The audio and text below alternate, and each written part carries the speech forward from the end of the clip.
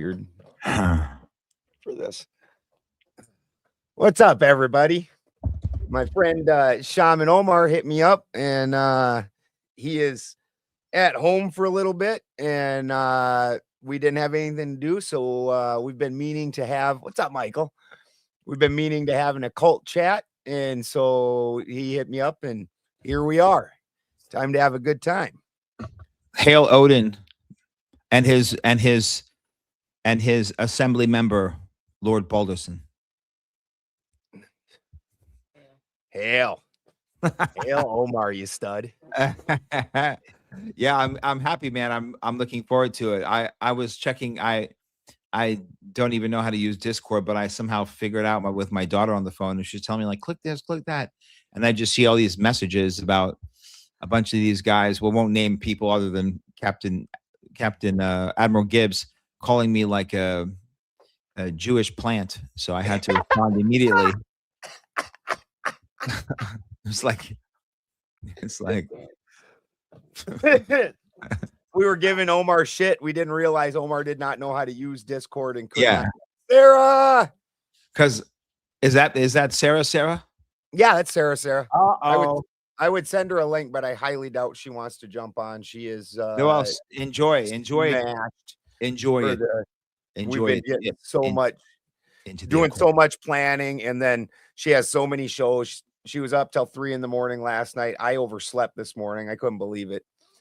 I was like, well, I know. I thought so.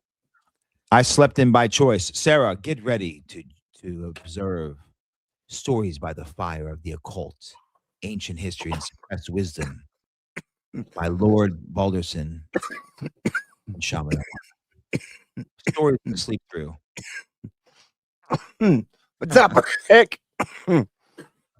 Here, we'll drop the link. Fall asleep listening to stories of the occult and hidden history, so you too will know the secret password when you have to cross the channel and step before the All-Father. Yes. So Omar and I have not gotten a chance to just have it in a occult chat yet, which obviously anybody that's watched the debates on Sarah's, you can see we align in our areas of interest quite a bit. And I find Omar to be brilliant. Love it. Love the things that he's got to say. So we've been looking forward to this for a long time. Where did you want to start, sir? You're muted. I never really have anything actually to say. I respond more when someone throws something into the ether and then it's in the field and then we touch. I don't really. I mean, I just watched an interview with Sean Stone and Tucker Carlson, and it was interesting because he was talking about. They were diving into everything. They were diving into demonic possessions. They were diving. It started off. The title said, "Former Freemason exposes the occult, demonic possessions, and rituals of the elite." And I was like, okay. And then I saw it was Sean Stone, Oliver Stone's son, whom I've met several times. It's super cool. And they were diving into subjects, and they were like dancing around it. And Tucker Carlson. I mean, hats off to him for even opening the door to his audience at the possibility of I don't want to say justifying, but just vouching for the potential of something that's quote conspiracy or woo-woo to even be looked at in a serious perspective, which that's what happens when Tucker Carlson talks about anything, right? But Sean was diving into some interesting stuff. He was talking about like Freemasons, ritual rites and so on. And I was like, wow, that's pretty interesting, because they're literally like just talking about like the basic entry-level waiting room level, shit. It was like no depth. And maybe that's because he was doing it because of the audience there was. He was covering significant ground while not diving too deep into one thing and I don't know, but there's only so much you can learn as a third-degree Freemason. I mean, yeah. Well, that's where things get real conspiracy with it. It's like most people will say everything up to the 32nd degree is basically exoteric. Yeah. And it does have some esoteric into it, but that you don't really get into the real secrets of it until you hit the 33rd. And Exactly. depending on who you ask, like Manly P. Hall, I believe, said there was 99 levels. So it's 33, 33, and 33. And just Yeah. depends. My grandfather was a 32nd or a 33rd degree Mason. And he passed a long time ago. My aunt has all of his books. And he promised not to he made all my parents and their generation promise not to look at these books. Well, I never made that promise to grandpa. So I've been waiting for my aunt Jeanette to pass those on to see what he has hidden in there. But like Omar said, I don't think that there's much that isn't easily found that the Masons talk about at this point. It's all pretty easily found. Yeah, yeah. It's not even. Yeah, it's exoteric. It's baseline stuff. There's nothing. There's nothing to it. There's not much to it. Plus, yeah, as far as Freemasons, that's like a boys' club until you get at least 32nd degree, and then of course there's the Illuminati. You Yeah. know, there's that, of course, but and then there's Rosicrucians, but there's two types. Most people don't recognize that. There's the AMORC, which is like a pay to play boys club, and then there's the other one is there's AMRC Rosicrucian, and then there's the other one that's not. I should know this answer because OTO.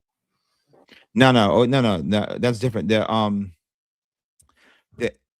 AMORC Rosicrucian Yeah. is a paid one. That's the famous popular one that has hundreds of thousands of members. And then there is the You know that one, their origins are fake. yeah, Like, yeah, I of don't- course. Of Like course. so the entire origin, because back then you had to basically have a German vouch for you if you were going to claim you're a big occultist, right? Yeah. And because Germany was like the occult head during that era. Which we should dive into, that like serious business, but go ahead.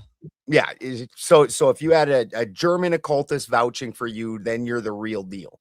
So there's a letter that the Rosicrucians used to start their order, and it's Fraulein Spranger. I think it was Fraulein Spranger. And so this Fraulein Spranger writes this series of letters that they're using to vote, that gets used as their proof of their occult worthiness to start this order. Well, I've got a friend, his name is Christopher, and he's old school occultist. Like, he knows all the oldest of the modern era anyways. Occult Like people, like the new thought movement, like the 1790s to now is okay, we're on the same page. 100%. Yeah. We're definitely digging into this. Yeah. Right. The new thought movement. Oh God, it's so bad, right? And 120 years, 160 years max. Well, and they removed alchemy from the 100%. And that's why it all just went nutty. Because No, they didn't remove it. It went underground. Yeah. Sir Isaac Newton in the 60s, he's considered the father of modern science, but he called himself an alchemist. So Yes. that was a transition period where somehow the man who studied alchemy his whole life became the father of modern science, and they just classified him as the father of modern science and eradicated everything that had to do with his occult practices, his studies, and what got him and opened his mind to discover or rediscover these modern sciences. It's crazy. I'm not doing it, Spin. I love you, brother, but not doing it. This is an occult show. You're not coming up. You're not going to come up and troll, bro. I got no problem with him as long as he wants to join in the conversation or ask questions about stuff like this. But other than that, it's your show, brother. No, it's not. Don't troll, bro. This is an occult talk. I want this to be serious and good stuff. And by the way, last night, Spin, I was trying to get you on. Oh, there he is. Hey, buddy. I was trying to get you on his show because I want you to be exposed to his audience, because he likes to be dismissive, and you were holding him to the fire. Are you talking about Well, Shapiro? I mean, I do have good ideas. Sometimes I did email him, and he did respond. He did. Are we talking about Shapiro right now? Yes. Ooh. Yeah, he did respond. He did respond, sir. He said he said, not to change the subject, but he said the majority of my show is debating with people who I oppose and who have the complete opposite viewpoint. I said that's not necessarily true, because on this panel right now you have like a full embodiment of MAGA to the left of the screen, and you should bring him on if you're serious. And he goes, who? Which one? So I was like, oh, that's the opening. Of course. Yeah, yeah, for sure. That's why I was being nice to you. Well, thank you. I mean, you're both excellent gentlemen. I wish you would get along. You should. Oh, we do get along. You just don't know what happens behind the scenes. What? Well, I don't ask questions like that. Behind the scenes? You mean like in the chat? Yeah, you don't. I kind of, I'm not trolling, Ben. I would never do that to you. Only on Thursdays. Only on Thursdays. Right. Right. Today's Thursday, by the way, for me anyway. That's me too. It's 12:11. No, I haven't given up on Shaman. I mean, I'm sure maybe someday he will come to the impasse that I'm right and he's wrong. And about what? Well, did you notice, Shaman, when you were talking? Huh? Sorry. What? Did you notice his Ben's face? Because when I came into the background, he was trying so hard not to laugh. So hard. Like, did you just show up to an occult show just to troll fucking Shaman Omar? He's not trolling. I see he's not trolling, but I didn't want Clay. How fancy of you. Now you're being trolled. No, Clay wants this subject too. No, Clay wants this subject too. I don't even have any. I can tell. Oh, Ben, by the way, I do like this subject. Tonight, I had nothing to do with Clay coming up here. Now, last night, and half the people that were on the panel, I had something to do with it. For sure. Yeah, he needed that. Apparently, he had a burr up his ass and wanted to fight 7 people. And you and I probably agree at least 70% politically, I would say. Yeah. It's the other 30% that Yeah, but if it's under 10%, I can put up with it. But if it's anything over 10%, you're mincemeat. Yes, but 20% of the stuff hasn't come to fruition where you and I would take positions on, right? Like, for example, last night I said that Massey was overthrown by AIPAC and Israel, which is Zionist-controlled money and influence. And $15 million worth of 34 million. 34 million. AIPAC alone was 16. AIPAC alone was 16. Like Adelson had 10. Adelson had 10. You have to add it all up. But my point is, you would say that it's because he crossed Trump, and that's MAGA strength, right? Neither of us know anything yet until time passes. So that's not a disagreement. That's a perspective. Okay, I got to give that one to you. Well, it's not about to me. It's what we're in the middle are impasses. It's not mine. No, I get it. Here's how I feel. Whatever comes out of whatever, we haven't seen it, and you're right. You are absolutely 100% right. We have not seen. There's almost zero chance that it doesn't come out that this was completely election fraud, guys. It's already coming out. Have you seen the stats on it, guys? Did you see the midterm election? They more than doubled the number of votes. Guys, did you see the election party? Did you see the guys? Yeah, like 12 don't even know his fucking name. There's 25 people in a Denny's. Yeah.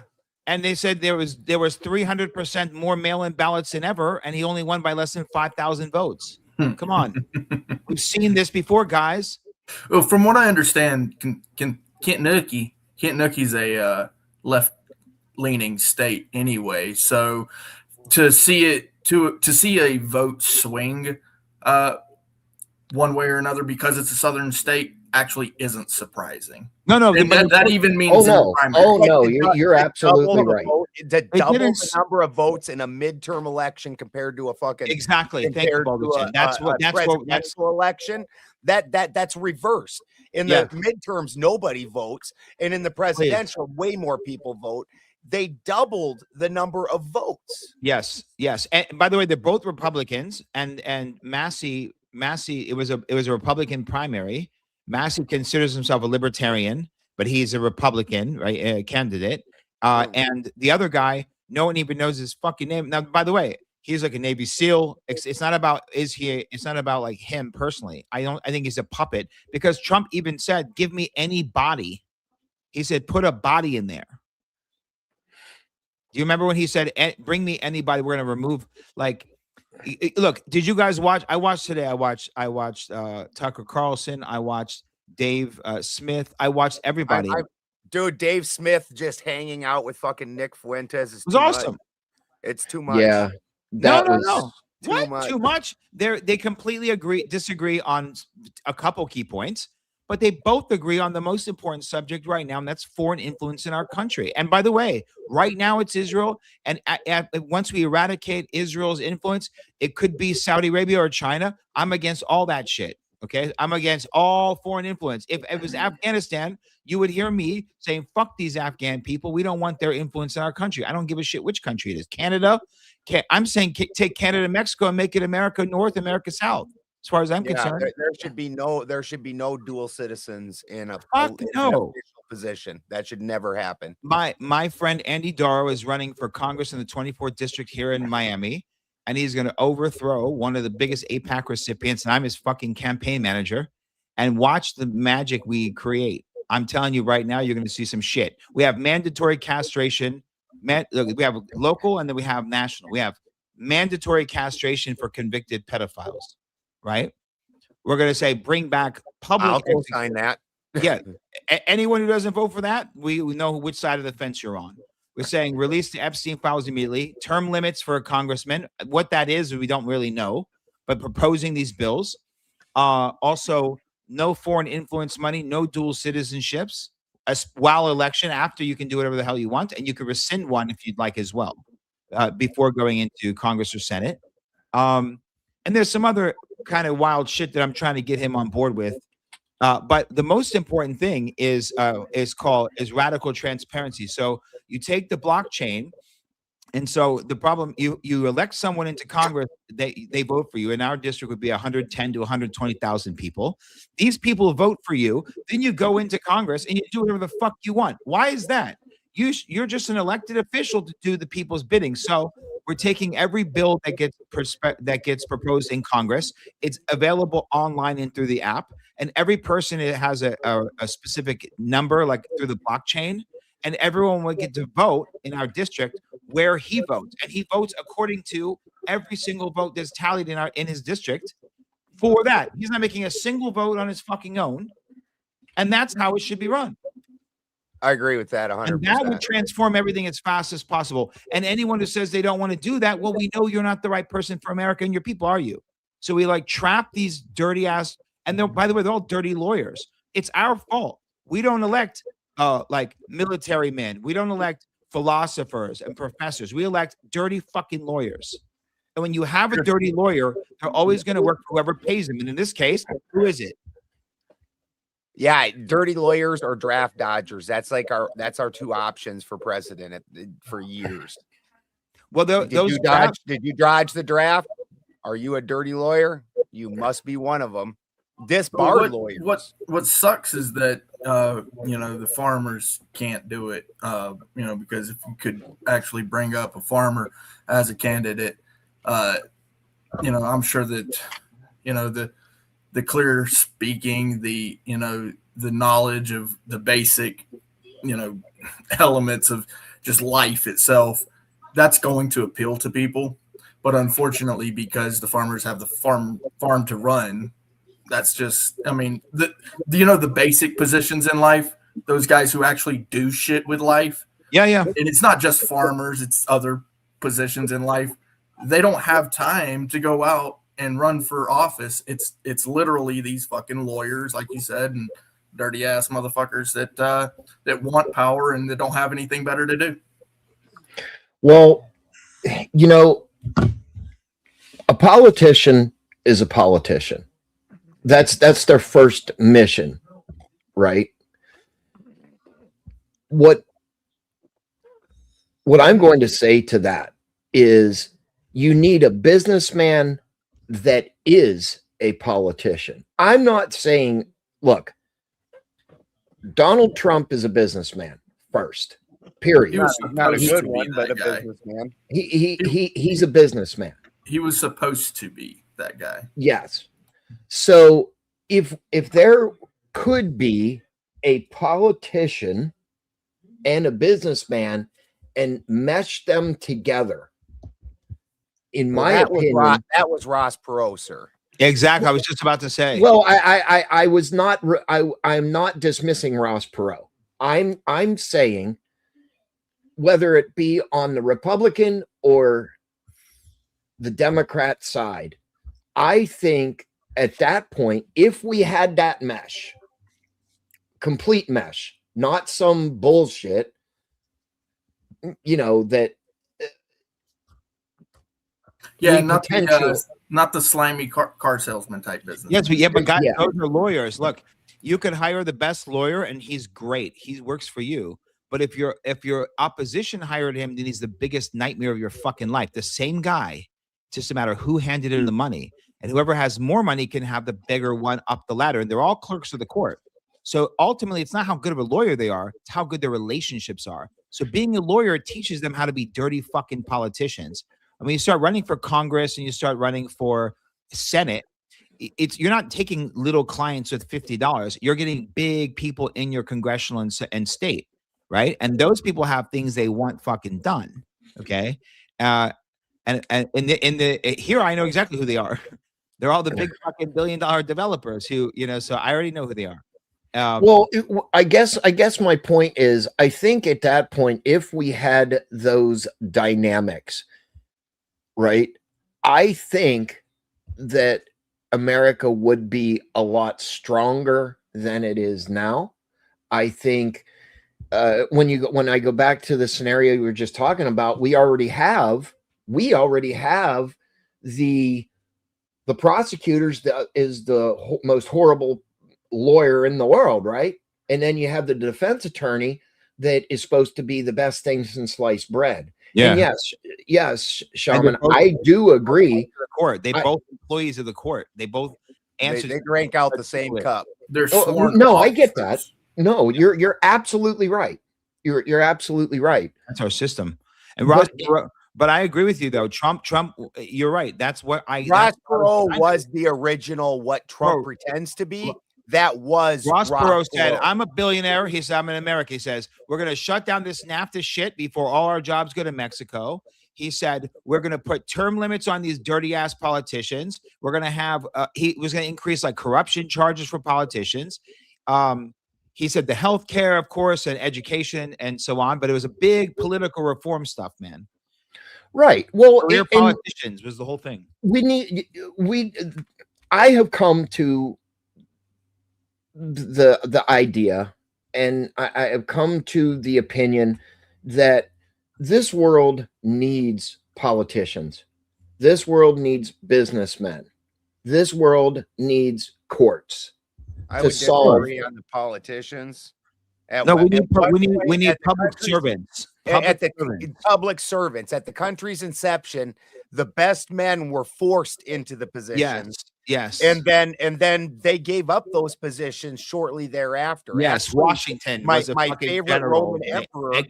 I don't disagree with that in entirety. No, we don't have anyone else who's not on one side of this bullshit. You're the only man that is not on a side. And he said, "Fuck." And then someone convinced him, basically, you're either with You're either going to finish the job of what we started, or it's going to fall apart. And he's like, okay, I'll do it. And then You know? they offered him the kingship after the fact. Exactly. He was legitimately offered the kingship. Yes. He's like, fuck no. They Like, offer when they were figuring out what no. name. When they were figuring out what name, he was the one who turned down like 12 of the 19 names because they said it was too much like a king. Like, no. Well, here's the thing, or the trouble, and Shaman, you said something months ago that kind of made me think. Right? You said that you advocated for disabilities and or disability rights. You made this statement, and I kind of backed off a little bit because I wanted to find out about that. You backed off? I did. Okay. I did. In my own way. It was in Miami. It wasn't in national. It wasn't a national thing. Right. You had said in Miami. Yeah, we had a thing locally. Right. You know, I believe that, and I'm biased because I have a disability, right? Which I didn't know until our third interaction. Sure, and that's fine. Yeah, he like the first time I talked to a shaman, and I didn't tell him because it's not my business to tell him, but yeah, you two had actually talked about having a physical altercation, and like shaman's like, I'd beat his ass, and I'm like, and I'm in my head like, I knew you were in a wheelchair. And yeah, like, yeah, I had no idea. But you have to remember, I spent like from I was fighting Muay Thai professionally from 17 to 28. Like, so someone telling me you want to fucking box or kickbox to me is like asking a guy who's a professional fucking soccer player for 15 years if he wants to kick a fucking soccer ball. Like, of course I'm going to kick a soccer ball. Of course. I have 127 professional fucking fights. I'll have no problem creating one outside of this fucking on the street here. You know what I mean? Muay Thai is a mean ass martial art. Yeah, that's. But Yeah, I it's was nasty. I was at 13. I started that at 13, and so at 17, I fought my first fight professional when I was a junior in high school.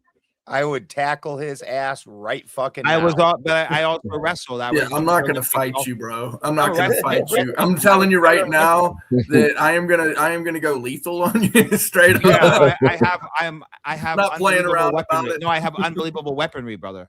I have unbelievable. Well, you better bring. Hence, that's why I'm not scared. But yeah, I have amazing guns. Be dressed all in black, all that good stuff in the middle of the night, kind of thing. I have my. The point. Back to the point I was making, and I have it's unnecessary. Then I did not come up to troll. I mean, the picture, yes, that was to troll, but I wanted to hear, and that's why I went like this, because I wanted to hear what you were talking about. He didn't bring me up right away. I was there for a while. That's all I'm going to say. The only thing I've done for disabilities was in North Bay Village, talking about this thing called Island Walk, right? And so we had to actually have a vote. It's North Why Bay does Village. that sound? Why does that sound familiar to me? North Bay Village is no Island Walk. Why does that sound familiar? That's kind of the name. I don't know. I mean, Island Walk's not that proprietary. I'm sure there's Island Walks all over the place. But I just heard the term. I just heard the title. So they're creating in North Bay Village something called Island Walk, which is basically a new walkway for the public that's going to go from the one side of North Bay Village, which is like a strip between Miami Beach and Miami. And then there's a causeway on two sides. And then there's like there's like the commercial area. Then there's like a residential area. And so they have this Island Walk. And so there was a vote to extend it or not. And so we just had it extended and spent another 28% on the budget to make it handicap accessible, and then also ban fucking dogs from going on it. Really, Sarah? Haha, wheelchair wars. That's good. I like that one. Yeah, that's funny. And that was yeah. But the point was that everyone was kind of letting it slide, and we brought it back because I'm a lobbyist in North Bay Village. Sure. Well, the reason I brought it up was most places in Florida, and I'm sure that you can agree, are handicap accessible. There are a lot of places, like my corporate attorney, right? His building is not handicap accessible. So he has to meet with me elsewhere. But it's an old building and it's a historical building. So according to the Florida Historical Society, they can't alter the Yeah, building. that's the problem. And that was part of what the situation was, because originally it was only going to be 8 feet wide, and they were going to move it to 10 feet wide. But there needs to be a separate lane that's non-bike, that has for handicap, because there's a lot of old people in Miami. I'm sure you know. Yeah. Oh yeah. Oh, there's a I lot of old fucking people here in Central Florida. Florida, there's a lot of old people. That's where that's the old Florida's folks income go. is the old people. Yeah, it's where the old folks are. You ever heard the song "Way Down Upon the Swanee River"? Yes, Yeah. I've heard it. That's Sarah. We love you. It's it's actually the state song. Good night, Sarah. We will see you tomorrow night, and take some extra sanity pills. What is the debate tomorrow? Tomorrow is the immigrants. Leftist. Yeah, that was going to be about like last night, I suppose. Ben, take a few extra dabs before you get on. The thing is like I was 100% and still saying we need to have a wall, right? Obviously, anyone who says we don't need a wall is not a real fucking American, for the record. No one should be able to walk over here. And the people that are the most serious about that stuff are people whose family, or at least a family member, immigrated fucking legally. You know why? Because then you learn that when someone migrates legally to a country, you know what they do? They're grateful. You know what they do when they're grateful? They assimilate. They learn the fucking language. Can you imagine how hard it is if you speak Russian to learn English? Can you imagine how hard if you speak Chinese to learn English? So if you speak Spanish and English are not that hard. I speak both. It's quite simple. So they're really close because you don't give a fuck. Right? There's it's literally like one letter, right? Hilarious, because I struggle horribly with Spanish or any of the Latin languages, because English is more than half Germanic, and then some Latin and French chucked in there. Yeah, like anything that's basically a classy word is going to be Latin, but your common tongue is all Germanic. And so Germanic and any languages from there, I pick up immediately.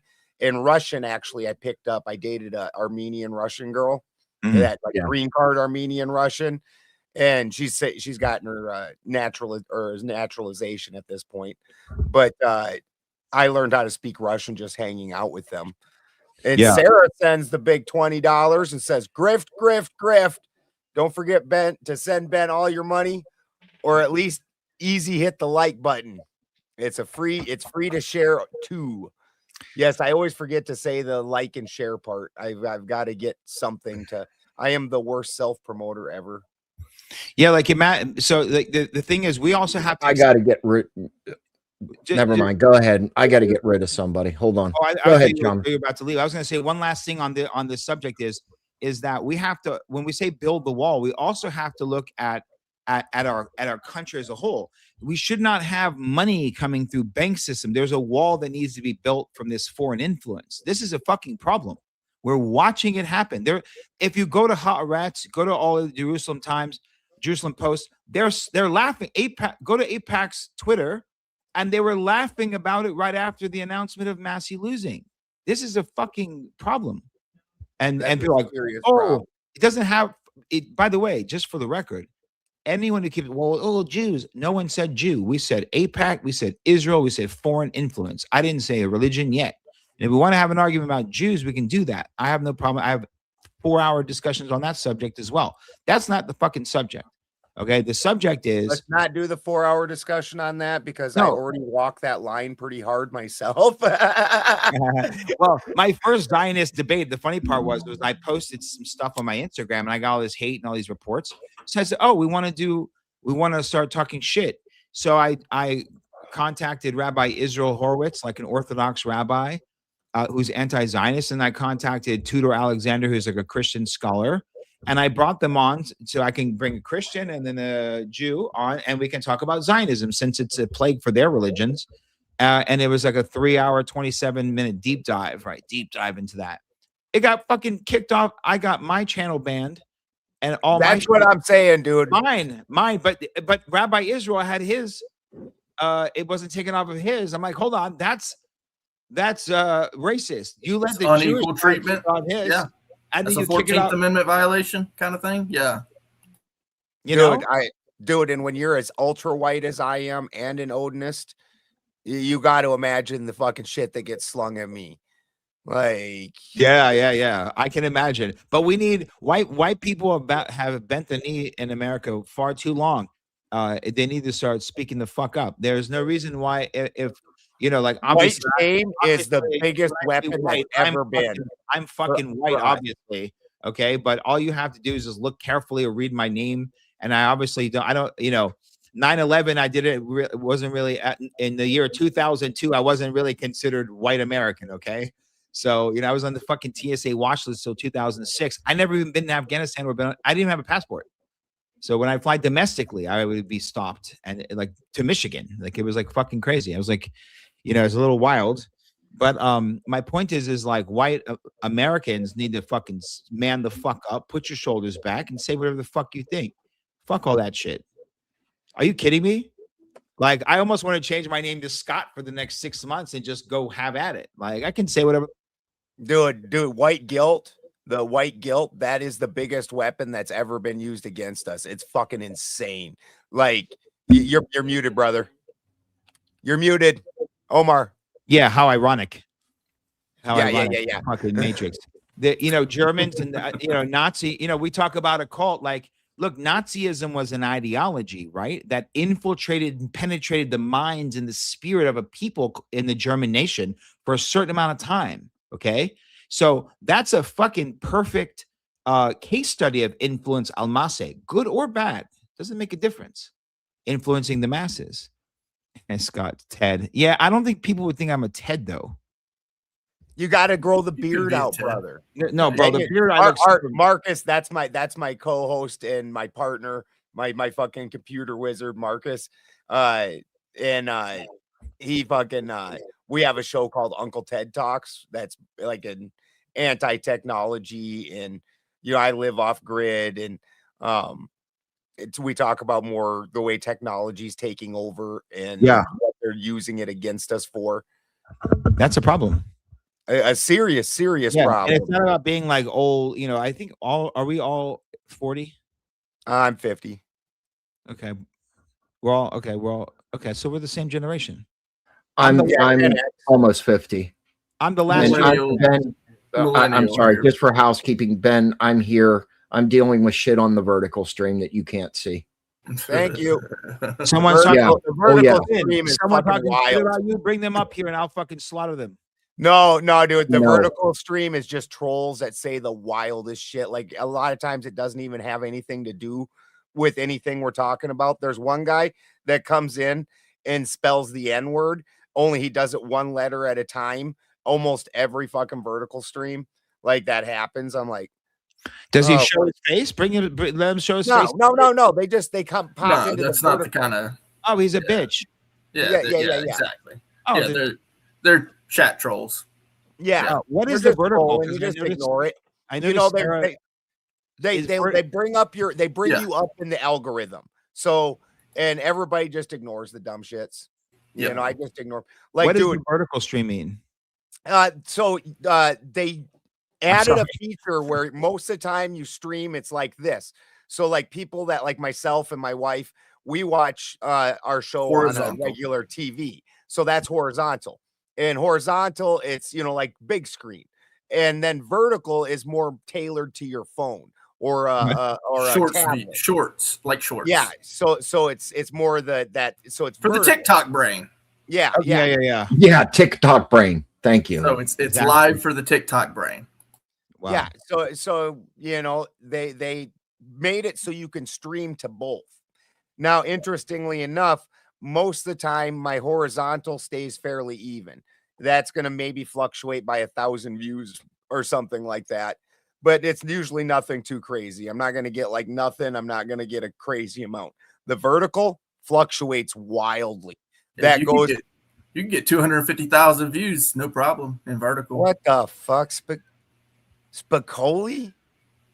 Spicoli came up. Oh, because you guys Oh God. small Oh God. hats.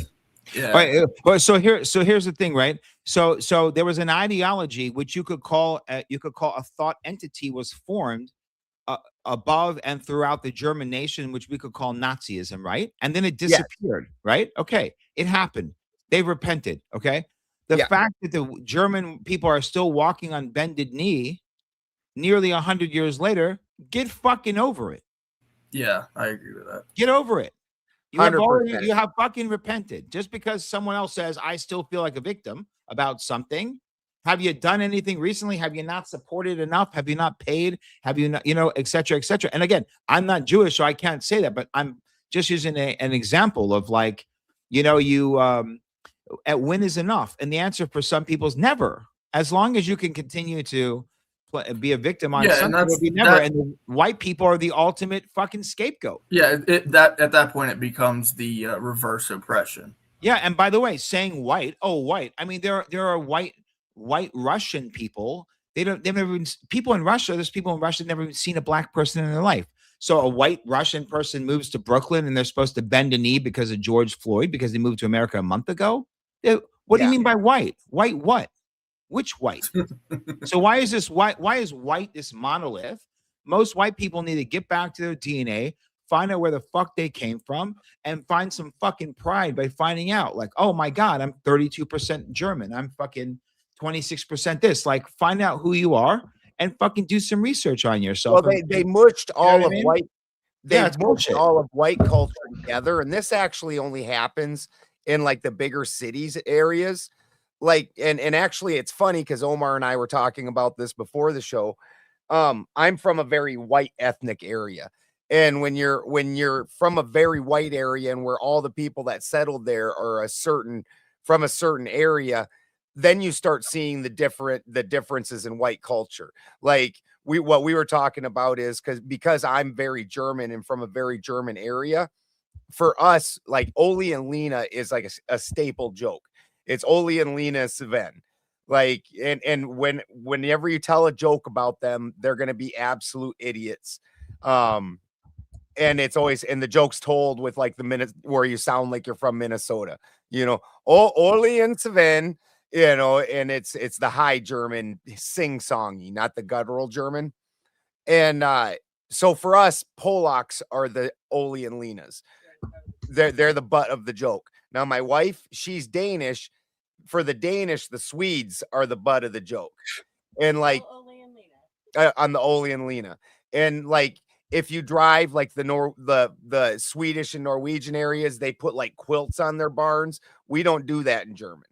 Like we have different foods. Like Kuchen is one of my very favorite desserts of all time.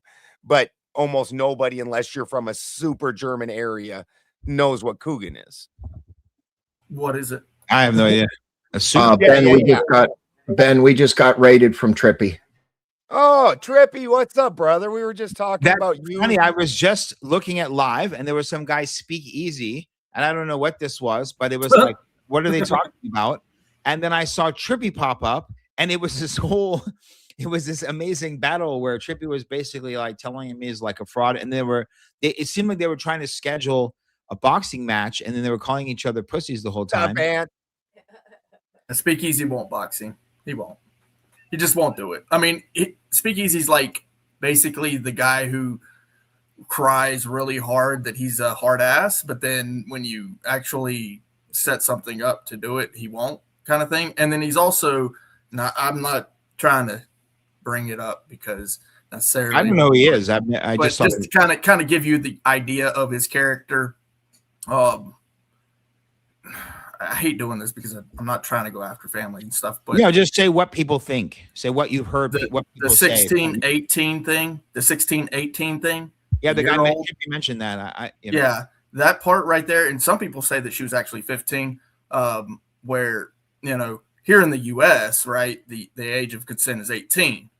Now I know that they have those quote unquote Romeo and Juliet laws, and I've had arguments with people about no, it's actually 18 according to the Fed.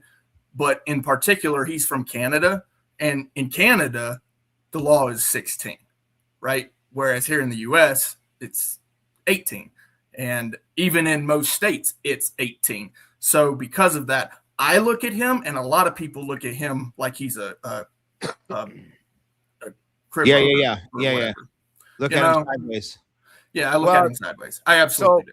Without and I just wanted to say, Trippy, we were talking about you last night in the house here about your fire beep sound. It's fucking hilarious. But before, and actually I had seen Speakeasy's show years and years ago before I was involved with any of this. And before I thought about debating, because I came from the conspiracy world and I wanted to make this transition where I could talk to normies and be understood, which is not easy when you're used to talking. You know, pretty good at this point, but it's taken me a couple years. You know, it was rough at the beginning. I sounded like my friend Steve, you know, coming in and like, he's like, you know, technocratic panopticon, you know, lifeline, blood sucking vampire PDF files, you know, and you're like, Derek, the decahedrons over the fucking Capitol, and well, dude, he's got more information and he knows more about political maneuverings and world politics smart, than anybody I've ever known. He is literal friends with people like John Kiriakou and anybody else that you could possibly imagine. He knows these people, but the dude is so deep in it when he talks, he forgets everybody else doesn't have that giant wealth of knowledge. That's the tricky part. Right. And this is what I had to start doing, is because I wanted to start bringing some of the understandings from occult and whatnot into, you know, be able to have these conversations, and some of the things that they would label conspiracy, like where I point out, you know, you can see 100% in the last 6 months, I've shifted Sarah's panel. Like the hard lefts and the hard rights, they won't fight like they did before, because I'm not for either side. I'm for the American motherfucking people. And the shit that these people are doing, if everybody knows, and there's actually been politicians that said this, if the American public knew the shit that we do, they would string us up. Well, let's talk about that shit then. Yeah, let's talk about that part. Conversation. Yeah. Well, I love that you have done that, because, you know, you've had this slightly bigger platform than obviously I have. I really kind of have almost nothing. So, you know, I've been there in Sarah's channel, and I'm kind of in the same mindset as far as that goes. Left, right, I don't give a damn, right? And I've kind of been almost, I mean, there's been a few here and there, almost on my own, like in the same category of like, no guys, it's wrong on both sides. Both sides seem to have this wild ass idea that the other side did it and the other side's to blame. But it's literally the same guys that you are saying haven't done anything, and they have, and it's just too obvious. And every time that one side brings it up, they say, well, what about? It's the what ifs, right? Or the what aboutism. And it's like, yeah, but you're both doing it back and forth. You're both like going back and forth. Exactly, Clay. That was last night, nonstop, the whataboutism. And when I bring someone else up to point out, hey, this is what's coming out next. Yes. Like, oh no, but then I'm like, I'm not bringing it up for that reason. I'm trying to say, that there's always both options on both sides. We are fucking men. We are in our 40s, and it's time to stand the fuck up and be men. Exactly. Stop arguing like children. Like, let's not do Ixnay on the standing up, okay? Right, what people have done, physical standing up. Yeah, what people have done before to essentially sit up, I prefer. Put your shoulders back is better about that. We fall into that trap of, oh yeah, that's right, it was your side the whole time, and it's a trap. It's a complete trap. Dude, we were born the two sides that are willing to be blind to their own side shit and then point out the other side, they hold up the whole system. None of us in the middle get any representation whatsoever. We're not even brought up in the conversation. You know who the last independent was? The last president. President? Yeah. He built the highways. He built the interstate. Oh, FDR? Yeah. No, Eisenhower. Eisenhower. Oh yeah, Eisenhower. He was the last one.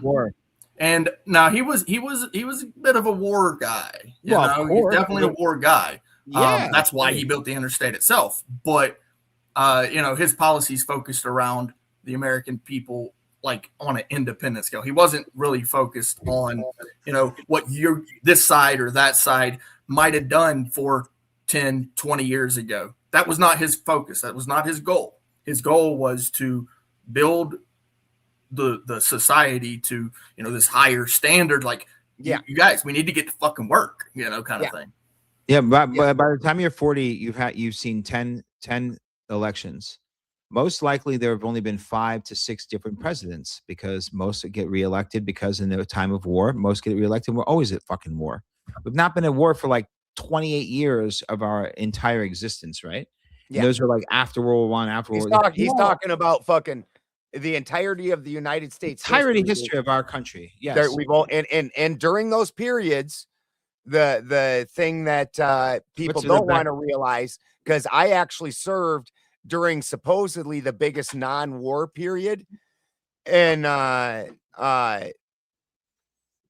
during the biggest non-war period, which was the Clinton administration, I have numerous war medals. Like, because we had the Mediterranean action, like everything started getting called actions instead of wars or things like that. So all my war medals came from during the time when it wasn't a war, like even Desert Storm back then, because Desert Storm didn't go I think, what is it, 90 days or something like that. It can it's not a war because it didn't last 90 days. Yep. Or whatever it is. Yeah. I mean, but the incursion. That's a good one. You have 10 elections, right? You have 10 elections. You most likely see 5 or 6 presidents. But when you're 0 to 10, you're a fucking child. And when you're 10 to 20, you're not caring about politics. So only half of the 40 years of life, which is 20, you're even potentially conscious of it, which means that's only 3 or 4 presidents. And by the time you start realizing what the fuck is going on, we're 40. We've seen both sides, right? And you're either one of two things. You either still think it's sides and you pick one, or in our era right now, I feel like us right now, we are the first people to stop and go, hold the fuck on real quick. Yes. What the fuck is going on with both of you people? Yep. And we are the ones, guys. That's what I'm saying. That's what I've been saying. We're like, wait a minute, what have gray? We're the only ones fighting. Why are you fighting? Aren't you supposed to be like looking out for our best interest? We're the only ones that can talk to a 10-year-old and tell an 80-year-old to shut the fuck up. We're the only ones that in our 40s and 50s that can talk to everybody. Dude, it's Gen X, but Gen X normally just didn't give a shit is our problem. Right. We didn't give a shit. The system abandoned us. We abandoned the system. We don't need you. You don't need us. Fuck yourself. We were the first ones that fell for not only did we stop falling for the college thing, we broke the idea that you have to go to college to be successful. We showed them that we cannot go to college and be extremely successful all the way up to your Bill Gates and these other assholes, but all the way across. We are the ones that said, you know what, we're gonna cut lawns during high school and start our own company at 19. We're the ones that said. You know what also is funny is that the same generation that gave us the 9 scariest words, that generation is the same one that had us relying on the government for all this time. The baby boomers. They are the ones who have us now relying. That's the crazy 100%. Part. Everything's about the stock market. You know why? They have stocks. They're the ones that have their whole wealth in stocks. You know why? You're going to kill someone's grandmother. You know why? They're the grandparents. It was get your vaccine. They're the top of the pyramid in the pyramid scheme that the fucking everything that Roosevelt set up is a pyramid scheme. Yes. This is part of why we're so concerned about the replacement of kids, the replacement number. Yes. Because what the only thing in the world that replacement number represents is how many kids we need putting into the system to keep the pyramid building. Yeah. And so Social Security, all that bullshit. They're the top of the pyramid. They were the first beneficiaries.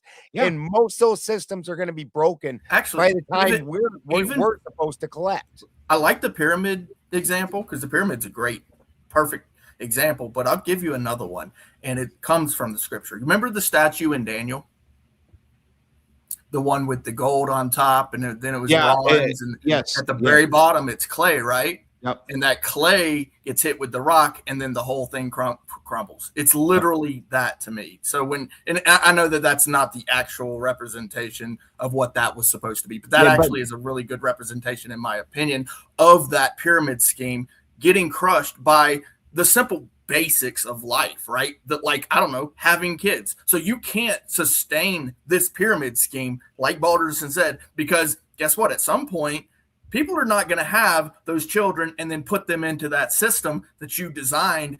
You know, they're just basically going to opt out, either that or they're just not even going to be part of it at all. That's why they want so many illegal immigrants to come in, give them a social security card and print money. That's right. Right. Well, and we're not replacing fast enough. A pyramid by nature, it's shaped like this. The next layer needs to be slightly bigger than the whole thing up here. So you need to have more and more and more. It's very cancerous. And it's because of that system that this is something we need to do. Lord Balderson, I have a question for you. Maybe we should ask the panel what occultic subjects they want us to talk about, and then that will spark it. Or any subjects. Occult means hidden. So what we're talking about is I got my buddy Chris coming in here in a minute, and we'll occult it down. I wanted to talk about this is all occult. You brought up the because this is actually ties to politics, so it can keep both sides interested. So I have for a long time been working on this thing where it's somewhere in the mid 1800s to late 1800s, occult really became a cult. And this is the time period, and the biggest culprits of this is the Theosophical Society and Blavatsky and them, and then all the derivatives from that. And people don't realize how much in the modern world, including in our politics and our culture, is deriving out of that system, because Blavatsky handed it down to Alice Bailey. And Bailey was at the time the head of the Lucifer Trust. The Lucifer head of the Lucifer Trust. Thank you, Shaman. I'm glad you had it. The head of the Lucifer Trust.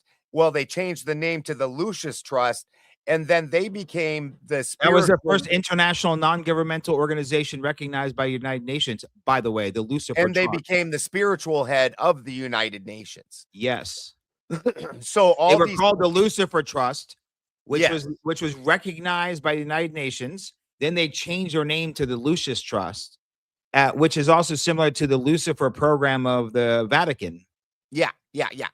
Which they actually had a wing in the Catholic Church, of the Theosophical Society wing in the Catholic Church in and of itself. So the feminism derives from that. The out of Africa theory derives from that. As far as a cult goes, this is where what I call, it drives me nuts. I call them the Dr. Seuss occultists, where they're like, this word sounds like that word. It means the same thing. Yeah. And you're like, they go a little far. You know who does that a lot? Who has a lot of good content? The black dude in Costa Rica, Sivan. Everything, Sivan Bowman got a lot of great information, but he'll use the etymology in English as if has anything to do with the actual meaning of the subject matter. Like it has nothing to do with it. Like etymology is of the utmost importance.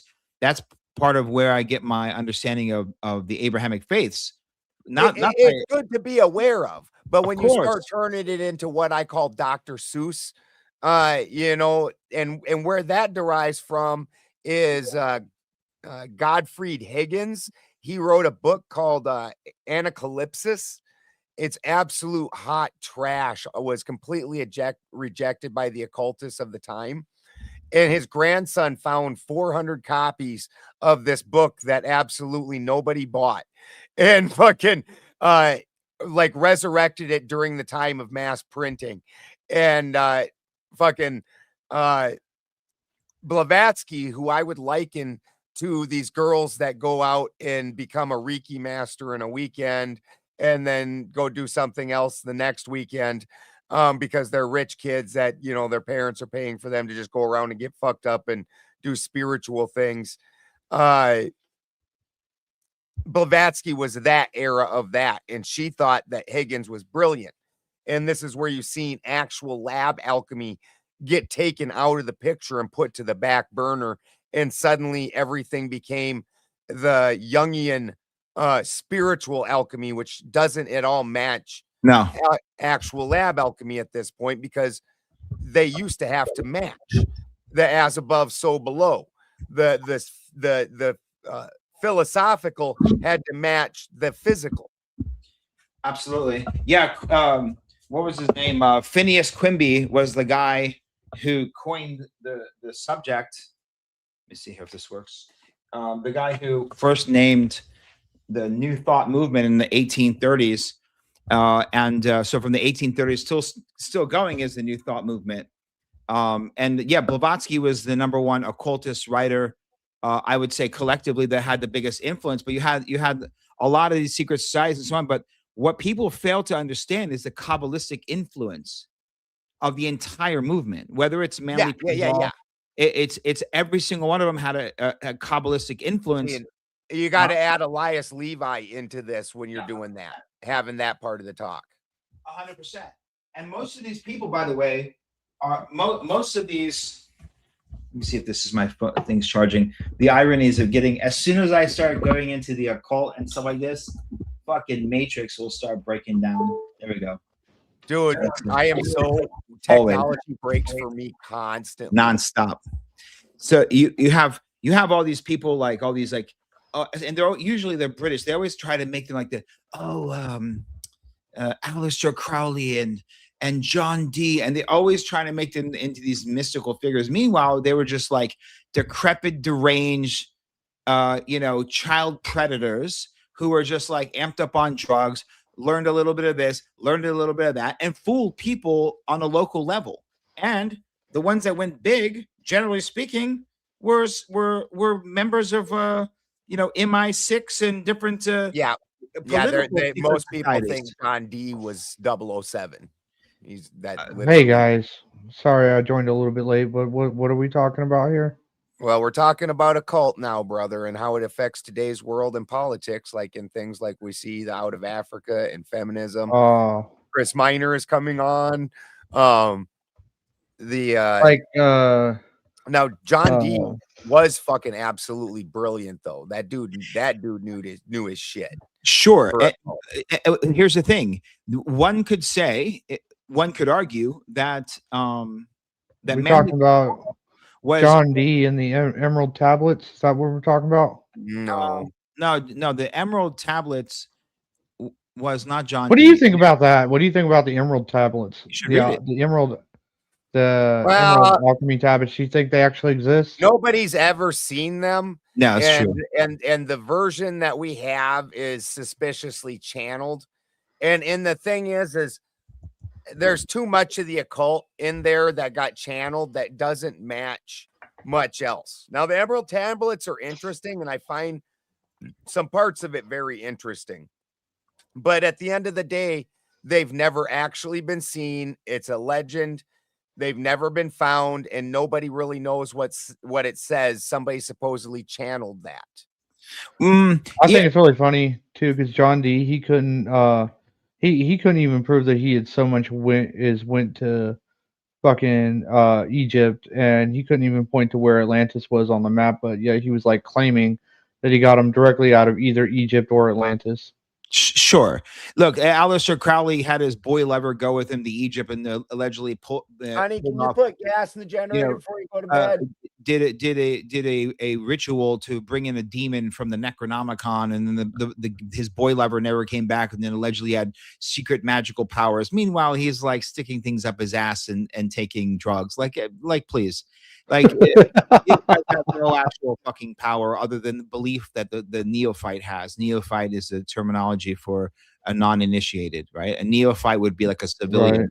a civilian, right? And so it's easy to fool the civilians with sleight of hand. There's always been snake oil salesmen. There's always been bullshit magician artists and frauds, right? And the majority of the people were looking and seeking and looking and seeking and looking and seeking.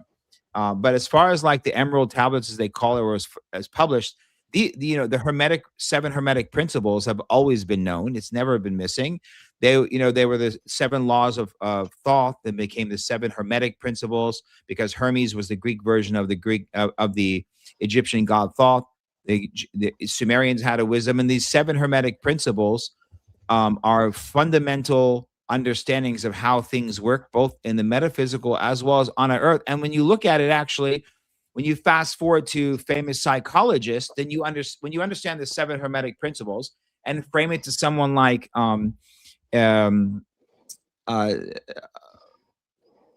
what's the guy who in the 1760s he created thesis versus antithesis equals synthesis. He's a psychologist and philosopher. Hold on, say that again, and I'll search it. Search it, but I got it. His name is George Friedrich Wilhelm Hegel, Hegel. He's in the 1760s, and so he had a lot to offer. I'm not trying. He's quite wise, but the takeaway today of his whole philosophy was called Hegelian dialectic, which basically was the premise of the human brain has two hemispheres and everything is in this third dimensional reality is in a duality. So therefore, thesis versus antithesis equals synthesis. So applied to a friend in this reality, say, hey, you're on a first date. Are you hungry? Yeah, me too. Would you like Chinese or Italian? It doesn't matter which one they choose. It's the illusion of free will. And by giving them an alternative choice, that makes them think that they made the decision. But you're the one that created the alternative choice. And this is called Hegelian dialectic. Now, it's used in our modern day psychology. That's why we have Pepsi, Coke, Republican, Democrat, Uber, Lyft, because we are predisposed to accept twos in the dualities, right? Well, and then also the other piece of it is problem, reaction, solution. So and that's so they create I think but that came from the Jesuits. name. Sorry. I just wanted to get you that name because you couldn't think of it. Hegel. Johann Gottlieb Fichte. Hegel. Yeah, there we go. Hey, yeah. But in English, it's George Friedrich Wilhelm Hegel is the English. The German, I'm not. I'm actually really bad at pronouncing German names. Like we're gonna get into the same. I was so trying hard not to butcher that. Some of these, the Thule Society. Is it Tool? Is it Thule? I still say Thule Society. Actually, most of the people I know, they call it Thule. Yeah, I again, all the German stuff. Like I'm aware about the Rosicrucians, dude. So I know a guy, and he wrote Occult Germany and shit. He got access to those letters from the Rosicrucians too, and to the original letters that they're founded on from Fraulein Spranger. Yeah, and he said the problem was, as he's reading them, he expected it to have been a man that signed the bottom of it, because unlike the English language, German still is feminized, has feminine and masculine words.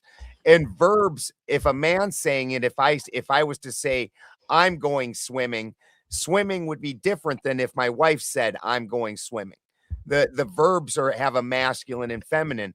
He said all the verbs were in masculine.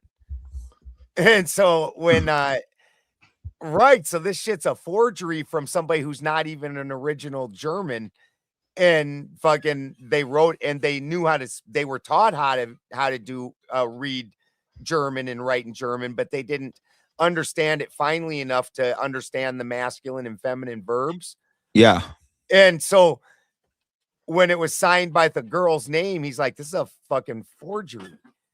You're talking about the letters of, like the alchemical marriage of Christian Rosencreuz, like those Christian. No, to get their recognition in the high occult societies, they had to have letters, because back then, if you weren't vouched for by a German occultist, nobody took you seriously. Well, there's a very good reason for that. Because Hey, Shaman, would you care if I sidetracked a little bit? no, not Yes, at all. I would. Uh, Okay, but it's not my show. Yes, I would.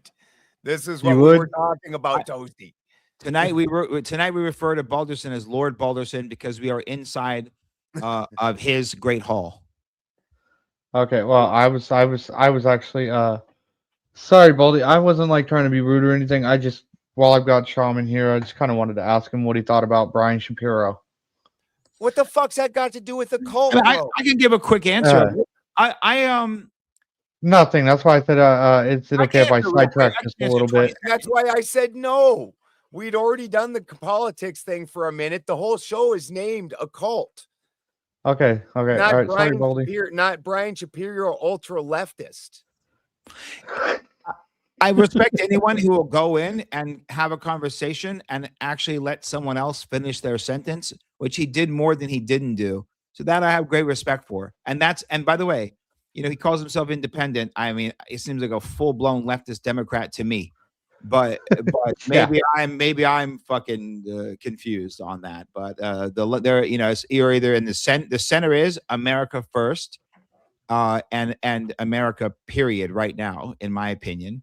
And anything outside of that, I'm suspect on. So the idea of, and he was, by the way, he was very big on Trump. Like when Spin called him out on the TDR, TDS. TDS. Yeah, you got it right. GDS. Yes. Yeah, and then he was saying Trump fellatio. I was like, okay, so if Oh yeah. then the other side's tossing his salad if you're thinking that, because you can't even have a conversation without pointing out Trump. But he did say Trump is currently the president, and if Trump is out of the office and I'm still talking about him, it's like, well, everyone was talking about him during Biden's. What about Trump? I mean, I don't remember the Trumpism going away during Biden. So I don't know. I mean, he says he's good faith, and I mean, he came on to something into hostile territory, and that's things that Ben Shapiro and a lot of others won't do. So that I do respect. Yeah, no, he seems like a decent guy. Now, here's the thing, Toasty. The part of the reason that most of you guys have such a hard time with political understandings is because you don't understand a cult. And that's where all this is deriving from. And that's where I was, Balderson, that's where I was pinning it to. So when you talk about, thank you, Balderson. So if you look at something like the 7 Hermetic Principles, which would be called the Emerald Tablets of Thoth or the Emerald Tablets of Hermes, right? These Hermetic Principles. And when you fast forward and understand that all of these philosophers since the 1800s have all been occultists studying the esoteric. And so they form their understanding of a new philosophy applied to theology or existence itself, ontology, epistemology, is based off of their understanding of their brain expanding by understanding the occult and the esoteric of the ancient wisdom of the wisest people in the lands since the beginning of known history.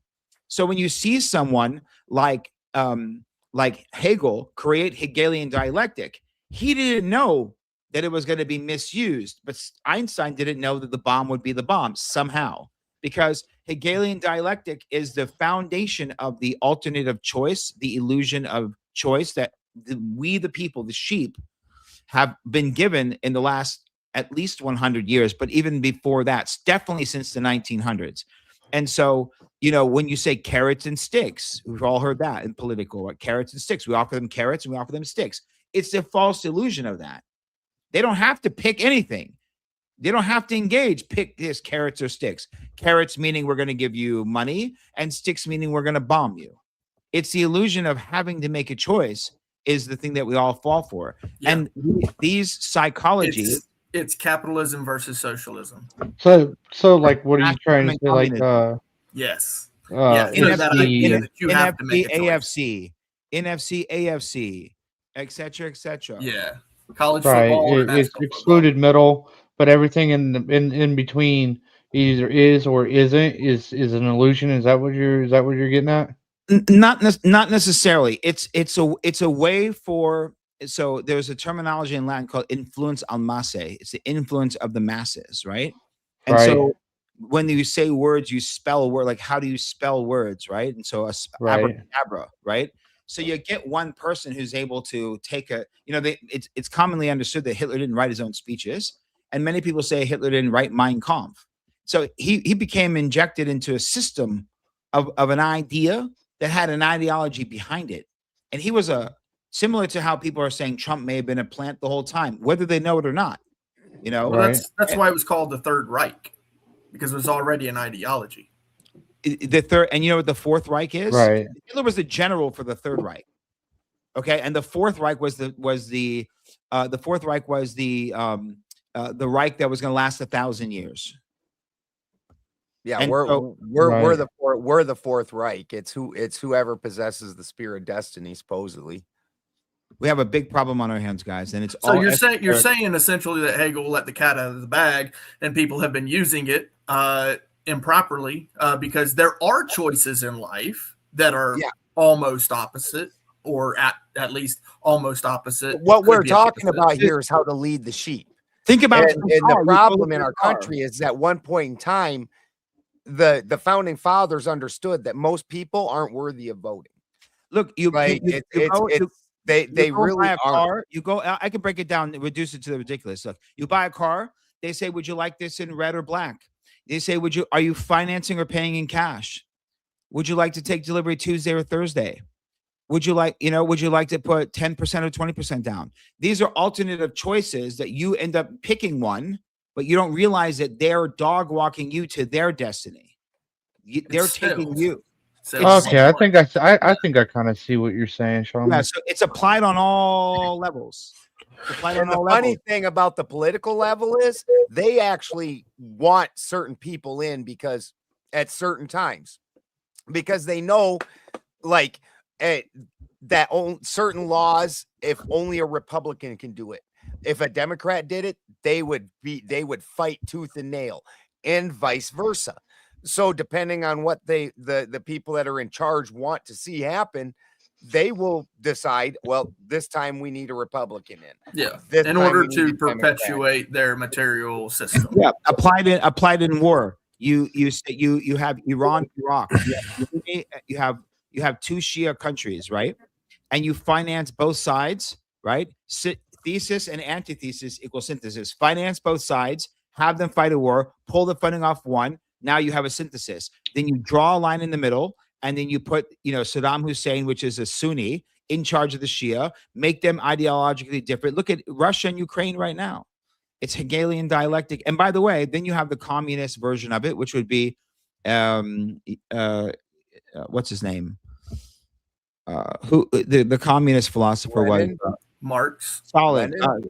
Karl Marx. Marx. Yeah, Karl Marx. Had lots of philosophical. I was just looking at that. I was literally just looking at that because as you guys were talking, I was going down my thread as I do sometimes, and I was going through Jung, right? Marx was one of the people, right? And when you said Hegel, it's like, okay, at that point I put that in, and now it's connecting all of that in the thread. It's literally connecting all of that based upon the Hegelian dialect. I have to ask a question.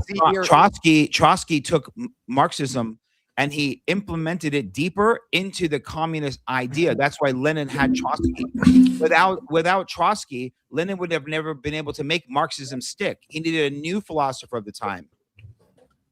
See, I have to make a comment about something. I have seen Hitler and his loyal comrades be sometimes referred to cult-like behavior. Well, SS, yeah, I didn't hear you, Ben. Not the army in general didn't have that problem so much, but the SS, 100%. The hit. But Hitler didn't. But Hitler didn't write the Mein Kampf, though. No. Where But does that claim come from? That's the first time I've ever heard that one. Because really, it's actually quite. No. The Mein Kampf. Hitler. I knew I was going to fuck that word up, but I couldn't remember. My struggle.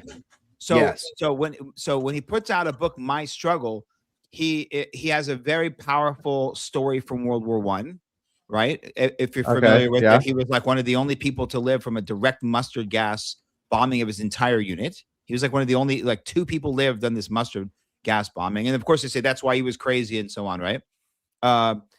But everything was organized ahead of time with him. Now you can look, and also, by the way, the beautiful thing of Hegelian dialectic is the thesis versus antithesis. If you don't understand both sides of something, you don't understand it fully. So, for example, the story of the Garden of Eden. If you understand the biblical version, you have to also understand the Luciferian explanation to understand the entirety of understanding of a subject. Not saying you believe in one or the other. So I can explain the Hitler story this way, which is 99.9% of the world, and I can explain it this way, which is 99.9, the pro-German nation way. So I'm not saying that I give a fuck either way. I'm not German. But you have to understand the entire story, or you're part of the system. You have to step away and you have to learn. That's why I'm happy we're having these conversations. Like, you always find a dark sorcerer next to the political guy. Always. Right. Oh, You've always got that's like given. If you're even born in America, man, or anywhere. Who's Trump's right now? I can tell you, Jared Kushner.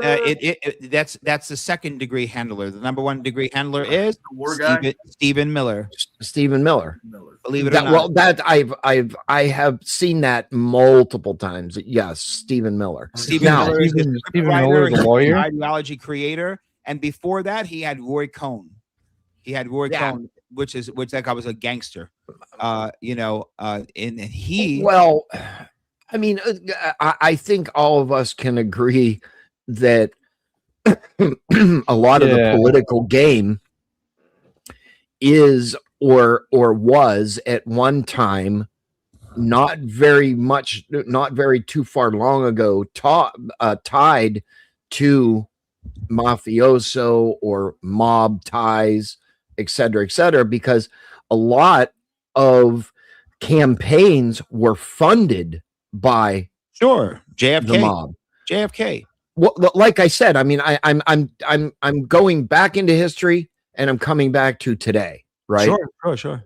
And I would be remiss to say that even today's campaigns, some way, somehow wrapped up into a nice little bow, is still funded in part by the mob or something like that. But the mob. But you know who ultimately ran the mob's money? I could take a uneducated guess, but go ahead. Who? you see the well, yeah. Well, I listen. That's not even a mystery. That's called obvious. Look at this. I Shaman, I'll put it this way. I was going to say the same exact thing without saying, but I was not going to allude to what I was going to say. How's that? I'll say it. Don't worry. I'm just not saying because I'm on his channel and I don't want that's same with me. Say it. I am the worst possible disaster for these people. I'm an Afghan American, dude. We don't give a fuck. So now that all the people that you mentioned, Clay, these are where I come back to the late 1800s, and you got for us, we have to add in Elias Levi. Yeah, well, of course. This is where in the occult world, previous to that, if you were going to be an occultist, bare minimum you had to be an alchemist, almost like a UFC fighter, where bare minimum you have to know jujitsu or else you can't fight in the UFC. Basically, it's like that is the groundwork for everything that comes after it in the occult. They made that separation in that. And so everybody picked up Jung in Jungian philosophy and they call it spiritual alchemy. But Jung was not an alchemist. What happened is, and you can read this from Jung's Red Book, he had this vision of the progression of the public zeitgeist as a thought sphere, and he couldn't find any way to like explain it, and so he was looking through an old alchemy book, and some of the pictures in the alchemy book matched the way he was seeing things in his head, and he read briefly some alchemy stuff and then basically took like a very somebody that's never really done what they're reading about and kind of made it, Yeah. morphed it into his He philosophy. wrote papers. Right. He wrote papers. He Yeah, was a German. He wrote papers on the subject. He was pulling old Germanic Norse. He was very technical with his like research, but had no direct experiences. When he's saying alchemist, he's not saying someone who read something like Manly P. Hall. He's saying a practitioner. like Right. myself, I own a lab, A and I have doctor. and what's that? I said a doctor. Yeah, A psychologist. A psychologist. All He's of a a sudden now we psychologist. got a psychologist. Yes. I'm an No, organic, no, I'm they're an organic chemist and own a lab. So Yeah. I have, when I talk about alchemy, my alchemy is direct lab alchemy, and everything I can talk about happens in the lab, and I can. Yeah, prove this it. is why when you go in, or when college students go in for like trials, they call it testing trials, because you are now the lab rat. Yes. Yeah. Yes. And that's danger, and that's actually dangerous in itself as well. Yeah. I mean, we all know, and I've heard stories in when I was indoctrinated, of people going in for trials, and trials worked and they come out a cyborg, right? I mean, let's just be honest, and we in wish you came emergency out a medicine, cyborg. we run into shit like that, where maybe a trial went wrong, stuff like that. I know what you're saying, Ben. I'm sorry to interrupt. Go ahead. Yeah, but the alchemy and chemistry get misconstrued also, because chemistry can just be inanimate chemicals, whereas the alchemy has a natural essence base. Something is alive. It takes the life, the unseen, unweighed components get taken into account. The life Sure. of something gets taken into account, and through this twisting also, and this is a big one in today's world.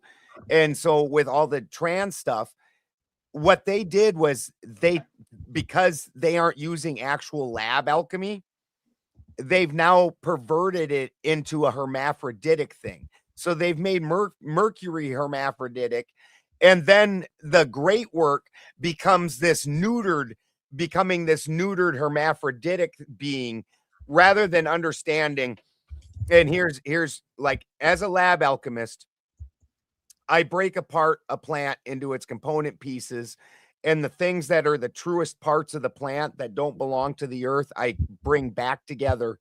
And so in that process, when I split it apart, and here's the thing, again, this is why you got to have such a grip on occult.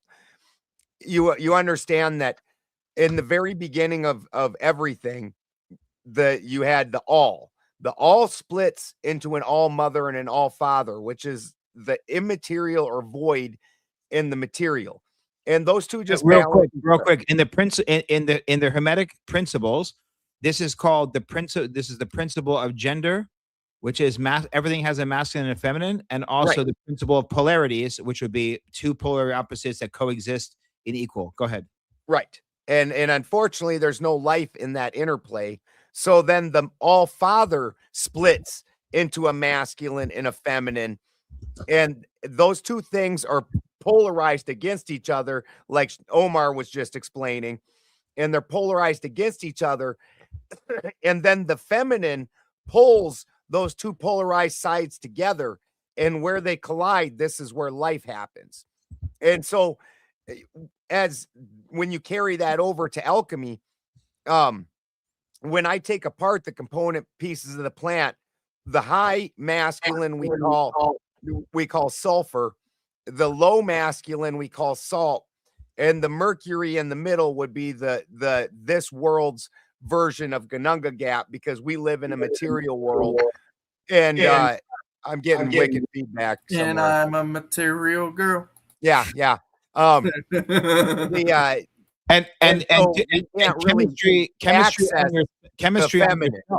Chemistry. So, and you can't do chemistry on yourself. They're trying to do chemistry on you.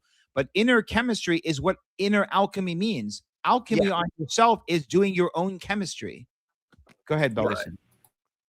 I'm sorry, I didn't mean to derail that conversation, Ben. I think we're flowing right on target. And I think so, yeah, we're we're fine. flowing, Can I- we're can I- flowing phenomenal. And this No, I'm according not to- done. You cannot. There- And so when you take the great work, what the great work does is through the feminine or Ganunga gap or Mercury, you pull the sulfur and the salt back together, and the sulfur imbues into the salt. And in a lab setting, this is part of why Mercury is the messenger or the communicator or the transactions, because this all has to happen in the liquid mercury area. The salt gets opened up, and then the sulfur imbues into the salt, and so the masculine is now healed. And then with that, it coagulates with the mercury, and this is where the alchemical marriage happens. Now, when I do that to a masculine plant, the end result is more masculine. When I do it to a feminine plant, the end result is still feminine.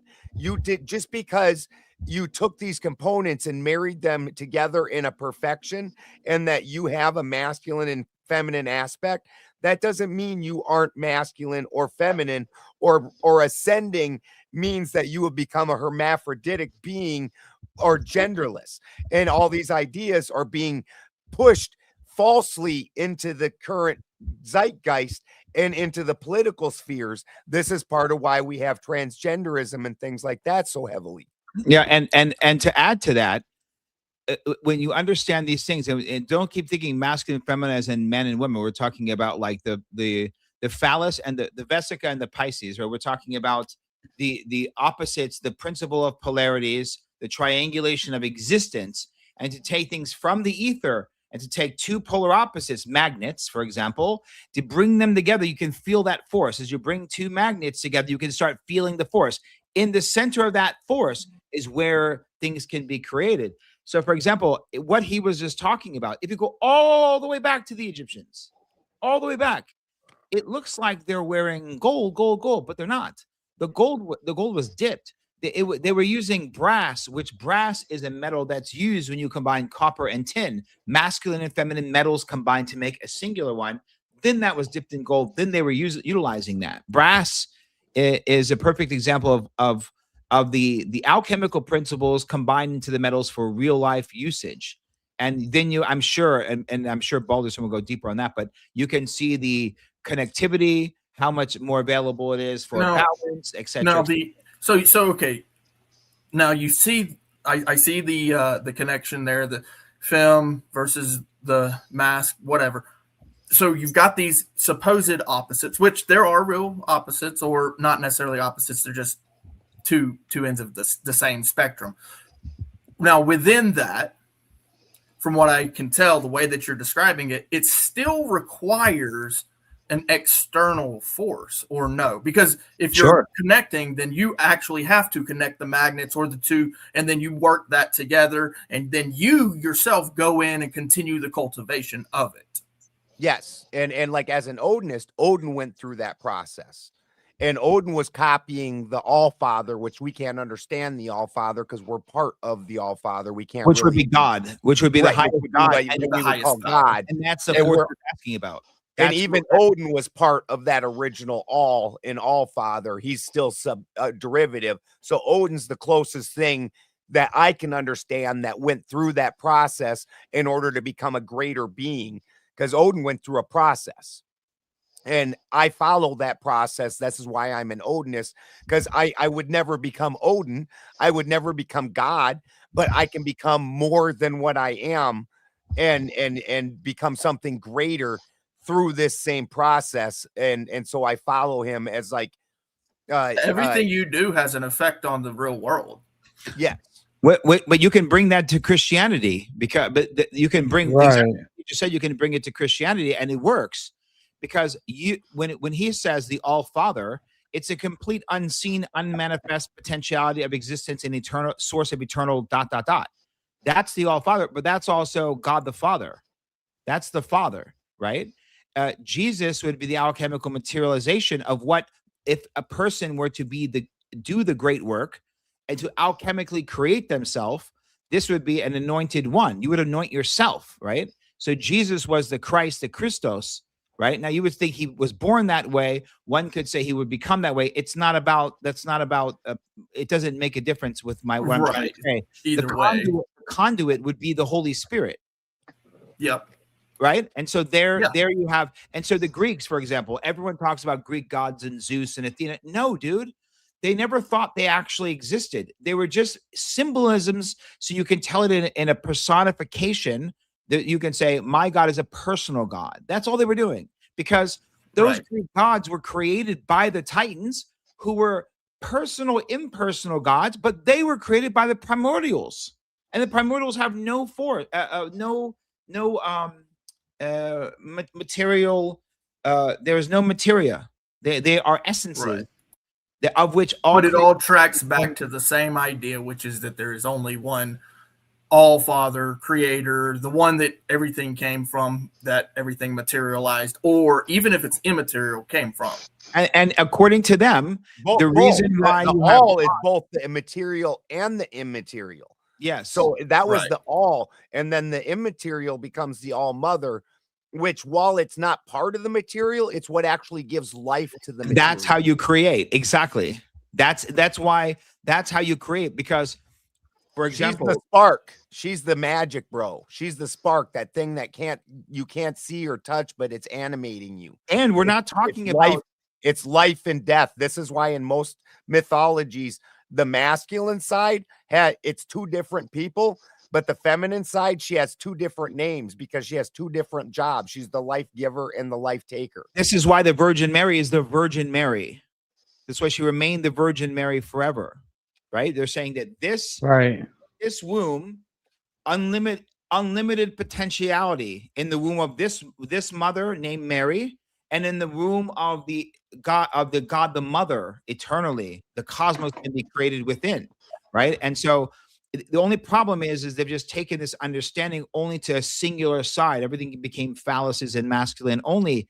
But even in Judaism, the word of Asherah, being God's Yahweh's wife, is there in the Bible, and every Friday they're praying that which they call Hashem. Every Friday they're praying for God to meet his Shabbos wife, which they now call the Shekhinah. And the Shekhinah is the exact concept of the Holy Spirit, which you know probably as Ruach. The Ruach is the essence or the spirit, which the Holy Spirit is a personification, an application personified to connect to Jesus. But the Ruach has no masculine, no feminine. But the Shekhinah is a feminine. So it's like they're now telling you there's God the Mother, and the only way you can have Shabbat is to have this unification. But then the next day they're saying it's not there. Now in the story and in the ideology, the city is the bride. No, in the song they pray, in the prayer. Shalom Aleichem, Aleichem. The song is singing, inviting the Shabbos queen, they call her, which is God's bride, to come and bless, because they're going to get together anyway, because it's Shabbos. God rested with what? What did he do when he rested? Unified with his wife. And they're praying that you get blessed by that every Friday. Well, I'm referring to the bride of Christ. Oh, no, I was referring to Jews every Friday in Shabbat. Okay. So, but for Christianity, the bride would be the city. I don't know. The bride would be the church. The city of the people. The bride is the church. Yeah. Was Jerusalem? New Jerusalem. New Jerusalem. That's a newer that's a later. That's Revelation. Yeah. How much do you know about Revelation? I mean, it's impressive. How much do you know about the prophecies of Saint Malachi? That's Malachi. Oh yeah. That's some serious shit. I've read it. It's been a minute. Popes. I have to go back over it. 116 popes prophecies written hundreds of years ago. The last one's Peter the Roman in the end. Well, is that something else? Because Saint Malachi. Malachi. Saint Malachi. Saint Malachi. Yeah, Saint Malachi. I really kind of stick to the 66, and I know that other people tell me a lot about the other books, but I just kind of stick to the. No. This is not that. This is a man from Ireland who was a priest, And I don't remember exactly what happened, but everyone got sick, and his wife and his child died. Unfortunately, he got real sick, but he lived, and he had a vision, and he wrote it down. It's called the Prophecies of Saint Malachi, and he wrote down 116 popes from 1126 to now, and he wrote down the names and a sentence or two about them. I was about ready to say the names. I know what you're going to say. The guy is on point, dude. The names fit the bill.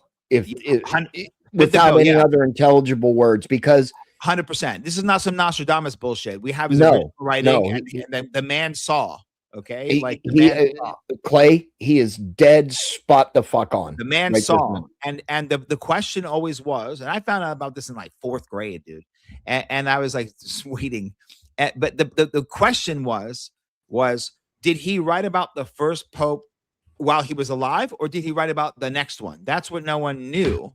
And so when that German Nazi youth, right, Heinzinger, became the pope, I looked at his face like, oh, this motherfucker is Peter the Roman, who's the last pope.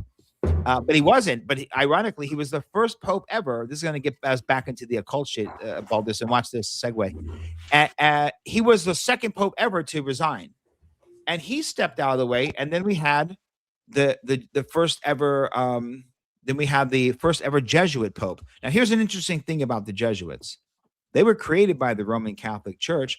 According to the Catholic Church, there's like 4 things you have to be or not be to become a pope. The first one is you have to be a Catholic, right? Second one is you have to be a man. They check your balls, right? To make sure you have a dick and a balls, right? And then the third one is you have to be like a minimum of like an archbishop. And the fourth one is you're not allowed to be a Jesuit, right? You're not allowed to be a Jesuit. I've never heard that one before. Look into it. That's why for the first time ever, the Black Pope, the very first one. The Black Pope, who's the Jesuit Pope, the Supreme General of the Church, the Society of Jesus, became the Pope. So I was like, fuck, this is Peter Romanus. And then he backed out the way. And then now we have the first ever American Pope. Now I'm like, the new Rome. Now we have Peter Romanus, which is interesting. And it says he basically will be the Pope during the trials and tribulations, and it's all over, the end. Now, one way to look at it is it's the end of the Catholic Church. Like, he'll be the last Pope until the Catholic Church falls. And another one would be the going back to Revelations and the end times, right? That's another way to look at it, right? It's the end one way or another. But to roll that back in, now we're getting to serious occult shit, because the Jesuits were the occult of the occult. These are the Satanists within the Catholic Church, the evil of the evil. Last thing, Spin, I'm going to let you roll in because I saw you. Think of it like this. Let me name some people in history. Abraham Lincoln, right? Hitler. Yeah, but Hitler wasn't Catholic. Watch this. Napoleon. No, I know they're not. Abraham Lincoln, Hitler, Napoleon, right? These are 3 completely different characters.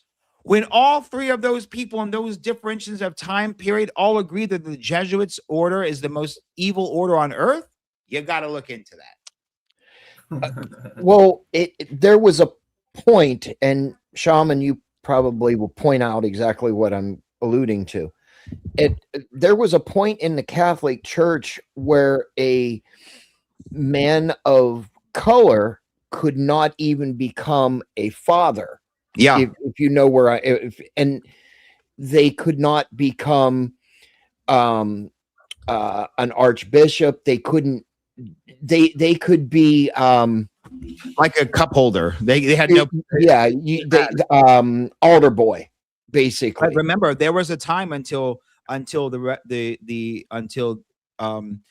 King Henry and then his grandson King James, where no one was allowed to even touch the Bible. It was read in Latin, and only Latin priests from Rome were allowed to touch it. They could sit up there in England and Ireland and Scotland and Spain and France, and they could just read whatever they wanted and tell you whatever the fuck they said. And it's coming directly from the Pope, and then it's coming directly from Jesus.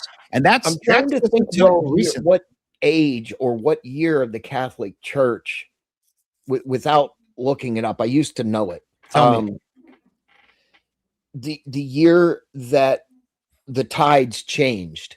if you know what I mean. And I don't think it was very long ago. No, where- they move with the time. They move with the time. I mean, they were. Remember, the first crusade killed more Christians that didn't agree with the Roman Catholic Church than did anybody else. It's right, right. I mean, I'm So aware they're of that. always when they couldn't suppress Protestantism. What when Sure.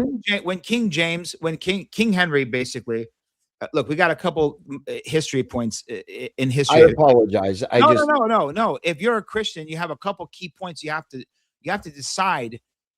And this is why I like Clay. This is why I always give you credit as far as like the type of Christian you are. And my friend Tudor Alexander, he has a Dance of Life podcast. Like the guy couldn't be more against. He thinks that the Jews and what we see in Zionism is just a puppet for the Catholic Church. Like, and he has hundreds of hours of videos on these things. Yeah, and I could totally be along with that for sure. His name makes is sense. Tudor Alexander, the Dance of Life podcast. If you call yourself a Look, Christian, even just the land alone, right? So I've pointed this out. If you look at where Israel is, that strip of land, there's a reason why that strip of land is important, and I don't believe it's because it's holy land. I believe it's because it's a port. It's a simple port. it's where all the genies appear. It's where all the genies of the Arabian deserts. It's where Aladdin's lamp is. I'm looking at it from a materialistic point of view, right? The Mediterranean, right, is the way through to the rest of the world, to the Eastern world, right?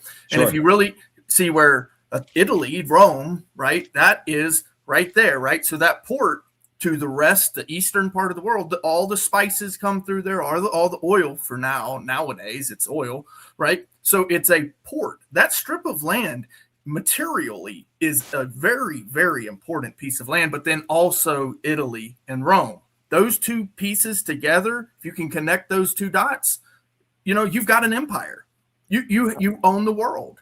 Why do you think every single great empire in the history of the world has tried to invade Afghanistan? Because it is a center of Central Asia. Yeah. You have to go through it to even get to Iran or to get to there. It's and then you've got what the two rivers that flow through there, right? Is it Euphrates and Tigris and Euphrates? Yeah, they flow through there, right? That's through the strait. You go through this, you go up this fucking rivers, and you've got land. You've got control of everything. I was in Jordan, in the Jordan River with the Yazidis, who are the tribe of John the Baptist, getting baptized in the river where they've been baptizing since Jesus was baptized.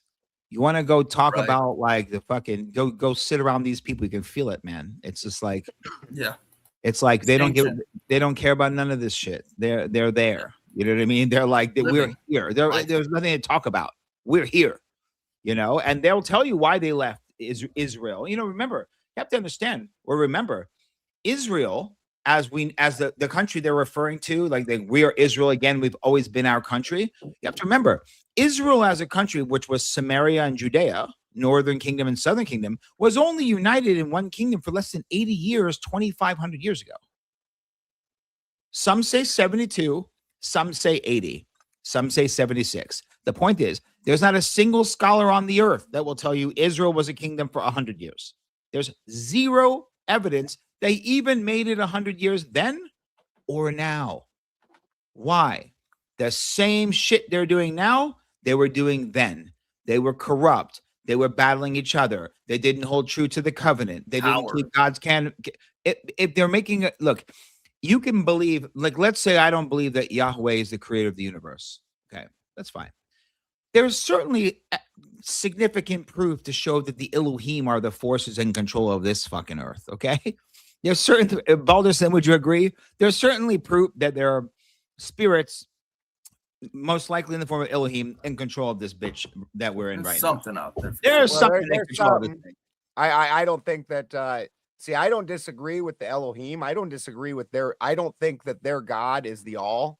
No, of course not. And so I think that's the first problem where we have. Sorry, let me correct myself. Their name for the all is El. El is the All Father. They just let it go a while ago. Now they go Yahweh because Yahweh was just a single Elohim that they were Yahweh, became like the king of the Elohim. Yeah, and that was his group. And I agree with his group. I also agree that Odin and the Asir and the Vanir had a group also.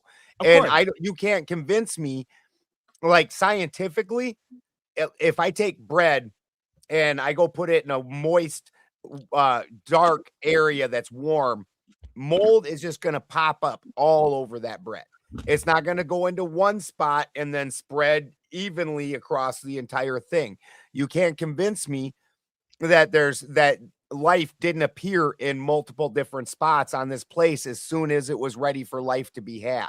This is where an occultist book called The Divine Pymander comes in. The divine, have you heard right?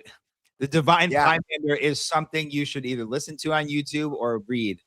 It is unbelievable art. It is one of the best pieces ever written.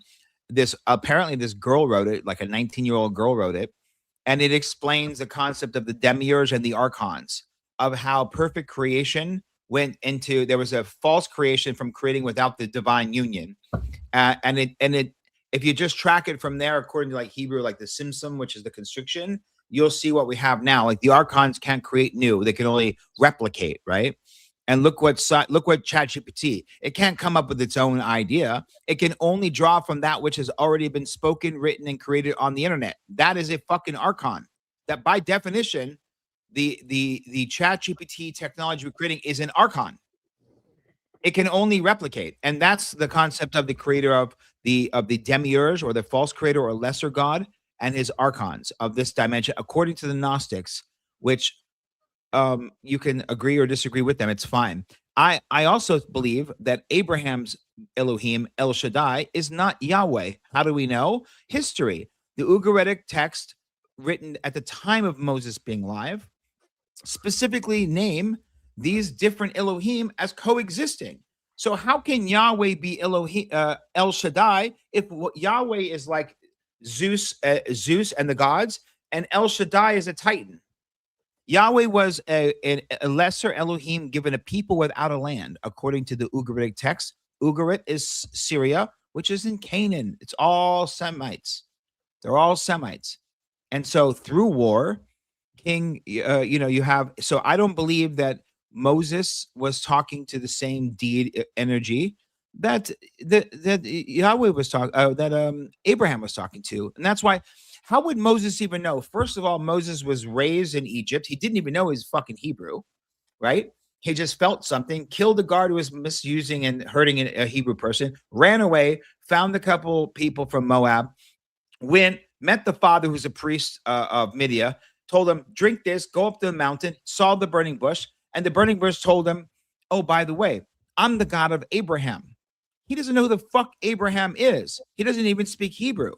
He's Egyptian. He's raised Egyptian. But let's just say explain. Yeah, but he would be a descendant.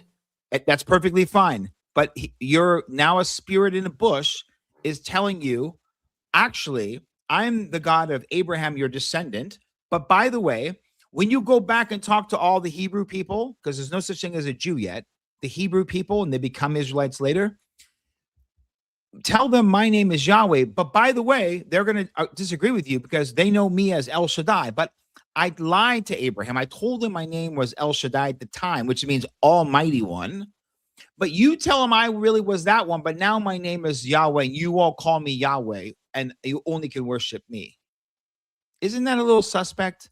Did he give his name to? Yeah, I am that I am, which Yahweh. No, to Abraham. Yes, 100%. Be Abraham. El Shaddai, 100%. But what does El Shaddai mean? The Almighty One. But is that a name? Yes, in Hebrew, El Shaddai. Let me see here. El Shaddai. I mean, basically, he gave one name, but his real name is Bob. I mean, I mean, it's all. It sounds to me, and I could be wrong, and I'm not as educated you two are up there.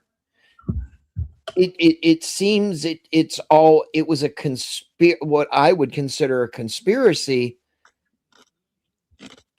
or not conspiracy, be a deflection of who the real person really was. Well, what it is being, we as a human, we can't, because we've not put ourselves through the great work, we can't recognize the difference really between these higher beings, these etheric beings. And the whole beginning, the whole first 5 books is all orated from an angel who says, "This is what happened. I'm God. Basically, I'm God's voice. Trust me, bro." That's Hey. that's why now if we get into Jesus, here's the thing.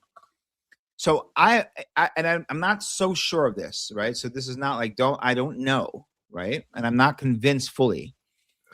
But I'm almost lead to believe that I think that when Jesus was arguing with those Pharisees and Sadducees, it wasn't just the fact that he was arguing because they were in as what would be called in Hebrew Erev Rav, which are called crypto. I don't know what happened to Chris Howard. Fake imposters. But I also think that he was arguing because I think he was arguing about who they thought God was and who God is of these lands. I feel like his connection to Abraham was significantly stronger than his talking about Moses. It's just a thought. I don't know, obviously. I'm sorry. I mean, I would give it a lot of thought. Yeah, it's an important one. Say that again. I'm just saying, you know, in theology, yeah, that's because El Shaddai in Genesis 17:1, I am El Shaddai, walk before me and be blameless. And El Shaddai means God Almighty, but it really means the Almighty One, because El is the name for one, and El means God. So according to Hebrew reality, at that time of Moses, before Moses, there was El. El is the unmanifest. Remember my debate of when I said God versus no God? I'm arguing for the existence of God. I'm saying that a no God universe is illogical. I don't prove God. No, prove how it makes sense other than God. Did that, you know what I mean? Like prove to me that God doesn't exist. I know what you're gonna say on that one. Something that connects. But they had but the name. This is the Hebrew story of creation, right? It's like this. Mm-hmm. Every Jew on earth, Torah, this is where they believe. There's El, God. We don't even know. We can't see, can't touch, no talk, no feeling, nothing. And somehow El decided to create here on this earth, right? And so it can't prove a negative. Yeah. So my statement would be a no God universe is illogical, inconceivable. So then there was a firmament, and so the firmament broke through, and what broke through was El Elyon, Elyon. So El Elyon is known as the commander, and so El Elyon broke through the firmament, and through the firmament was all the Elohim came through. Now it's exactly what the story of the Epic of Gilgamesh and what were they called? Coming in. And by the way, this is a very similar concept to of Thor and Loki coming from Asgard. One was good, one was bad. And this goes to the Nephilim and the flood. So all these stories have to do with these beings that created man. The literal terminology was, come, let us make them in our image. That's the Hebrew. They agreed together to make man, right? That's the Hebrew. Yeah, we're little homunculuses.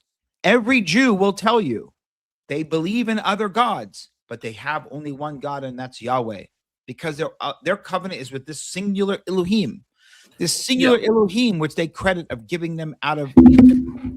But if they are allowed, I'm sorry, I have one track mind. Sorry, if the Jews can believe in other gods, why does the Torah denounce, in so many words, denounce that there is other gods? No, it says that there's a head one.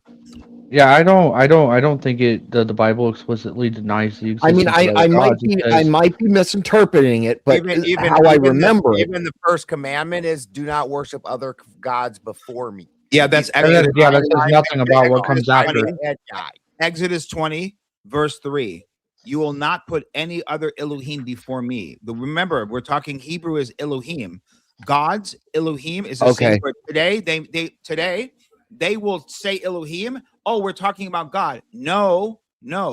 Hebrew word Elohim means gods, which are the Elohim, which in Christians, you guys have God and the angels. The Jews have Yahweh and Elohim, but they know that Yahweh was an Elohim, and they know that the highest word for God, ask any Jew, what's the highest word for God according to the Torah? It's El. Now, according to Jews, it's Yahweh, but we don't care what you say. You're off the market. You have the Talmud and you have all your fucking Kabbalists. You've gotten far away from the book, my friends. Get back to the Torah. That's why I like at least get back to the original. Miner. What's up? What's going on? We're a cult. We're having a cult 101. It's probably needed. It's probably needed. That sounds like a good time. As a matter of fact, in the Tanakh, you can hear all the prophets telling the Jews of the day, stop worshiping those other Elohim. Don't you know we can only worship one Elohim? They're either saying, and if you read it, it says, stop worshiping the other gods. We only have one God, Yahweh. Like they're telling you the existence. Baal is an Elohim, just like Dagon up north in Tyre, which is Lebanon. Yahweh, Baal, Asherah, they all have different Elohims. And by the way, the funny part is the name Corinthians 4:4. The name for God the Mother in the Sumerians, I was referring to the Anunnaki before, right? The Anunnaki story is the same thing of these Elohim creating man. One group of them decided to fuck them. They went back and reported it, and they decided to flood the whole place. That might be the funniest fucking description I've ever heard, Omar. It's Native American. Oh my God, it's Native American Joe Rogan. Who's that? I think he's talking about you. I think he's talking about you. You're Native American. Yeah, I've timed him out. He said worse shit than that, but he is referring to you, shaman. Is that bad? Dude, nobody's taking me as a Native American. That'd be kind of funny. Shaman, do you think I'm like as white as Clay down here, who thinks that he comes from sand people. Clay looks kind of Native American to me. Damn. Like, I don't think I come from sand people. What's I sand think people? we all come. Well, it's not that I think. I believe that we all come from the same fucking guy, one guy, and that's not sand people. It's one person. It's not like I came from a sand people, or I came from a white person, or I came from a black person, or I came from an Oriental. Like we all came from the same exact. We can't say what we truly want to say. We can just say sand people. Put it that way. But see, this is where the Mediterranean happens, because you guys, you're what you claim is the God of Abraham is not the all, nor is he even the all Father. Never was it in Hebrew ever. Exactly. Elohim, El Shaddai was a singular Elohim. So this is Shaman.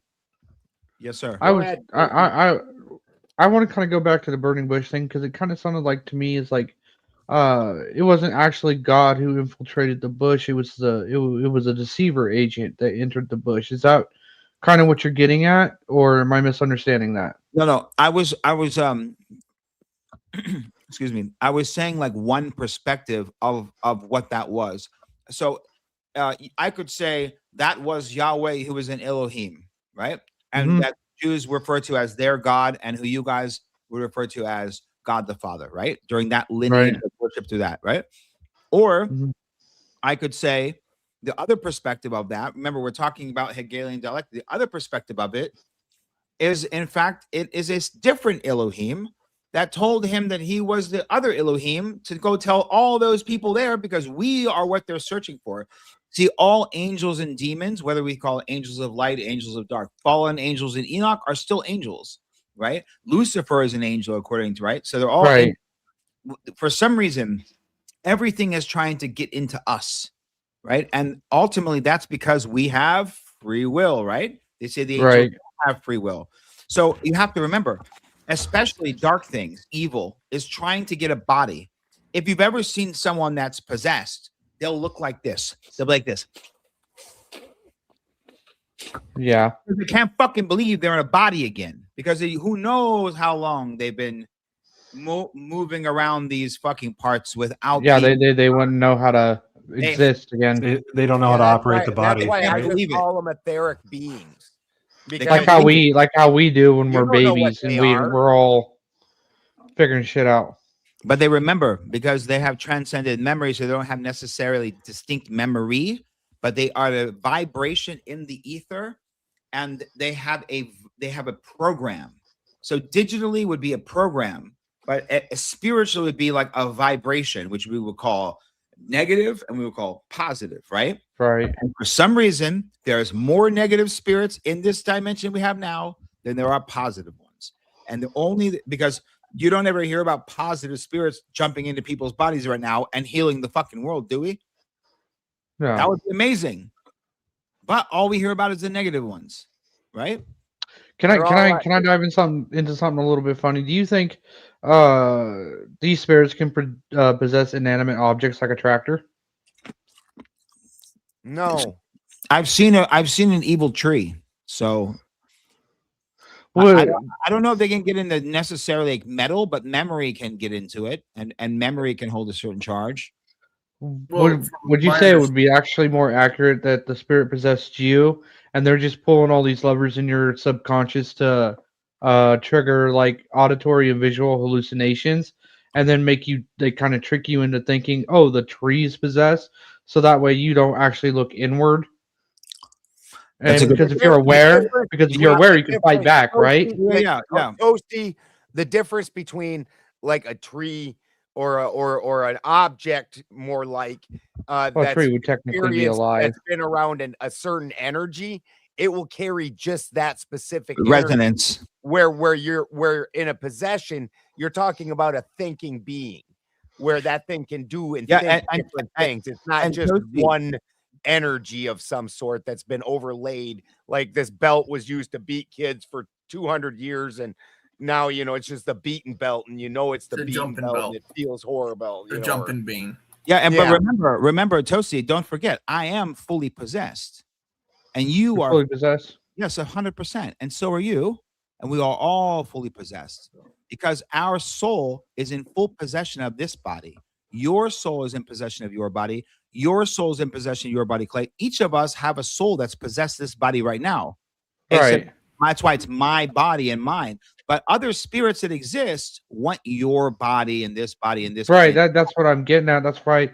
Wouldn't it be like the work smarter, not harder, to just like hijack your subconscious, pull those levers for like your auditory and visual receptors, make you think that something else is possessed, so that way you're not looking inward, because if you know about it, you can fight it off, right? Well, no, I will fight it off 100%. That's kind of like what I do. Right. No, what I'm getting at is it's a tool of deception. They want to deceive you, so they'll make you think, oh, the tractor's possessed, so that way you never question what's might actually be in your subconscious. Yeah, but when I see a dark tree, I go up to it and cleanse it. I don't run away from it.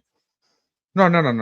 I'm in the middle. See, like a tree would be technically alive, though. I was in the middle of Sedona, Arizona, with Hopi Indians for 3 days doing peyote ceremonies in the day and ayahuasca ceremony at night for a specific event. Jesus, right? That's a cocktail. Yeah, and clearly I could tell there was this fucking evil energy from over there. And as we were moving towards this cave, which we would stay at night, called the Shaman's Cave, I could feel this fucking energy, and everyone knew it. Actually, my friend, there's a book about it that my friend Sir Mark Amaru Pinkham, who's a Grand Prior of the International Order of Gnostic Templars, look up Sir Mark Pinkham. Actually, Balderson, we need to get Sir Mark here. He is a living master. Sir Mark Amaru Pinkham, right? Anyway, he wrote a book. Write that down, please, Marcus. Yeah, please. He's a dear brother of mine for over 15 years. I'll bring him on, no problem. So he wrote a book called Sedona, City of the Star People, where he was triangulating the story of creation from when there was one landmass of Earth, right? And it took him, Pangea is a word for it, sure. And it took him. He was with these Yazidi tribes in Sumeria, and 13 Yazidis have different pieces of the map, and spent years with them. And then he pieced it together and looked over a real map, a normal map of today, and he's like, "Oh fuck, that's Sedona, Arizona." And then he went to Sedona, connected with the Native American tribes, and they said, "Yeah." And then he started uncovering the story. Iraku, Sioux. These mean serpent names. These are like serpent names. And so we had ceremonies to consecrate this book that he spent 26 years writing. He's Indiana Jones. Like, he experienced the fucking book. And I just kept feeling this fucking weird energy over there. And at day 2, we're closer to the tree. And I feel this weird static fucking, like a light just like shining in, but chaos. And I look and I see this fucking tree, and I was like, this fucking thing is present. It did also look kind of like this, like, so it looked the part a little bit. But been on one for a little bit. Too. He was fiery last night. I rip. I like the fiery ant. With medicines, whether breath work or peyote or wachuma, San Pedro, especially ayahuasca, you have the ability to draw demons out of people like it's nothing. This is not some you can just Google. By now, now ayahuasca is everywhere. It's not like but when I started 15 years ago, the fucking problem is when you do that, like literally, I was doing it with DMT, and the guy literally said, he goes, "That's where I get my power from," and asked it back. Yeah. Literally like a half a second later, like it left, and he went, "Oh, never mind." So DMT and ayahuasca are very different things, though. The chemical. I can get the tree because a tree is kind of alive, right? So there's no reason that something couldn't possess a tree. But I'm asking about like something hardcore, like mechanical, like a microwave or a tractor.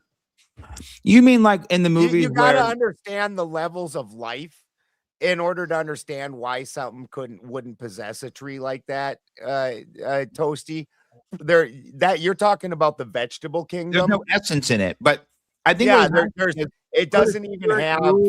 Could a spirit move press a button or something? Maybe. I mean, it's electromagnetic energies, maybe, but I don't know about that, to be honest with you. But a spirit cannot. So ultimately, you have to remember, alchemy and its oldest alchemical explanation from alchem means the separation of spirit from matter. So spirit lives in water. So if you take a marijuana plant, like Baldur said, and you extract it into the oil, and then now the essence lives in the oil. This water temple houses a spirit I call my soul. And so to extract it, it has to go into something else that has water. So if there's no water, there's no life. And so I don't believe that a spirit can live in something that's not alive. All right.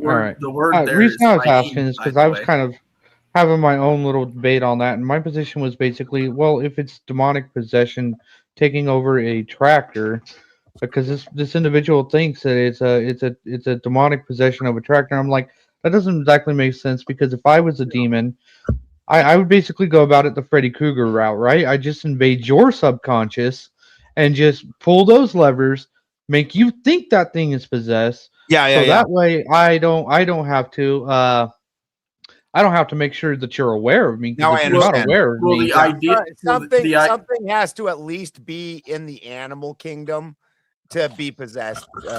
Right? Yeah. Yeah. Agreed. It's got to at least be alive. The idea behind that too would be that, of course, with animals, we have a consciousness that we can essentially, fight against. Not only that, but like against that. So with a tree, that conscientiousness, it's not that kind of a strength there. Plus, being very inanimate, even though there's life there, there's not much purpose. But with that said, no, you're not entirely wrong, because the idea there is that the spiritistic portion there is that it's oil, really. So the life is the oil. So yes, the tractor. No. There's a little differentiation. You're almost there.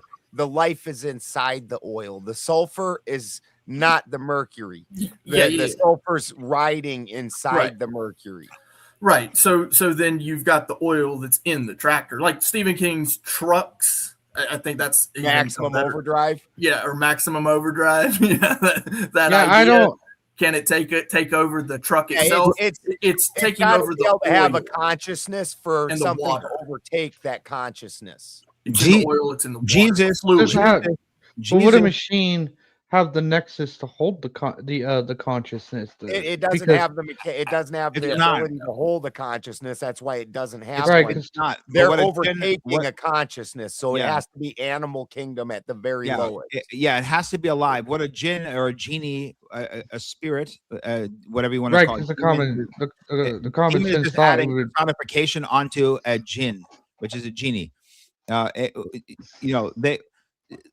The fear that your fear, not your a fear, is what Right. nourishes, is what feeds your mortality, and your mortality, especially like mortal fear, is how they enter, because they can only come in a few ways. Number one is fear, like this. They go, why would a ghoul goblin right because you let go of They your go, conscience for a because the second. fear is the door for it to come in. That's how Right. it happens, right? Okay. Number two is it has to be invited.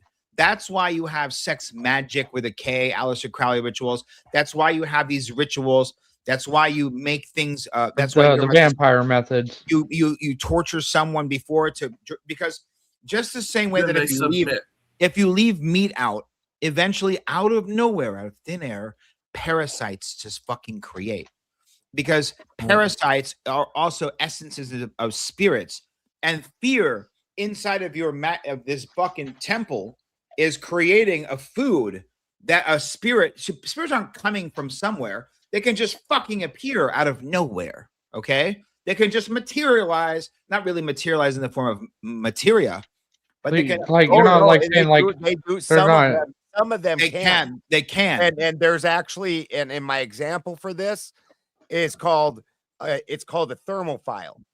And when you're composting and composting just regular old compost, when that reaches the perfect conditions, thermophiles will literally blink into existence because we have microscopes we can attach to computers and just watch this shit 24 hours a day. This has now been discovered. The fucking thing will just do its job, and when the conditions are now wrong because it did its job, it disappears. There's not even a corpse. Fucking thing just disappears. This carries over to larger levels. Yeah, I'm only going to keep tapping into Jesus because I know we have a bunch of Christians here. Jesus said over and over and over again, fear not, overcome your fear, right? Do not, right? Right.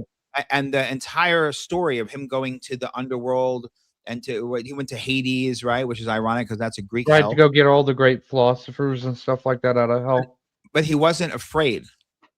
Right. So you can walk into the pits of fucking hell, into the den of the jinn, and if you have zero fucking fear, which the only way you can balance that fear is through your breath, which is taking essence, controlling your essence, breathing in through the nose and exhaling through the mouth, right? Right. Like on a very high level shamanic level, like most people say shamans are assholes, but you have probably never met a real one. The reason why they're assholes, people will say, is because they don't answer your questions. They'll just walk away. The reason is not because they're an asshole, because they can look at you and they know that you're not ready for the answer. So they don't want to waste a breath on you, but not in a rude way of a breath. It's because you understand that a single breath is an entire life. When you when you breathe in through the nose, you created a life. That journey of the exhale is an actual entire life. So what was the purpose of that fucking life? So if you can just think of light or peace and you inhale through the nose and exhale through the mouth, then you have dedicated an entire life in a breath to something. And so if you're in the pits of the hell, if you can focus on keeping the breath, then you are expanding your body from this physical where mortality exists into your etheric, which would be a force field, and recharging the force field and you can go anywhere on earth and have no problem. But the second then it all goes away instantaneously and you could get, so you have to be very careful. Would you say it's more accurate? It's actually more accurate to say that the Holy Trinity would be like mind, body, and spirit. Of course, of course. Well, Okay. it would I've be heard people be like, the "That's sulfur interesting. I've as an never thought about alchemist. it that way." As an alchemist, it's the sulfur, the salt, Yeah. and the fucking mercury. Yeah. Now, Go ahead, Balderson. Sorry. Go ahead. now you understand that. See, like as an Odinist, Odin gives you your high mind. So this is it's just a 3-part series. So your high mind, the thing that's capable of that plants don't have, capable of doing like a plant, it's going to live, it's going to grow, it's going to do things like reach for the sun, reach for water, but it doesn't think about any of that. These are the only things that it does. It does what it does. Where you are specifically given a high mind where you can think outside of your natural reactions. You can actually do things like hurt yourself if you want. You can make all kinds of different choices that aren't just a programmed response. Then you also have to have your salt, which is the crystalline structuring of your body. And as a human, you have like 12 cellular salts that are basically running your system. They're doing everything from doing your electroconduction, your electroconductivity, all that's set by your salts. And so that's why if you start, the Romans, they used to give them salt, you start out sweating your salt. Oh, fuck, you are in a lot of trouble. You can't conduct anymore. Then you have to have the thing that allows these two things to transfer, these two energies to move with each other. And that's where the mercury comes in. That's why mercury is always liquid, even if it's water, because what it is it's a solvent. And so that's why all transactions, all communications, things like that happen in mercury's purview, because that transaction, that energetic move can't happen without the mercury there to make it happen. And so we're all 3-part. That's why from my perspective, and I can totally, like, we have 3 actual minds that are all working very separately And interconnected. They're interconnected, but they are also separate. And what your job is to make them one thing. This is Balderson, I'm not surprised, by the way. This is the perfect alchemical explanation. And this, by the way, my friends, is where they got the development of the idea of the Trinity, and the entire language with Trinitarianism came from. Because remember, early Christians, you could call them, I mean, they refer to them now as Gnostics, but these were Christian mystics. Christianity has always been mystical. If you only just read what Jesus wrote and don't read inside of it, then you're not paying attention to what Jesus meant, right? I mean, Clay, you get that. Right. You know, that's the whole point. And again, I'm just saying Jesus and Christianity because of everyone here, because the idea of a cosmic mind is super early understanding. A cosmic mind. Every time cosmic mind goes way back. Yeah, well, it's Greek, but every time you've ever heard any of these early church fathers mentioning the nous and mentioning all these Greek terminologies, Sethians and the Valentinius and all these early church fathers, Origen, all these guys are referring to the old Greek shit. They're understanding Arius. Arius is a fucking heretic. Really? Why? Because he was telling you probably one of the best explanations of fucking reality.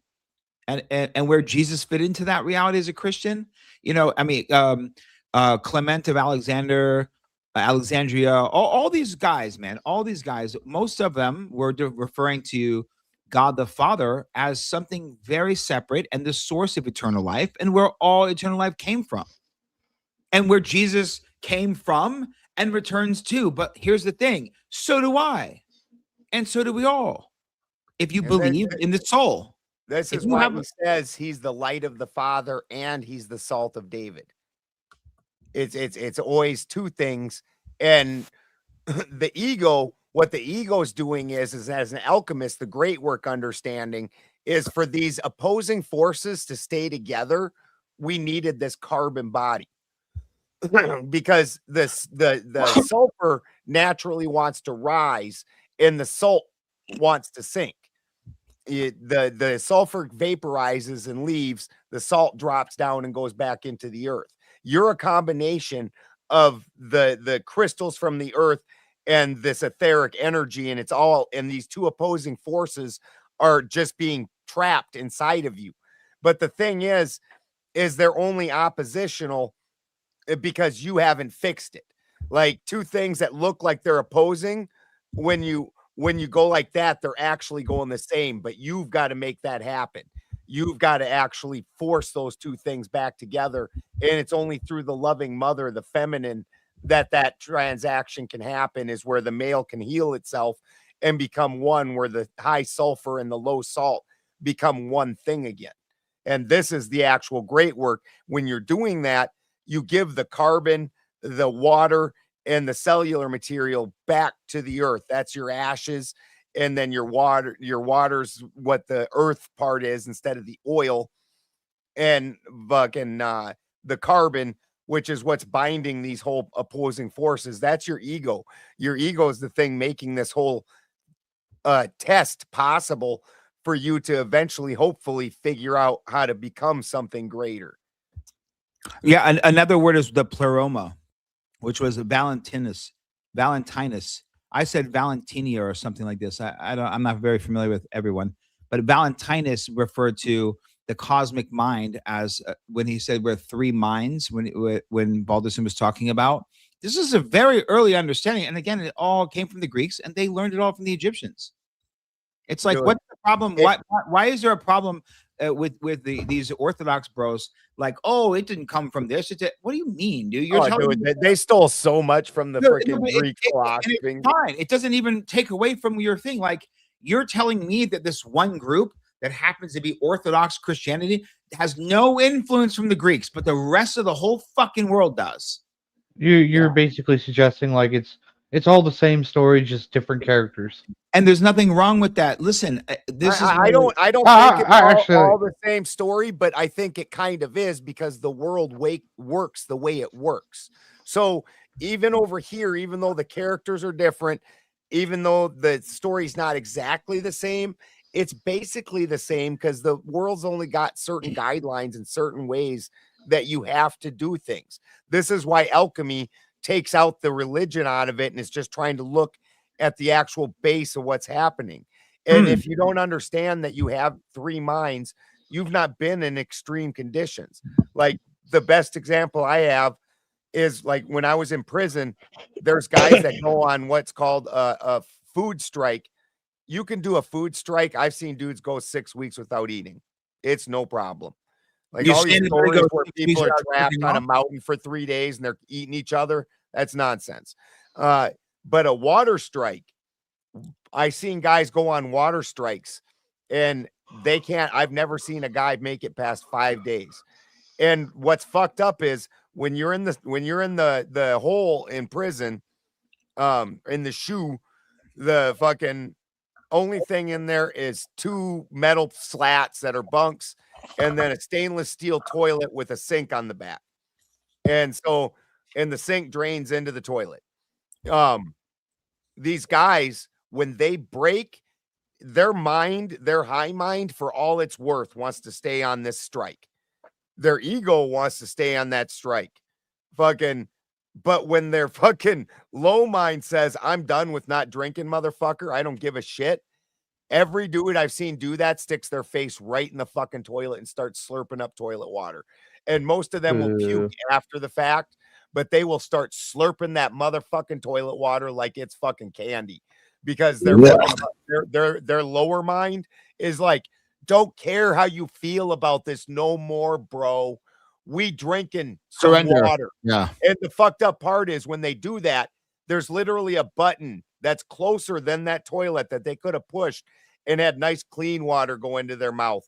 But that low mind, it don't care. It don't care. Yeah, I don't care after that. I see water that's going in my mouth right now.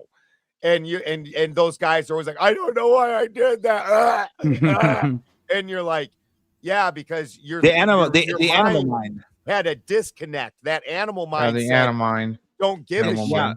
Your ego your ego mind also wasn't cool because it was like, I just drank toilet water. Your high mind was like, I just gave up my fucking water dignity.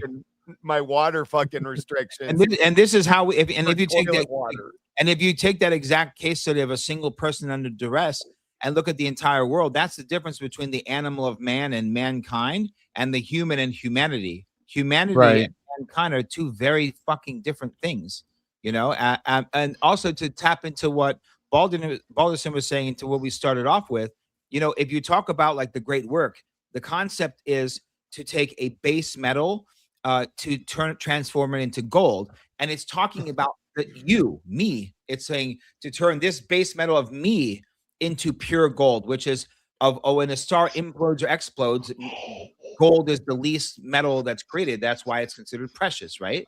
And silver, and so on and so on and so on. Right? That's the universe. And so, but once in the late 1700s, after Sir Isaac Newton, who was an alchemist who became the father of modern science, the concept always was trying to turn metal into physical gold. It's always been like a Rumpelstiltskin thing of spinning gold out of nothing.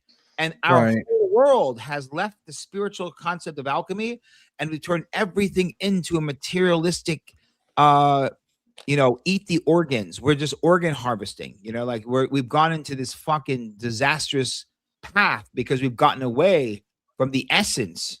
That's We've the gotten difference. away from the lab. The essence We've of it all. gotten away from I noticed it's a reoccurring theme in the Bible that every time you walk away from the way I've told you to live, you turn into basically nothing but an animal. You just degenerate, you deteriorate, you get more and more base about everything you want to do. I can name so many different spiritual and religious paths and tell you the exact fucking story, book, chapter, verse. Jews, Muslims, Christians, Zoroastrian, Manichaeism, fucking so many of them in the last 3,000 years, and they have the same exact stories and the same exact points to teach us the same fucking thing that we all still need to learn now and next generation, the one before, and so on. Ooh. It's all about good versus evil within us and outside of us. And even look, for example, the word jihad. Perfect example. Right. In Islam, jihad is nothing to do with the outside world. The jihad is a war against your own inner darkness. You declare it on your fucking self. But Wahhabi Islam is created in the 1780s as an ideology and implemented at the same exact time as Zionism. Oh, how ironic. And now jihad becomes the fucking infidels. Oh, they don't believe this? Infidels. So we're going to create jihad outside. It's a new fucking problem. But the whole thing, it's against Islam. It's not like a bad. That's the whole thing, is they got to take the good evil out of it. It's the fucking chaotic masculine and the fucking stable masculine. It's the ice and the fire, and you're trying to realign those two things and make them into one. So you have the totality of the masculine, and then that total realized man merges with the feminine, and now you're an entire realized being. So the two things, you got to take the evil out of it. It's an animal mind. Instead of doing the work to rise yourself up from the animal of man into the ascended human, right? But it's also the crystal mind, Omar. And the thing is that's what gives you your will, your walking power. If everything was etheric, there's a reason that them fuckers are constantly nagging us, because they can't do what we do, and that comes with the animal mind, bro. Free will's on the animal side. Sure. Not on the etheric side. When you look at the real life, the free will is like when you're looking at your body, the heart is the earth center, the centerpiece, the zero line. The will is here. It's not in this high mind. It's down here. Absolutely. This is why this is part of what comes with being a threefold being, which etheric beings are not. Yep. Is that we have access to both sides. We are in both sides. Yes, because we exist down here and up here. Yep. We have both. They're only one-sided. In Hinduism and yogic paths, the seventh chakra is represented as a crown, right? Which is the solar disc, which ties into a lot of other things. But This means that this is the top. This is your non-physical. So if you were to tie it into like modern concept of Christianity, you know, when you see like pictures and images of like angels with wings and they're naked, no one ever thought that the angels were flying with wings naked and being in bodies of light. That's not what our ancestors thought. It was a depiction showing that these beings transcended the material, even from the perspective of clothes. And that's why they have a light aura, similar to this image I have now. Mine's a little not the same. It's not why the Romans made them babies, the cherubs? Because they also attain full innocence? Well, purity even the higher. monstrosities that angels are as described Yeah. aren't that heartwarming. Yeah, but exactly. Go to exactly, and it's actually spelled out real. The go look at the Anyway, but here's the thing: these were symbolisms to show this being transcended, ascended to their higher self. Because up here, But that's the problem. This is why they don't ever reach it, because that's wrong. No, you don't just ascend. You both, as an alchemist, I bring No, the sulfur inside to its is- epitome and it's salt to its epitome, and then I merge them back together in the middle. no, but I'm talking about consciously. And I'm talking about this is their problem, because they're all of everything course. for them and their story is a descension and then an ascension. It's not how it works. This is a part of being a threefold being is you have the crystal and the sulfur, and then you're working at fixing things in the middle. This is why when you put a good and an evil to it, you've already lost the battle, because rectifying these two sides is the whole fucking first step of that actual becoming something more. True. Now, I had a question. But I would say what you're saying would be chapter 2 or step 2. Chapter 1 or step 1 would be speaking to them in their existing languages. So, for example, explaining that the higher, because everyone's looking for heaven. So you have But then at what point do you start teaching them that the other side, the demon side, is actually fine too? No, you after chapter 1, you go to chapter 2. What do you mean when? You explain, you explain that the higher self is your angelic self. You don't go to your angelic self later when you die. Your angelic self is your higher self now.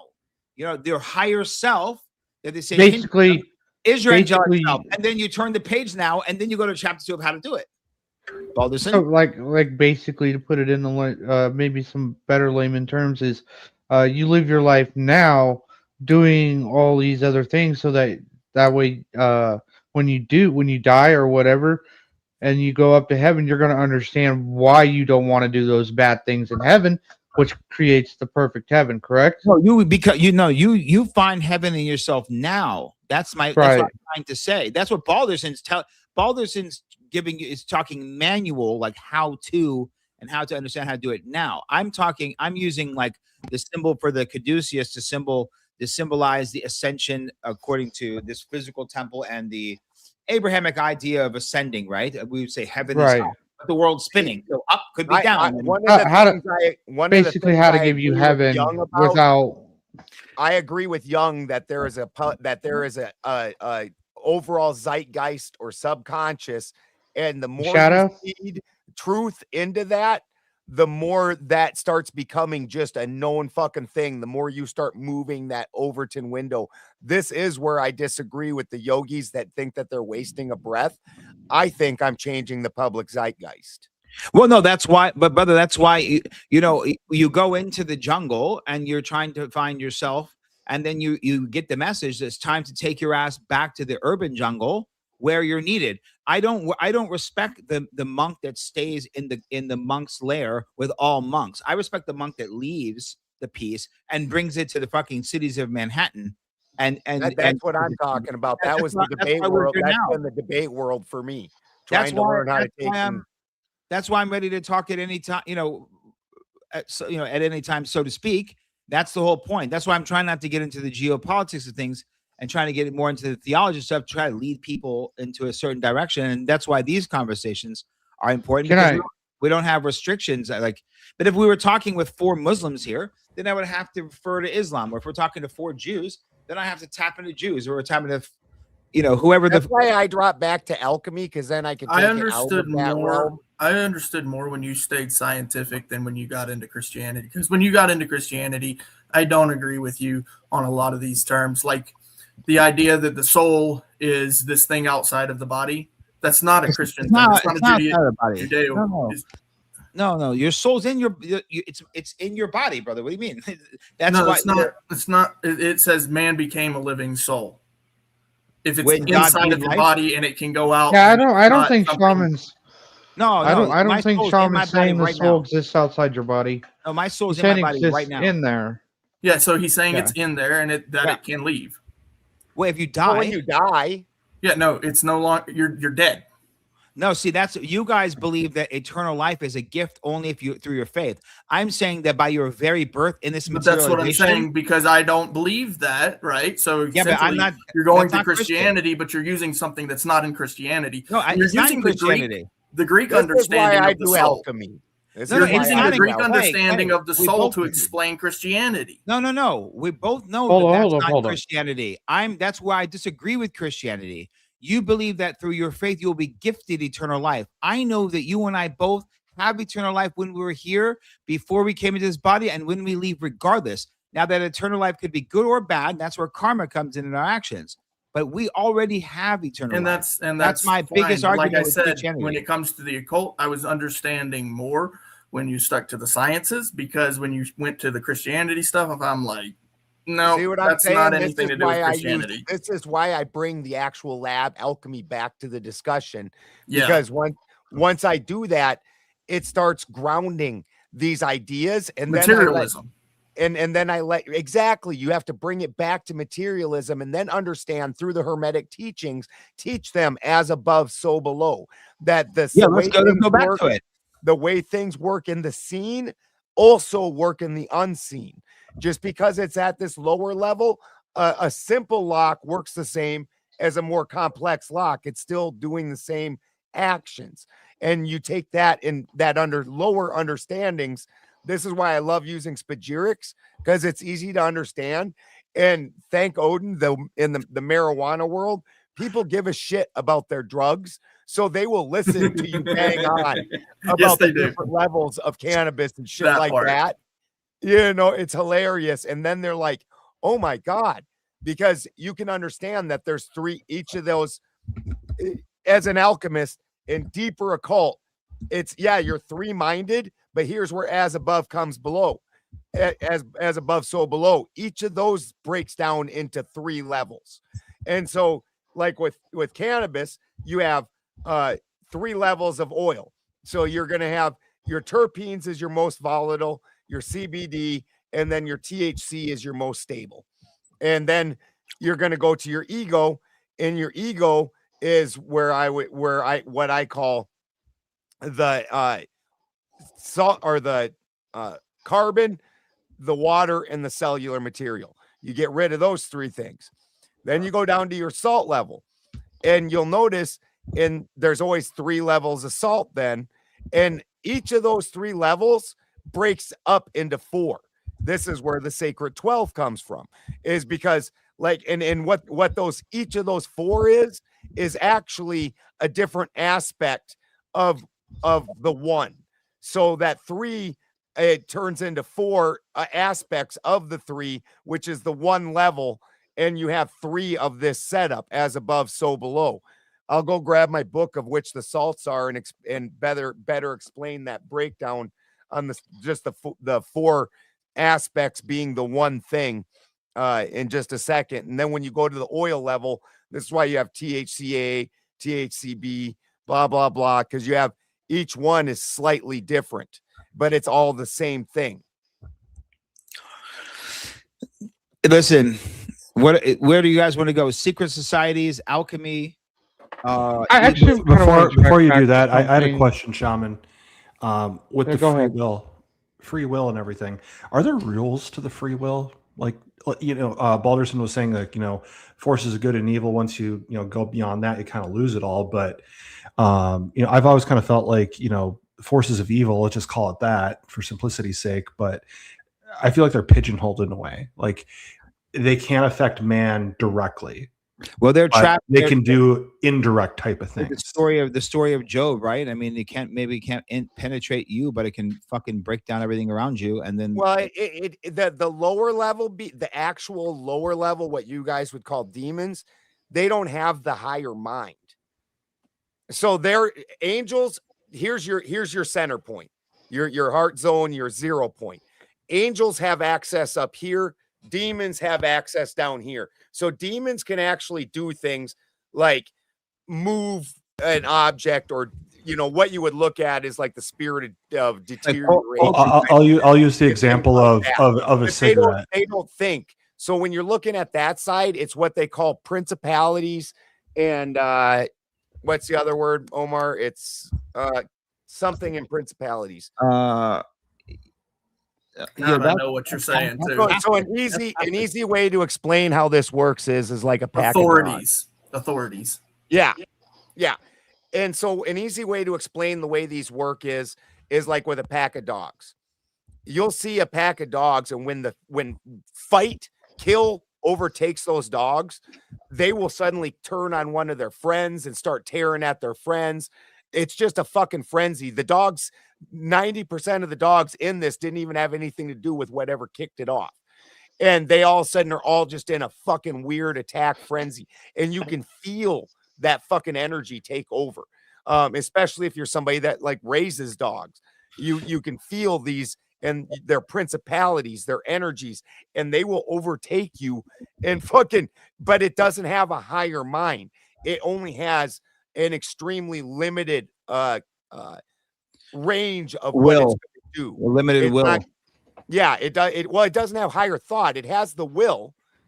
It will make you can't hardly help but be dragged in humans that's referred to as the reptilian brain or our cortex. Right. Fight or flight. Yeah, it's the lower end. Yeah. And so what you're looking at then is while that spirit is going to try drag everything around into that fight, that panicked, vicious fight, what it's not going to do is start having a philosophical thought of, well, what if maybe instead of fight, we take this energy and we transform it?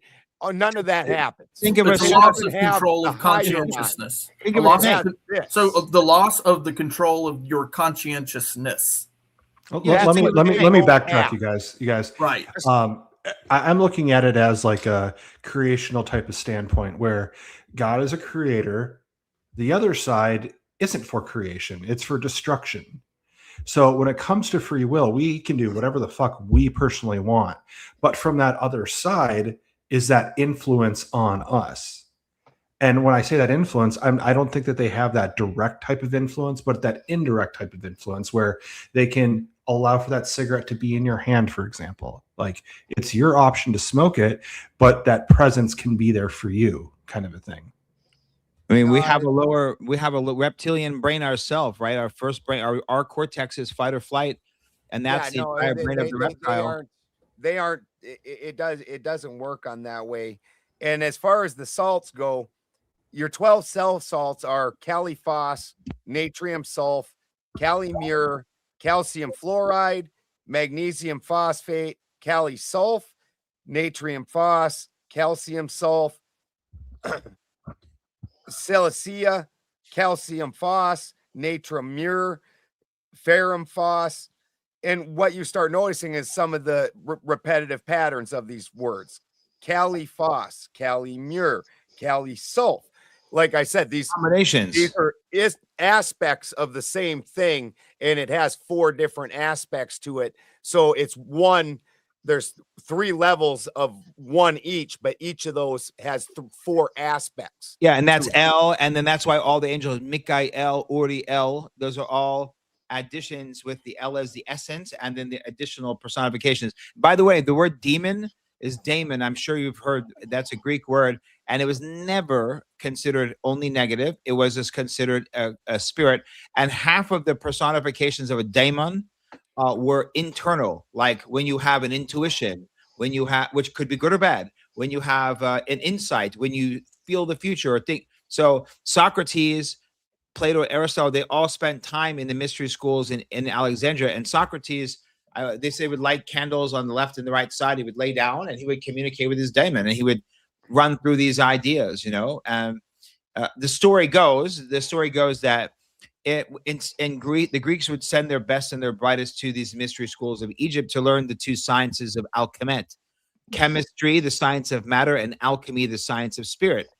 And they realized we have to spend our whole fucking life here to become masters of this stuff. So they were humble. So instead of going back to Greece and pretending to half-ass pretend, do you have any fucking idea how many years I spent in the lab before the fucking explanation of the fucking great work in the spagyric process, and understanding it and being able to further explain what the above the Paracelsian of course, model, whatever necessary. I had 700, dude, like 20 fucking years, dude. I had nearly 700 ceremonies in 3.5 years in the Amazon. I have processed more plant material than most people could possibly imagine. Mountains. To become a master, you have to do whatever's necessary, and it may take you 2, may take him 16, may take him 8. There's no fucking guarantee of anything to that. I had like literally nearly 700 ayahuasca ceremonies in the Amazon in 3 years. Why? Because that's whatever the fuck it took. It could have took. Dude, what the hell was that lady's name that for like spent like 5 years straight on ayahuasca all day, every day? I mean, that's just retarded. This lady, like, she's supposedly able to fucking read shit like in their scientific backing in other languages at this point. Like, I've heard all sorts of stories, but I can tell you right now, I've been drinking ayahuasca, between 3 and 5 days a week for 3 years straight, and they couldn't even believe I'm 6'1", 220 pounds, and not really fragile. So I can't imagine. And by the way, I'm in the fucking Amazon with the fucking maestro brujos, like that. Now I'm not drinking like little watered down ayahuasca in Brazil with the fucking flowers. We're drinking the fuerte, like the goddamn the sludge, and so you didn't have the Aaron Rodgers experience, is what you're saying. No, I know who Aaron Rodgers is doing ayahuasca, and I serve a lot of these people as well, by the way. But I'm saying I went into the fucking, like, I'm talking about, like, when you're there, you're not going to leave for 3 months minimum at the minimum. So like, but meaning that you fly to Lima. I talk about them little. I'm a Reiki master after a weekend. That shit. Bullshit. Go fuck yourself with bullshit. People like people are retarded. Okay, like anyway, the point, like, I'm talking, you fly to Lima, then you fly to Pucallpa, and then you get in the boat, the little canoe, and the canoe is 6 to 8.5 hours, depending on the season and how much water there is. And then when you get out, put your fucking bag, and then you're hiking 5 to 7 hours if there's rain or not rain, and then you're there. There's not cell phone reception for fucking 10 hours in any direction, dude. Like, and so by the way, if something bad happens, here's the thing: the shaman is the priest, the mayor, the judge, the jury, the doctor. Like, if you get fucking fire ants, or if you get bit by anything, or anything goes wrong, the fucking shaman is everything, like. So yeah, also, in my experience, pulling people out of their own puke occasionally. No, you should not lay face down in your puke. I mean, like, this is like where they sit your ass in the inside of a tree. And the goal is to make it 10 days, and they bring you a cup of water and a cup of ayahuasca. Okay. And then that's the fucking initiation. The initiation is that if you've completed this, then A, you've mastered your own fears. B, ayahuasca has accepted you. And C, the Amazon, which is not even the jungle. It's called La Jungla, which is because you're in the Amazonian basin. You're not in the fucking, you're not in the Amazon, the jungle. It's not La Selva. There's La Jungla, which is when it's like a mountain that goes down like this, and then you're inside the fucking cave, like cavern. And if it floods, then you're gonna get fucking flooded in. So, and it's a wild shit. But this was like 15 years ago when I went into the Amazon, and again when I came out, no one ever heard of this shit. Now all of a sudden, people are going to a fucking 10-day retreat, drinking ayahuasca 3 times, and talking shit about ayahuasca. Like, you've been to the Amazon, you drink ayahuasca 3 times. I mean, I have people that I serve medicine to 5 times that are running around talking about wanting to learn how to serve ayahuasca or thinking they can. I'm like, listen, let me ask you a question. If I was a yoga teacher and you came to 5 of my yoga classes, are you ready to teach yoga? They're like, no. I'm like, so why do you think you would be ready to serve fucking ayahuasca? And by the way, for me, I lead like a traditional. I sing Icaros in the native language. The entire ceremony is sung with a chacapa. I'm singing in fucking 5 different languages from the Amazon. Why on earth do you think you can press play on a fucking playlist on YouTube? I don't understand. But people are crazy. What ticks me off with those people also is they treat gods like they're Pokemon. Like they can just call on whatever god. They're calling everything. Yeah, you know, like, bro, there are people right now leading ceremonies singing in Hebrew. There are people singing in Christian hymns. There are people singing to Ganesh, all sorts of crazy shit. But the problem is it's grand opening, grand closing. I've never seen any of these people last more than 2 years, and they always have to bring in fresh. Because gods aren't Pokemon. These are etheric beings with their own agenda. And guess what? Just like most anybody else, if you aren't having a reciprocal relationship with them, bro, we learn their names for you. You learn their names and learn how to sing to them. You learn how to sing to Sachamama, the Kundalini in the earth.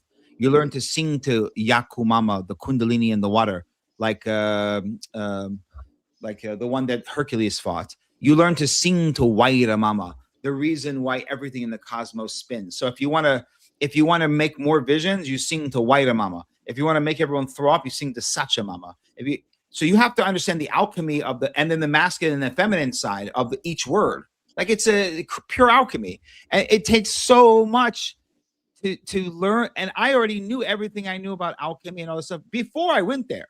So if you don't know that already, then that's why long before Odin accepted me and spoke to me, I had put so much study into things, and it's only after all that, which he is the God of knowledge and wisdom, did he ever have any interaction with me. And I, unlike a lot of these people who, when they have their visions or anything like that, I found him to be extraordinarily brief and didn't really give you much. It was like, here's the key, motherfucker. You want it? Go figure it the fuck out. Yeah, there's not like a book long discussion that you're gonna have. No, like, he took head. I saw a vision of the 3 trees, and he said, "I'm not one mind, I'm 3." And 3 trees floated in my vision. And then the only other thing he said to me is, he said, "You are the spider." And I'd had my eyes closed, and I was sitting Ragnarok. No, Yadril. What is the tree? Yggdrasil. I don't even know how to pronounce it. Ragnarok. Ragnarok is the end. The ending. I'll send you my tree video, Omar. You'll love this. But and then he told me I am the spider. And then I had sat down on this rock that sits above a vortex in this river that we're at this other house that I lived at. And I was sitting there, and when I opened my eyes, there was a fucking spider sitting right in front of my eyes, like an inch from my face, and I could see it pulsing, and it was everything in its web was giant. It was like feeling it, like it was controlling all of that. And I had to back up because it certainly wasn't there when I sat down. But that's all he ever said to me is, "I'm not one mind, I'm 3, and you are the spider." And then that was the end of it. That's amazing. The spiders are big in a lot of things. Like spiders are fucking powerful, and serpents and snakes and serpents are 2 different things. Like you have to understand the serpent in the form of the serpent force and the serpentine movement. Everyone keeps thinking serpents and snakes. Snake's a fucking animal. Serpent is a force. We have to understand. Well, and what it is an oscillation. On the bottom. And this is where another way you understand you can't have a fixation on one side being bad. Like when you look at your heart, you have the up and the down. You have a 0 line. Guess what? You stay at that 0 line. That's not good for you. Things quit working. You have to have the up, down, in, out. When you're looking at the way that your system works, when you there's two primary pieces that you're using of the earth, and that's hydrogen and oxygen. No matter whether you're breathing or whatever, what the oxygen is doing is the destructive side. So when you eat food, what you aren't using is the carbon. This is part of why you burp out your CO2 and fart it out and all that kind of thing. Hopefully not methane, because that means you let your food ferment inside of you and then a different process takes over. But the oxygen is, yeah. The oxygen is working as a vehicle to get that carbon out of there. It bonds to the CO2. And so the carbon will take two oxygens, will bind to that, and then it'll take it out and release that from your system. The hydrogen is what allows, again, the water, the hydrogenated, that's what allows that liquid, allows the transfer of that energy. And so that's what's making those minerals able to actually bind into your system and function is the hydrogen. You're hydrogenated. Like they don't say that when you're dehydrated, you're not dewatered, you're lacking hydrogen. So these are the two main components that are doing this plus and minus in your system. Like when you're looking at your blood, your red side is your oxygenated side, which is your heavy iron bearing side, which is pulling oxygen in. And then your blue side is your heavy copper bearing side, which actually pulls hydrogen in and pushes oxygen away from it. And so it pushes that away. And this is the two movements that's happening: the up, down, the push, pull. That is life.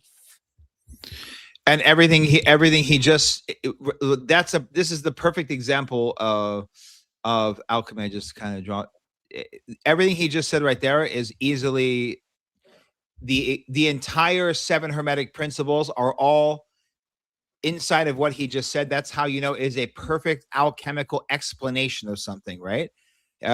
So you're talking about this and everything that it has involving the thing in the middle, so to speak, right? So you have principle of correspondence, right? One thing to another, as above, so below, is the most famous one.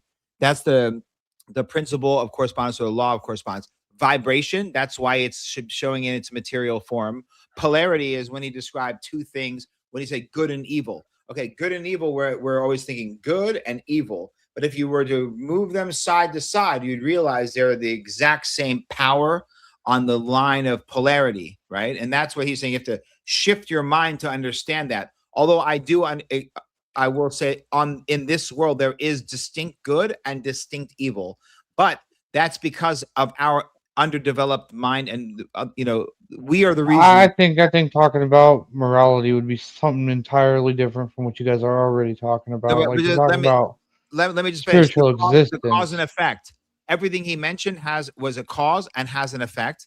The Right. gender is in the masculine and feminine, and everything is corresponding together. So those are the 7 hermetic principles intertwined into the one thing he said, and that's how you know and I don't know. There's a word for it, but it's not formula, demonstration, display, whatever. That was a pure alchemical that he just gave you, because all 7 principles are equally described in what he said.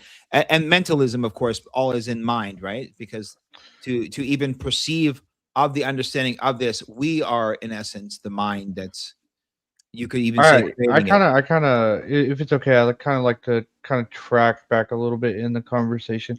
I was curious because this is actually a question for both of you. Do you guys think the spear of destiny is a real spear, or do you think it's like a figure of speech at this point? The spear that pierced Jesus. Yeah. Well, Do you think it's a real spear that's out there somewhere existing in the have been- world, or do you think there's it's been like destroyed at some point in history, and now it's like whoever leads the world type of figurative speech now?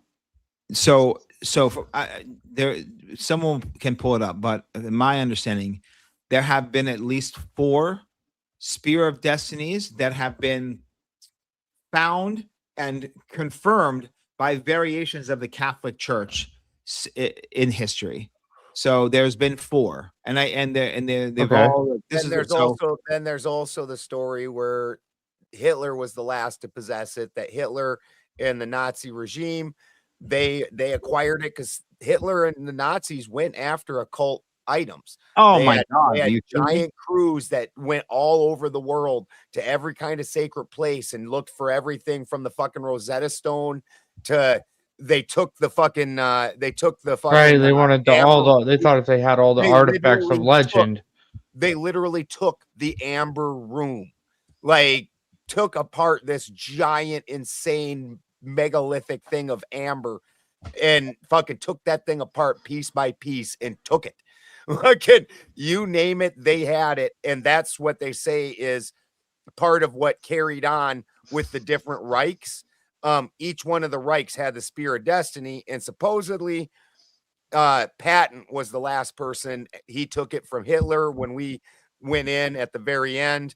He went in and collected the Spear of Destiny and brought it back to America, and now we don't know where it is. Yeah, I don't believe in any of that because so the problem is right now there's it's 3 or 4. It's definitely 3 or more, maybe 4 spears right now that they say is the Spear of Destiny. One's in the fucking they're all over Europe. One's in Germany or Vienna in some Catholic church. One is in another Catholic church. Like these are like proper organizations. They're all saying they have the same thing, right? Where one has fragments, but there's like So do you 3. think?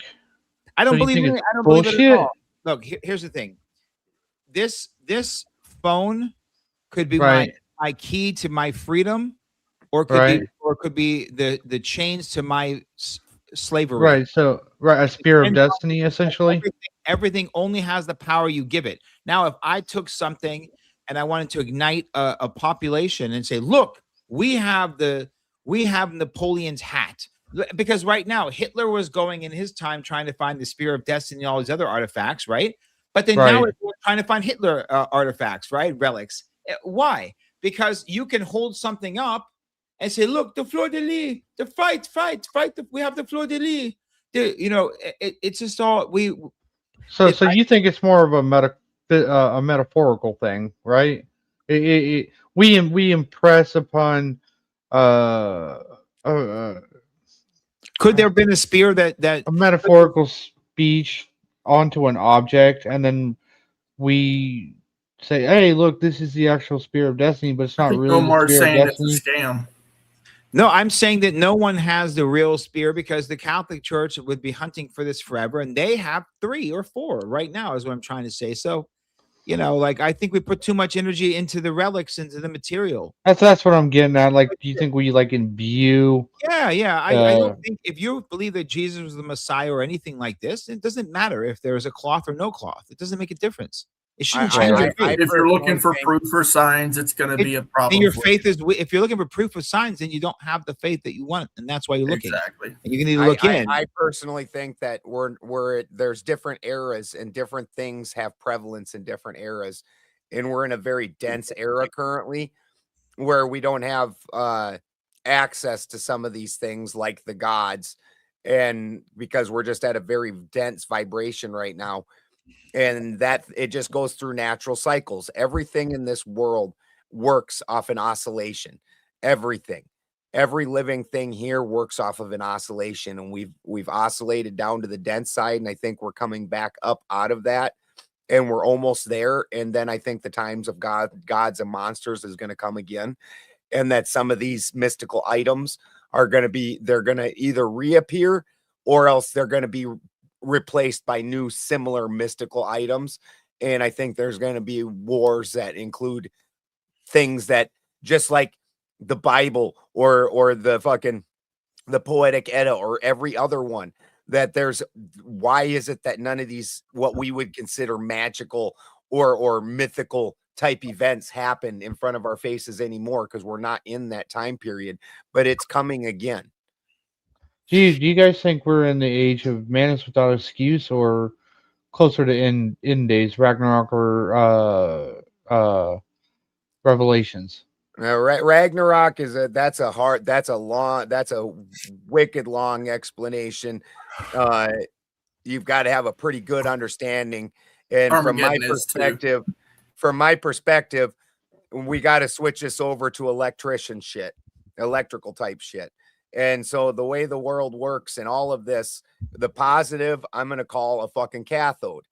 and the negative I'm going to call an anode, and the fucking electrolytic fluid, we're going to go ahead and fucking, your mercury is your electrolytic fluid. Okay. And so when the world is working in the one direction, what this is happening is a discharging of the system. So the anode breaks apart, and a molecule in the anode, which is of a lesser in the galvanic deterioration chart than the anode, or than the cathode. So a particle will break apart, and an electron will jump over to this cathode immediately. It immediately makes this jump. The positive side, or the soul, the higher side, slips into the electrolytic fluid, and this is your mercury. And then your mercury, which is a psychopomp, champions this positive side, this positive ion, on over to the cathode, where those two things reunite. And then this is where you get your electrical charge that you can use is from this entire chemical process. Now, eventually this anode wears apart, and so you have to recharge it, and that means you need to put a hard charge into this cathode, and that will start breaking apart these particles, in this entire process that I just explained will reverse itself, and the cathode will shrink and the anode will actually grow. This is actually also the process of transmutation of metals, for anybody that caught that much, but I really doubt that happened. And so because then also you can work, and this is where the different metals, if you look at the planets and the metals associated, it's actually a series of galvanic deterioration. So then actually the way it works is this one's the moon, this one's the sun, and all these ones in between are lesser deteriorations. Well, all of these move. This deteriorates and feeds this one, deteriorates and feeds this one. Dun, dun, dun. So you just have the lowest all the way up to the highest. The last one feeds the moon. This is why alchemically all metals must become silver before they become gold during the transmutation process. And then only the moon feeds into the sun, which is our cycle of moon and sun and how they interact with each other. What's up, Wiseman? I'm so glad you made it tonight. Fucking got to hear this shit. This has been fire for Fourth Wiseman hour. Yeah. Oh, can he cut? Fourth Wiseman, can you please come on to? Doesn't come on the panels. Nope, he's never doing it. He said he's gonna. I'm so glad. Don't give in to the temptation, Fourth. Well, I think this is his most fun stuff, I would think. Yeah. Okay, because he's trying. By the way, just to clarify one thing, also, you also have to understand that Megiddo. Just to finish my point quick. Yeah, of course. Ragnarok is that recharge. This is why, like in Ragnarok, Surtur, the positive fire side, drives his sword down through all the fucking planets, and then through the earth, and then everything's burnt, and then water comes and washes that all away, and everything returns green and recharged. Which may have happened at least twice, because it's just a system recharge. Which is what happened on this earth probably 2 times minimum. Yeah, well, eight was one of the minimum 2 I would bet anything on. But by the way, just you said Armageddon and the Battle of Megiddo and Revelation. Yeah, I said you guys think we're more actually would we be more accurately closer to the age of man is without excuse, or do you think we're closer to end times, Revelation, Ragnarok, Armageddon, whatever you want to call it? No, I remember what you said. I'm just trying to make a point, kind of to go into our entire premise of rising above it all. Like, it's a great saying is it is the nature of all prophecies to be self-fulfilling, because they're only understood when they've already happened, and it's too late to change. And so if you understand in the time of when Revelations was written, Armageddon is the reference to the battles of Megiddo. The first battle of Megiddo was like 1450s BC, and that was considered like an end times battle between Egypt and the Canaanites. And then later, something like 600 BC, there was another one of them. I think one of the other Hebrew prophets was talking, Joshua, someone else was talking about, and that was another similar situation where the Hebrews lost. And so in Right. Megiddo, some of the greatest decisive battles of the history of the world at the time the world was going to end with this battle, the battle to end the whole world in their respective worlds, has already happened twice. 1450 BC, and then like 600 to 610 BC again. And so in Revelations, when you're speaking about the Armageddon, which is referring to the Battle of Megiddo, which is a hill, Right. it's the nature of all prophecies to be self-fulfilling. If we continue in the same fucking route, we're gonna have another end times thing, and not necessarily in Megiddo, but maybe, but certainly somewhere in those exact lands of Canaan and the Middle East. And okay, this is so to make sure I'm understanding you correctly, you think that Revelations is not so much as a prophecy that's yet to come; it's already passed. no, I But think it's a It's prophecy. it's a continuing It's a warning. self-fulfilling. Yeah, that's what I was Cyclic. getting to. Yeah. But rather Although a would self. say, with the caveat, I would say that it cycles within cycles. So there's also a great cycle that's representative, but there's also again, as above, so below, smaller cycles of the same events happening, because this is just how the fucking world works. Yes. And, and hold on real quick. In Hinduism, this is called samsara, the endless cycle of birth, death, rebirth. Now, that can be done in ages. So there can be 2,600 year ages of cycles, and there's a 26,000 year cycle, et cetera, et cetera, et cetera.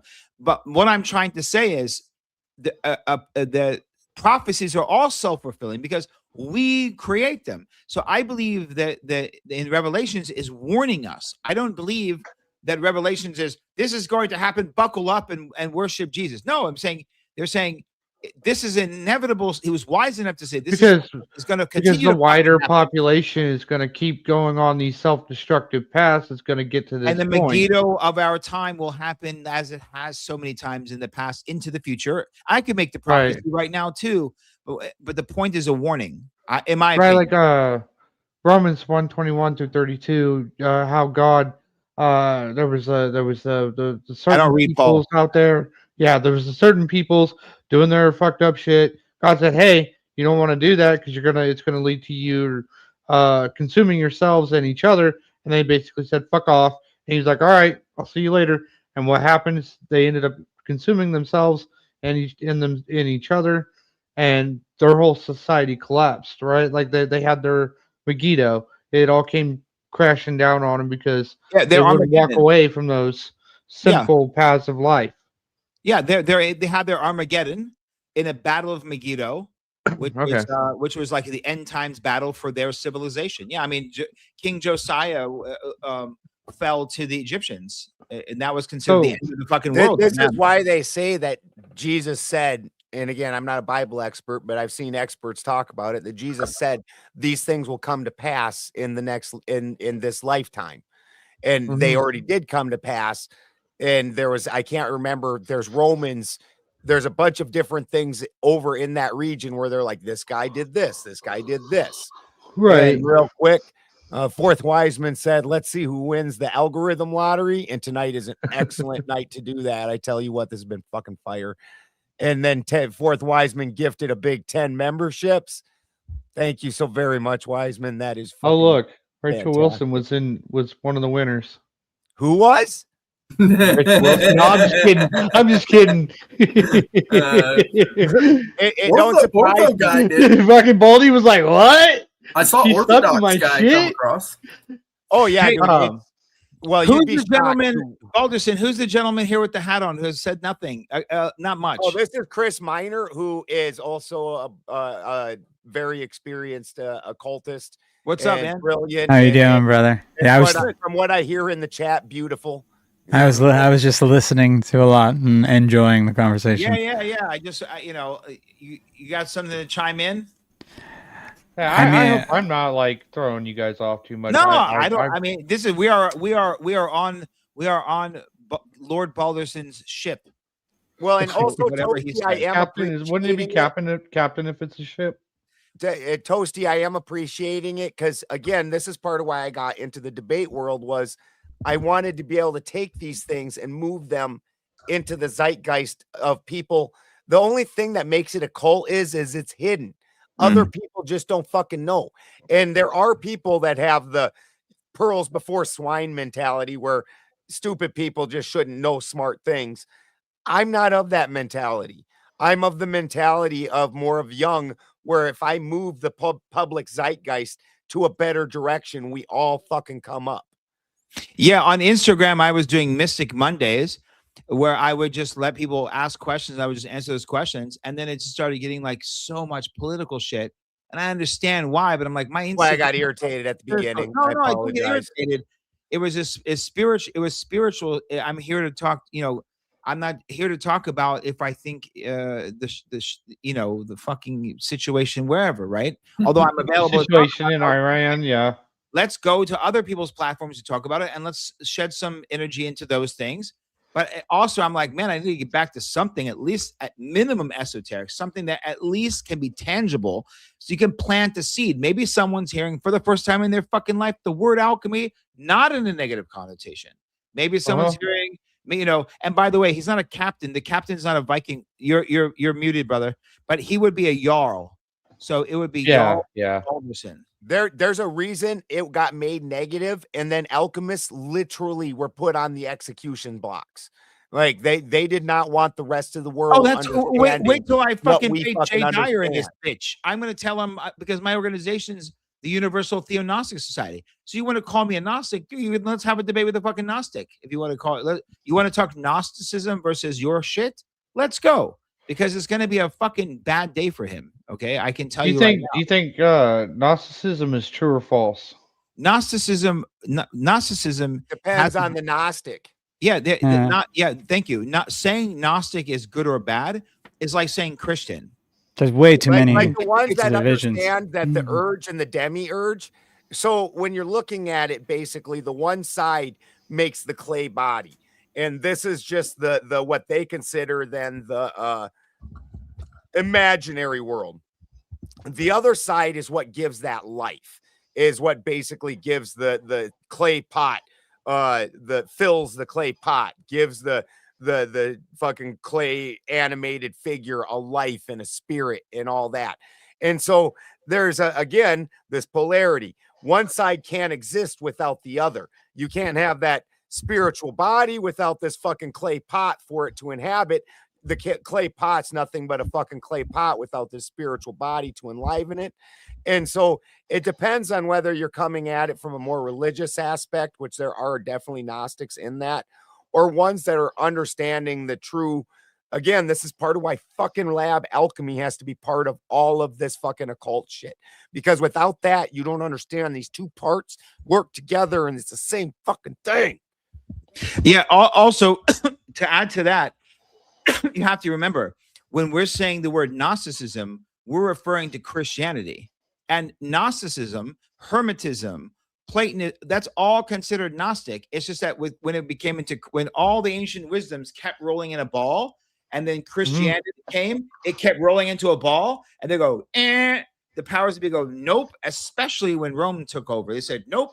The world's gonna start in this date we said with Jesus. And that's where we're going with this. We're eradicating all the old shit, but they continued to practice all their old stuff. The mystery schools. They had what's his name? What were they? They was from Persia. The cults. I think I know who you're talking about. Mithras. The cults. Mithras. Yes, 100%.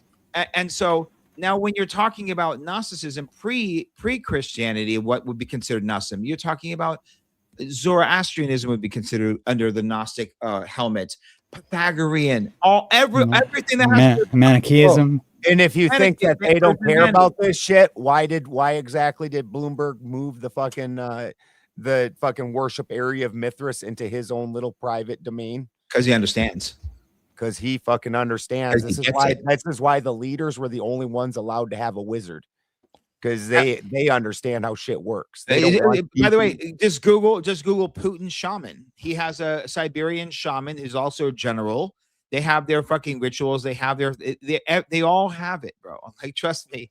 But here's the thing: they consider the Gospel of Thomas to be a Gnostic heresy. What? Right. Oh, Yeah.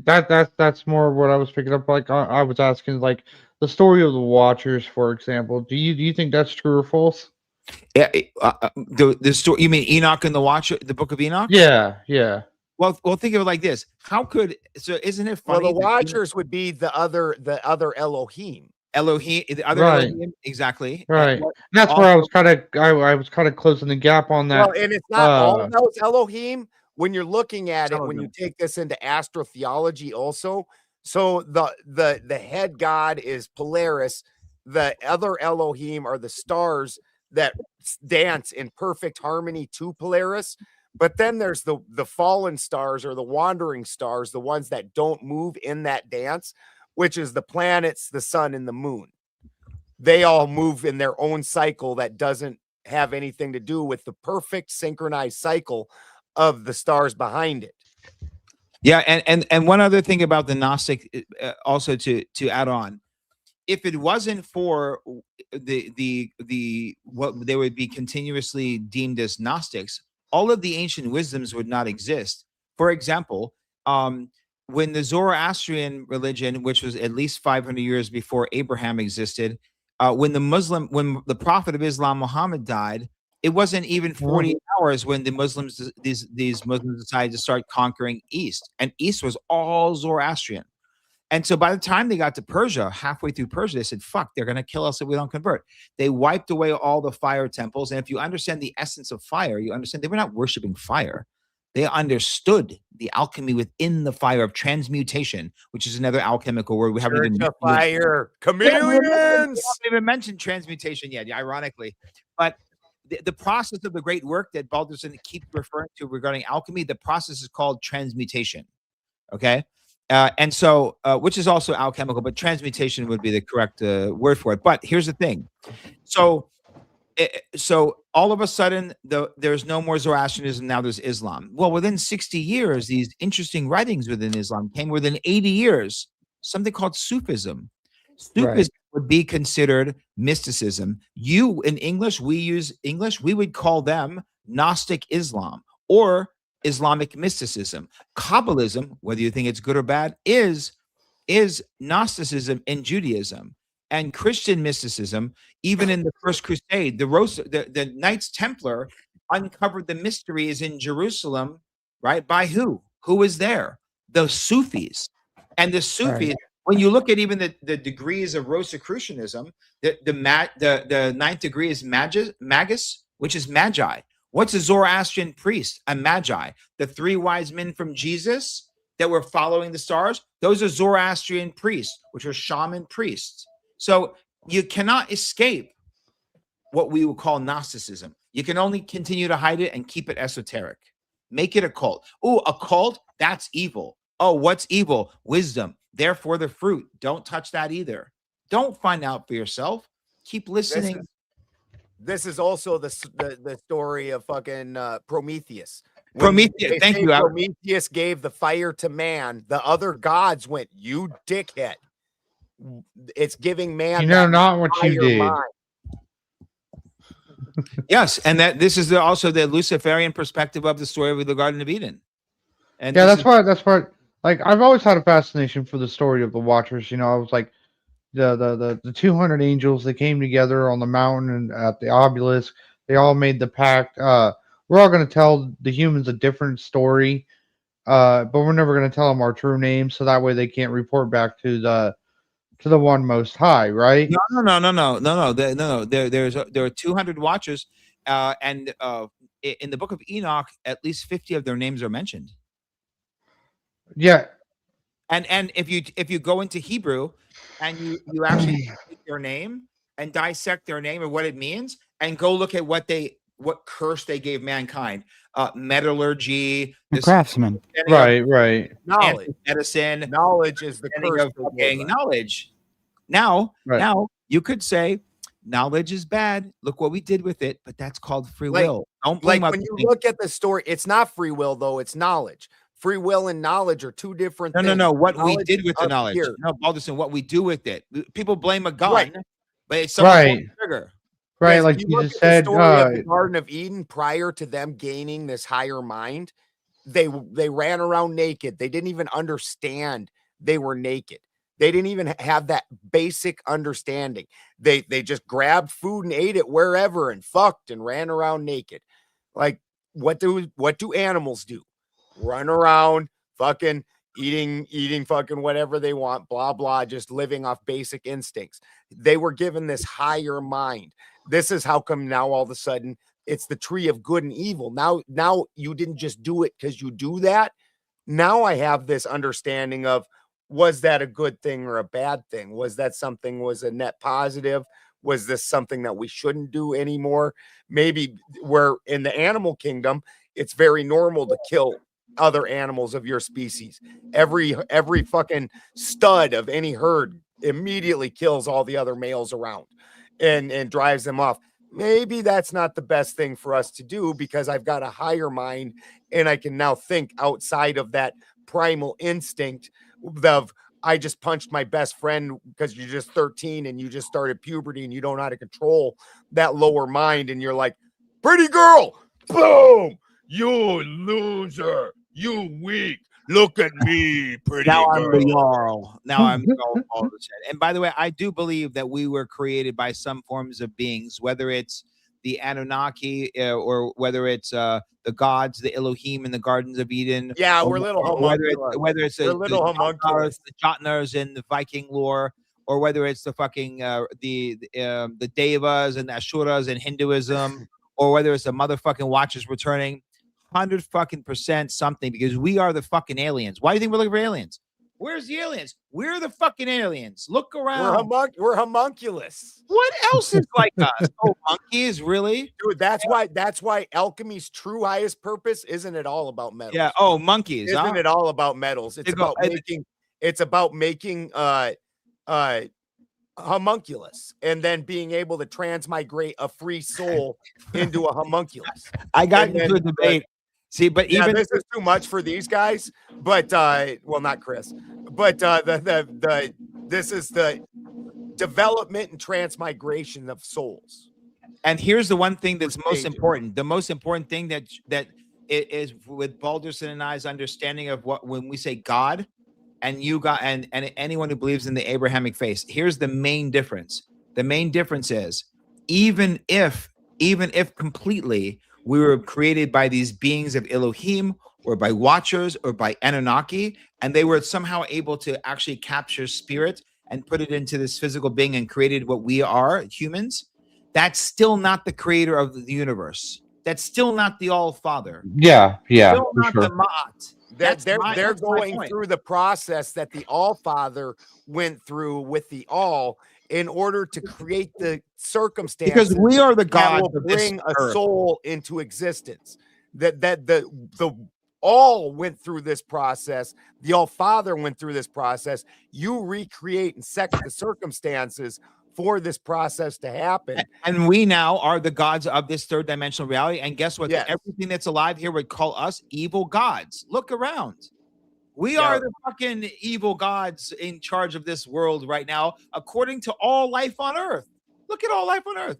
We are killing everything, including ourselves. We are the fucking evil gods. We are the Watchers. So we need to wake up. Well, some of us, but Well, this that's, is where that's certainly very interesting. say good and evil. That's can a exist. certainly interesting aspect.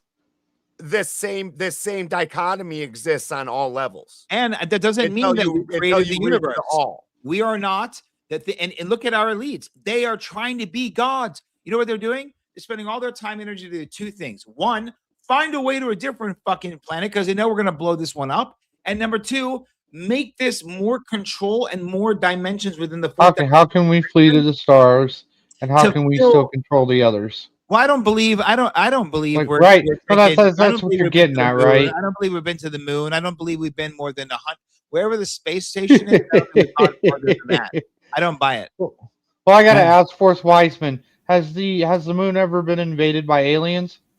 The moon, aliens different. Us is different. I The believe moon that. Hold on. has the moon ever been invaded by aliens? There was a super chat you didn't read, Balderson. It just popped up. Did you see that? Yeah, that's what. Yeah, I was, that's what Toasty was responding. sorry. To. no, that's what I was responding to. Force Wiseman needs to ask himself: Has the moon ever been invaded by aliens? Aren't we supposed to read it though? All right. Omar, Yeah, I mean, the yeah, alien well. thing is a deep rabbit hole, in my opinion. I've been lucky enough to have a reasonably long-term relationship with what I call a friend from a place around here we don't call home. Huh. Alien means foreign, and foreign to something. So alien is foreign to something being this earth, and there's nothing like us, and there's nothing that I don't, someone goes, I was talking about evolution with someone, they go, "Oh, Omar, have you ever eaten a banana?" Okay, so there's the answer, right? So I guess I'm so stupid that I don't see the correlation between and humans. Oops. Now maybe Yeah, that's what the alien has the moon ever had an alien invader joke is kind of about. Is we're foreign to the I don't moon, know anything about so the we moon. would be the aliens You to the know, moon. I believe the Sumerian story of the planet Nibiru, and that's how the moon and the earth. I believe what the Sumerians said because we have no. That's what I believe because I have no reason to believe anything else. I believe they're more truthful in their history writings than we fucking think we know. So what are the planets? Oh, sure. I was just saying, there's and a I joke believe that I planets heard. exist, of course. The So, planets. I so was just, you believe planets are basically the same thing as what we have here, the Earth? I don't know. No, but the planets in our solar system are also part of the alchemical. So the same way Balderson tap that, it's perfect. The same way that we're talking about the metals, and the same way we're talking about the elements, are the same way that the planets align with those in alchemy. So you don't believe they're actual like gods or anything like that? Or No. Oh, you mean like I think Saturn that, is I think father that, time and stuff? yeah, Jupiter, Mars, all so that when you're stuff. A lot looking of at people them, thought that for a long time. I don't know. I don't know. When you're looking at them, you have to understand that and this actually gets into the quantum physics where those metals. So there's an understanding that those metals, they're a light. That's when we're seeing them. We see a light. That's actually that planet burning off to some degree, like a filament in a light bulb. Yeah, it's the reflection of the light. Yeah. So that light is coming and it's hitting the density of our planet and then condensing back down. And so it's still actually it's still actually part of that. So when we're talking Mars, it's the iron, right? Correct. That iron in your body is actually still quantumly entangled to the iron of Mars. That's an interesting way to look at it. I Yeah, like it's that. all triangulated. Now, Quite a when genius. Mars is in its negative aspect, you want war. You want to fight because Mars is doing this breakdown. When it's in its positive aspect, now you take on the positive aspects of Mars. Because So- that energy affects the animal Versus the kingdom yellow. and the energies of our dimension on Earth. And so like Caesar would only attack certain times in certain alignments, and they would plan all their moves according to the planetary alignments. And Napoleon did the same shit, and lots of people have done it through the history of time. It's very, very old stuff. So Mars wasn't always called Mars, but it's always been called the god of war. Yeah, right. yeah. And it's always been associated with iron. Now, here's a part that most people don't understand is Mars. But tap into that. Every planet. So just to confirm, every planet has a metal it's attached to, as well as Balderson will get into it. I have a feeling he's about to drop it. Absolutely. So hey, Omar. Now here's the thing is part of where this occultism got fucked up is they turned and they put it in a line like this, and it doesn't. It works in these triangles. And so actually Mars is the counterpoint to Venus. And what we have is copper and iron working in counterparts to each other. And this makes your heart Venus in Greek your was body makes your heart center. Now that's according to our own perception, of course. No, this is the oldest fucking when he's because if we weren't here, this is old. If we weren't here, about. Then there wouldn't be this triangular effect. It would actually be aligned, correct? We as in Earth or humans? No, each one of us individually with this thing that we call life in us. Without that being here, being present, like we see it, we wouldn't be alive. Yeah. Right. So that triangulation wouldn't happen. It would just be the alignment itself. Oh, you're saying that if the planets around the Earth and their connections weren't there, then we wouldn't exist. That's interesting. No. The other way around. If we weren't here, just completely weren't here, the alignment would still be there, but that triangulation from perception would not be there. You know, because I want Balderson to finish what he's Oh, okay. I think I see what you're saying, here's Clay. the thing. You're trying to Just say that The mechanical the- part, which is us, here's the thing. yeah, it would part of us. objectively exist the mind without our fuck. minds being present, but Here's we wouldn't be able to mechanics of it do the would still work the same. triangulation unless Here's the we mind, exist. here's the mind fuck. Here's the mind fuck. A to B, B to A, chicken and egg, right? And this is what Yeah. I'm personally contemplating right now. So I'll share my right now what I'm trying to figure out, right? By not thinking about it.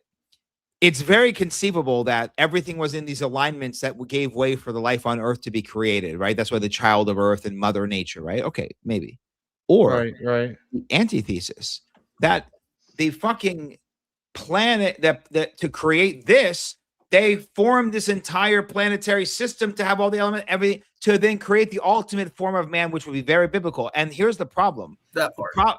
And I don't have no fucking idea what I'm currently. Yeah, and that's the. Yeah. the reason I've been thinking about this for 2 weeks is because 2 weeks ago, someone said some dumb shit and said something about 3 trillion something. And I said, dude, and then I looked it up and said there's like 3 trillion superclusters, where a supercluster is like 100 galaxies. I'm like, this is fucking retarded, right? This makes no sense. And I looked it up and they said, recent discovery, it appears that our galaxy is in a 2 million light year void, where it means that around our galaxy, right, the Milky Way, Right. 2 million light years is a fucking void, and then the rest of the universe is out there. Now, light speed is like 167,000 miles per second.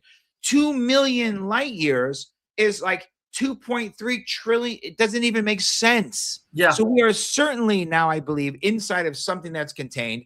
Going back to now what Clay was hinting to, and going back to now what Balderson is about to drop of how we're even in the existence of and the connection. You realize how far out we really are. Exactly.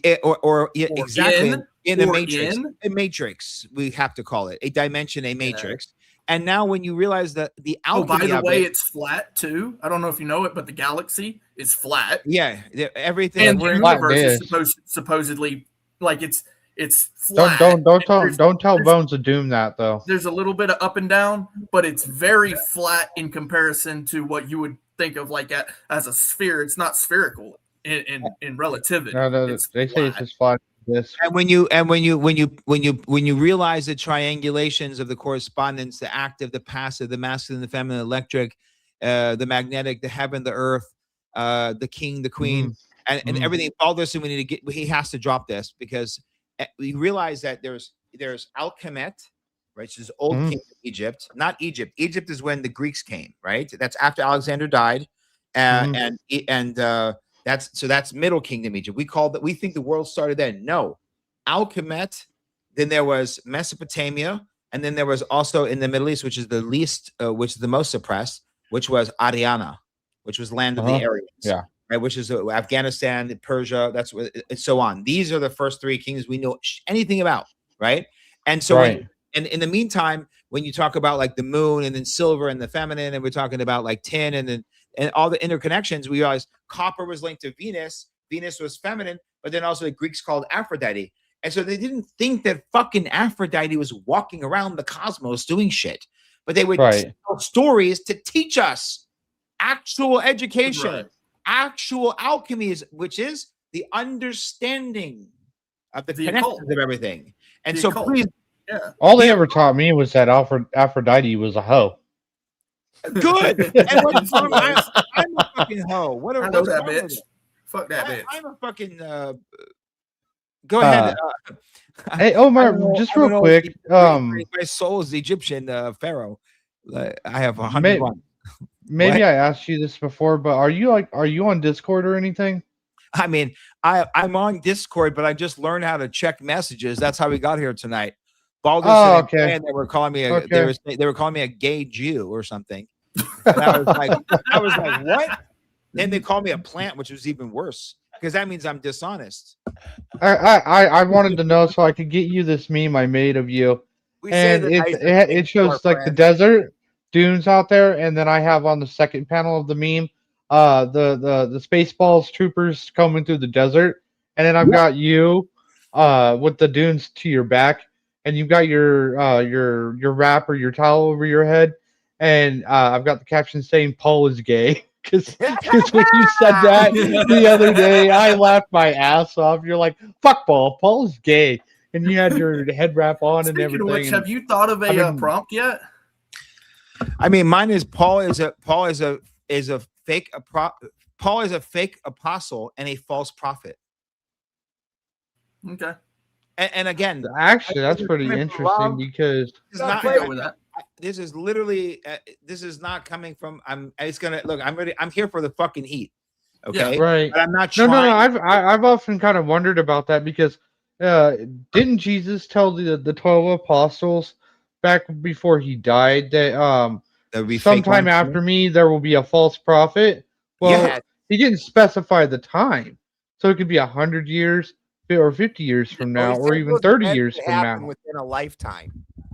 Right. Yeah, I mean, we can go with that. I'd say, look, I don't really, set up for debating on Sarah's channel, but I think Sarah's channel would be the perfect. I'm only doing it on hers. Yeah, I have something, maybe a modern day debate, something coming, but no, I'm doing it on Sarah's because I like her. I like her platform, and I will choose no other place.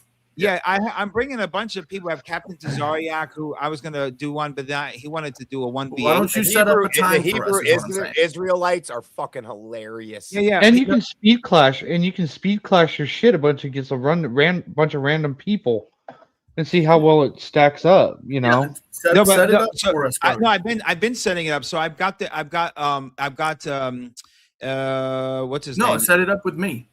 Oh yeah, I mean, let's hold on real quick. You're wanting to debate Shaman on this? Yeah, absolutely. No, you're gonna jump there. There's already what's his name? Vocab Malone. You know who this guy is?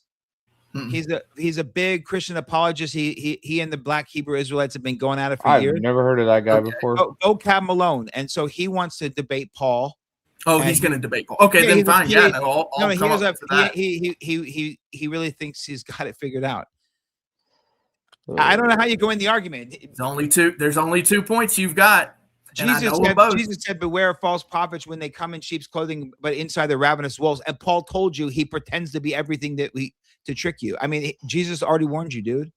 Dude, one of the fucking craziest things for me is Christians follow Paul. Paul argued with Peter.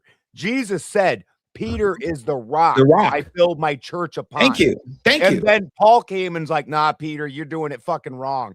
And Christian's like, yeah, we're with Paul. Like, oh, the guy that Jesus said you're building your rock upon. Don't listen to that fucking guy. Listen to this guy that says he had a vision on the fucking road. Jesus said, many will come in that day and say, I prophesied in your name. And I will look at them and say, I never knew you. Spaceballs is top tier. Bro, I'm telling you, Jesus warned you guys. He warned you guys, and Paul. So I'm not following Paul. You do understand that, right? No, that's why it's not good for it. That I know you're not 100%. That's why I think you're more curious than believing, and I need a believer. I need someone who actually, when they quote Paul, they quote him like Jesus. Their energy is this fucking same in their mind. Yeah. There's Jews that think the Talmud and the Torah, because they learn it at the same time, they think it's one fucking thing. They take Maimonides and puts them on the same level as Moses. I'm here to say, if you're a Jew, this motherfucker's coming down here, and there's your Moses clean, my friend. Well, I'm interested to see what the apologist, because I'm not an apologist. I'm not. He went to a Trinitarian school. He's a PhD. No, he's a PhD professor at a Trinitarian school. Yeah. Oh God, you got a Trinitarian too. God damn. Yeah. I'm sorry. He's a PhD professor. He's gonna have he thinks he he's ready. He's studying. He already lost on Trinity. Shit. I'm not even gonna bring up Trinity. I know. Don't. Remember what Spaghetti Guy? As soon as he said he doesn't believe in the soul, I could have just crushed him on the fact that you don't have a soul. That's what made the conversation great. Now we go back to the Arian controversy, which was the very first council in Nicaea, because the people on the other side of the Arian controversy didn't believe in a Trinity and didn't believe that Jesus was God. The only reason why Arius, it didn't fit the Roman narrative. What their goal was to create a god. Yeah, and Arius by himself was arguing against the whole fucking not by himself. No, That there was not by himself. It's just they were not No, as no, no. many as the other side. And No, so no. at the first council of Nicaea, it directly says that they exiled all the people that were on the Arian side of the controversy. They No, exiled them or No, killed but them. no. Arianism was huge. I'm not saying he was the only one. I'm saying that it wasn't Nicaea. It was before Nicaea. It was the ecumenical, or was it Nicaea? No, it was the before. first council. Constantine called the first council of Nicaea because the Arians and the other Christians were killing the fuck out of each other. And so it was to resolve the Arian controversy. So by the end of the first council of Nicaea, they exiled or killed everybody on the Arian side. And then and here's one of the things that's fucking hilarious. Ortho bros are so fucking pathetic. Like at this point in time, they started picking which books of the Bible would fit. Yeah. Yeah. You're right. When you say first council of Nicaea, my mind was thinking first ecumenical council, but you're saying first council of Nicaea, which was this was called by AD. and overseen by Yeah, Constantine. 325 AD. I was thinking because there's been 8 ecumenical councils. And people will mention different things that happened over the course of that time, and each one had a different. No, you're right. You're right, Balderson. All hail y'all, Balderson. Bow your fucking heads to the y'all of this dimension. Remember what happened to y'all Borg? Yes. Ooh, Dude. He handled like a boss, rough, though, eh? right? He went to fucking Odin's chamber direct, huh? Yeah, Fucking that's gangster. He managed to fucking hold it through that, and Dude, they were a team. They went together. Unfortunately, imagine if by the way, if y'all Borg didn't go down like that, they would have conquered everything together. It would have been over. You guys also remember that Thor shit his own goats out and then brought them back alive? Well, he didn't bring them back alive. He hit them with the hammer and they were back alive. No, he didn't bring them back alive. You've got the story wrong. The way it works is he would kill them, eat the meat, but he could not eat the bones very specifically. And so, like in the story of Utgard Logi, a young child, they're visiting another home, and the child of that home actually gnaws into the bone to eat the marrow. So what he would do is after they ate the goats, he would wrap them in the hide of the goat, put them above the mantle of the fireplace, and in the morning they would reappear good as new. But at this particular spot, he put them in the child had taken one of the bones out of the hide, eaten into it, put it back, and so that goat was lamed. So then in return for his damage to Thor, he was given that child, and then they went on the adventure of Utgard Logi, which is where you really figure out that Thor is stability and that Loki is chaos, because in that story he goes and the Thor and Loki get pitted against giants, and in Loki's contest he has to eat trenchers, and an eating contest, which is fire consuming, and which is chaos. And the giant that he went against not only ate the trenchers, he ate the table, he ate everything that was holding it, the bowls, you name it. And so what you learn from that is while Loki is chaos, he's not high chaos like the giants are, but he's mostly chaos.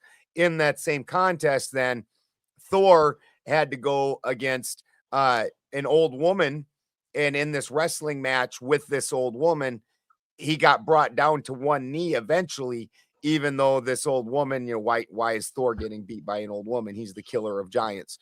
And it turns out this old woman was Time. And even Thor, while mighty and able to stave it off, was brought to one knee by Time, because Time defeats fucking everything. And so he's not the supreme stability, because the whole thing is when you're looking at chaos and stability's death in its extreme, chaos is death in its extreme. We want to live somewhere in this middle where the two things go back and forth, back and forth. That's where you find life. Okay, so I didn't want to interrupt you, but I did look it up. I was a little bit wrong, but so what this actually says is for the most part you're right. But I'll read you the little search thing because it's kind of funny a little bit. It says Oh, no, this according isn't to Norse tomato panel, mythology. Janie. This is my panel. Sorry, Huh? sorry, Toasty. Sorry, Toasty. I was telling Cheney if she wants to come up. I'm. This is my Oh, panel, Cheney. But go okay. ahead, Toasty. I apologize for interrupting. No, you're good. I was making sure I wasn't saying anything wrong. Yeah, but remember, Um, if you're googling stuff, there's going to be a lot of different little variations. These are oh very yeah. detailed, so it doesn't really It says matter. no. It says no. According to Norse mythology, Thor did not poop out his goats. In the prose, Eddie, is that how you say that? Prose, Edda, Eddie, Edda. Edda. Okay. Thor's magical goats serve as both his chariot pullers and an infinite regenerative food source. He would slaughter, cook, and eat them, but as long as their bones remained unbroken, he could use Mjolnir the next morning to resurrect them perfectly. He digested them, but he never pooped them out. Like, Yeah, dude, he would eat them that's one over and hell of over again. a He didn't use Mjolnir though. constipation that I've he's never got read going that on there. version. I've never seen the version where they claim that he uses Mjolnir. Mjolnir doesn't really work in that fashion, but he would put them back in their hide and put them above the mantle of the fireplace and Well, if he was fire. using Mjolnir to resurrect his ghosts, that's kind of like a Frankenstein aspect, right? Uh the thunder, the lightning can revive the dead. That could be. So I mean, if that was something that was going around out there, that could have been what inspired the guy to write the Frankenstein story idea. And maybe possibly, I don't know, some mad dude out there Nothing was new like, under hey, the you sun. know, Nothing new under the sun. yeah. Even music, everything is interconnected. Everything is, Oh, everything. sorry. I just kind of thought that would be a little bit funny to throw up there for real quick, because I like some of these side stories that they have out there, like Loki turned himself into a female horse and got himself banged by another horse, and then he gave that horse to Odin, and that horse became Classic. Odin's favorite horse. Sleipnir. Classic. I was like, that's. I don't know Yeah, whether to feel bad for that All grandchild. the time, dude. I hate when that happens. The trans community tries using that to show that there's transsexualism in the That would be furry though. it's not true because he turns into a horse that's biologically able to reproduce as a female. He also turns Right. into a gadfly. He also turns into a hawk. He also turns into a fish. Loki's like this. He's chaos.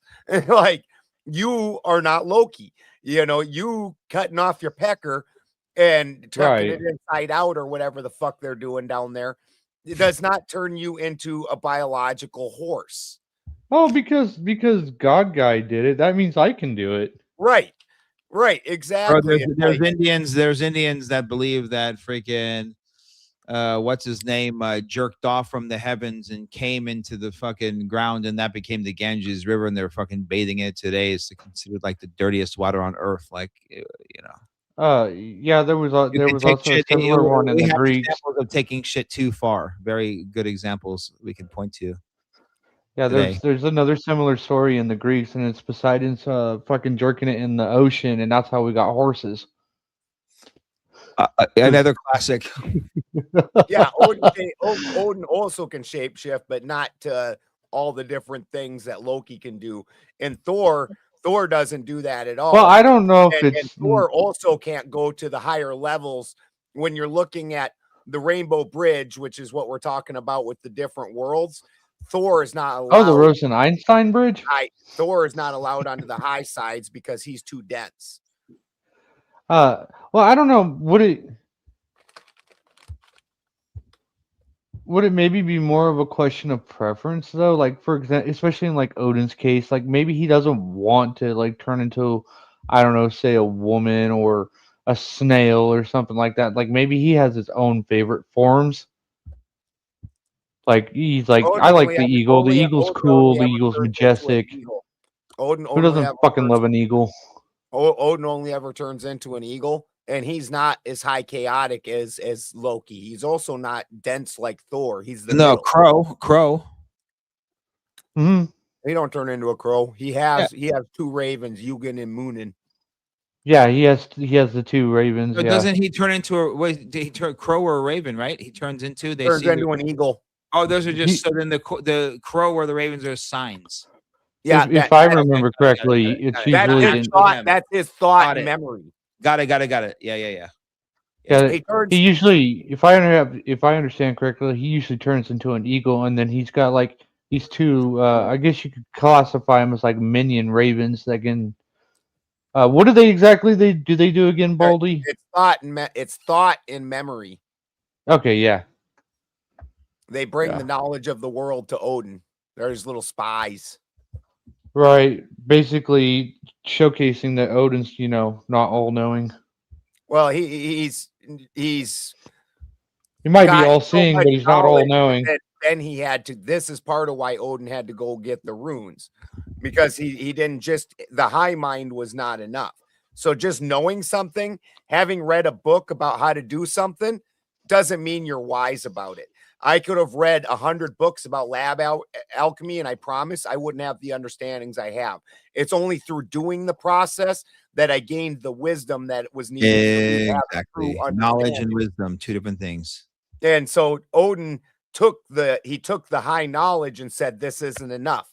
And then he hangs himself on Yggdrasil. And this is where he's given the wisdom of the runes in order to make a full understanding of how all these things work together. This is it's the same story of the Watchers. Knowledge different than wisdom.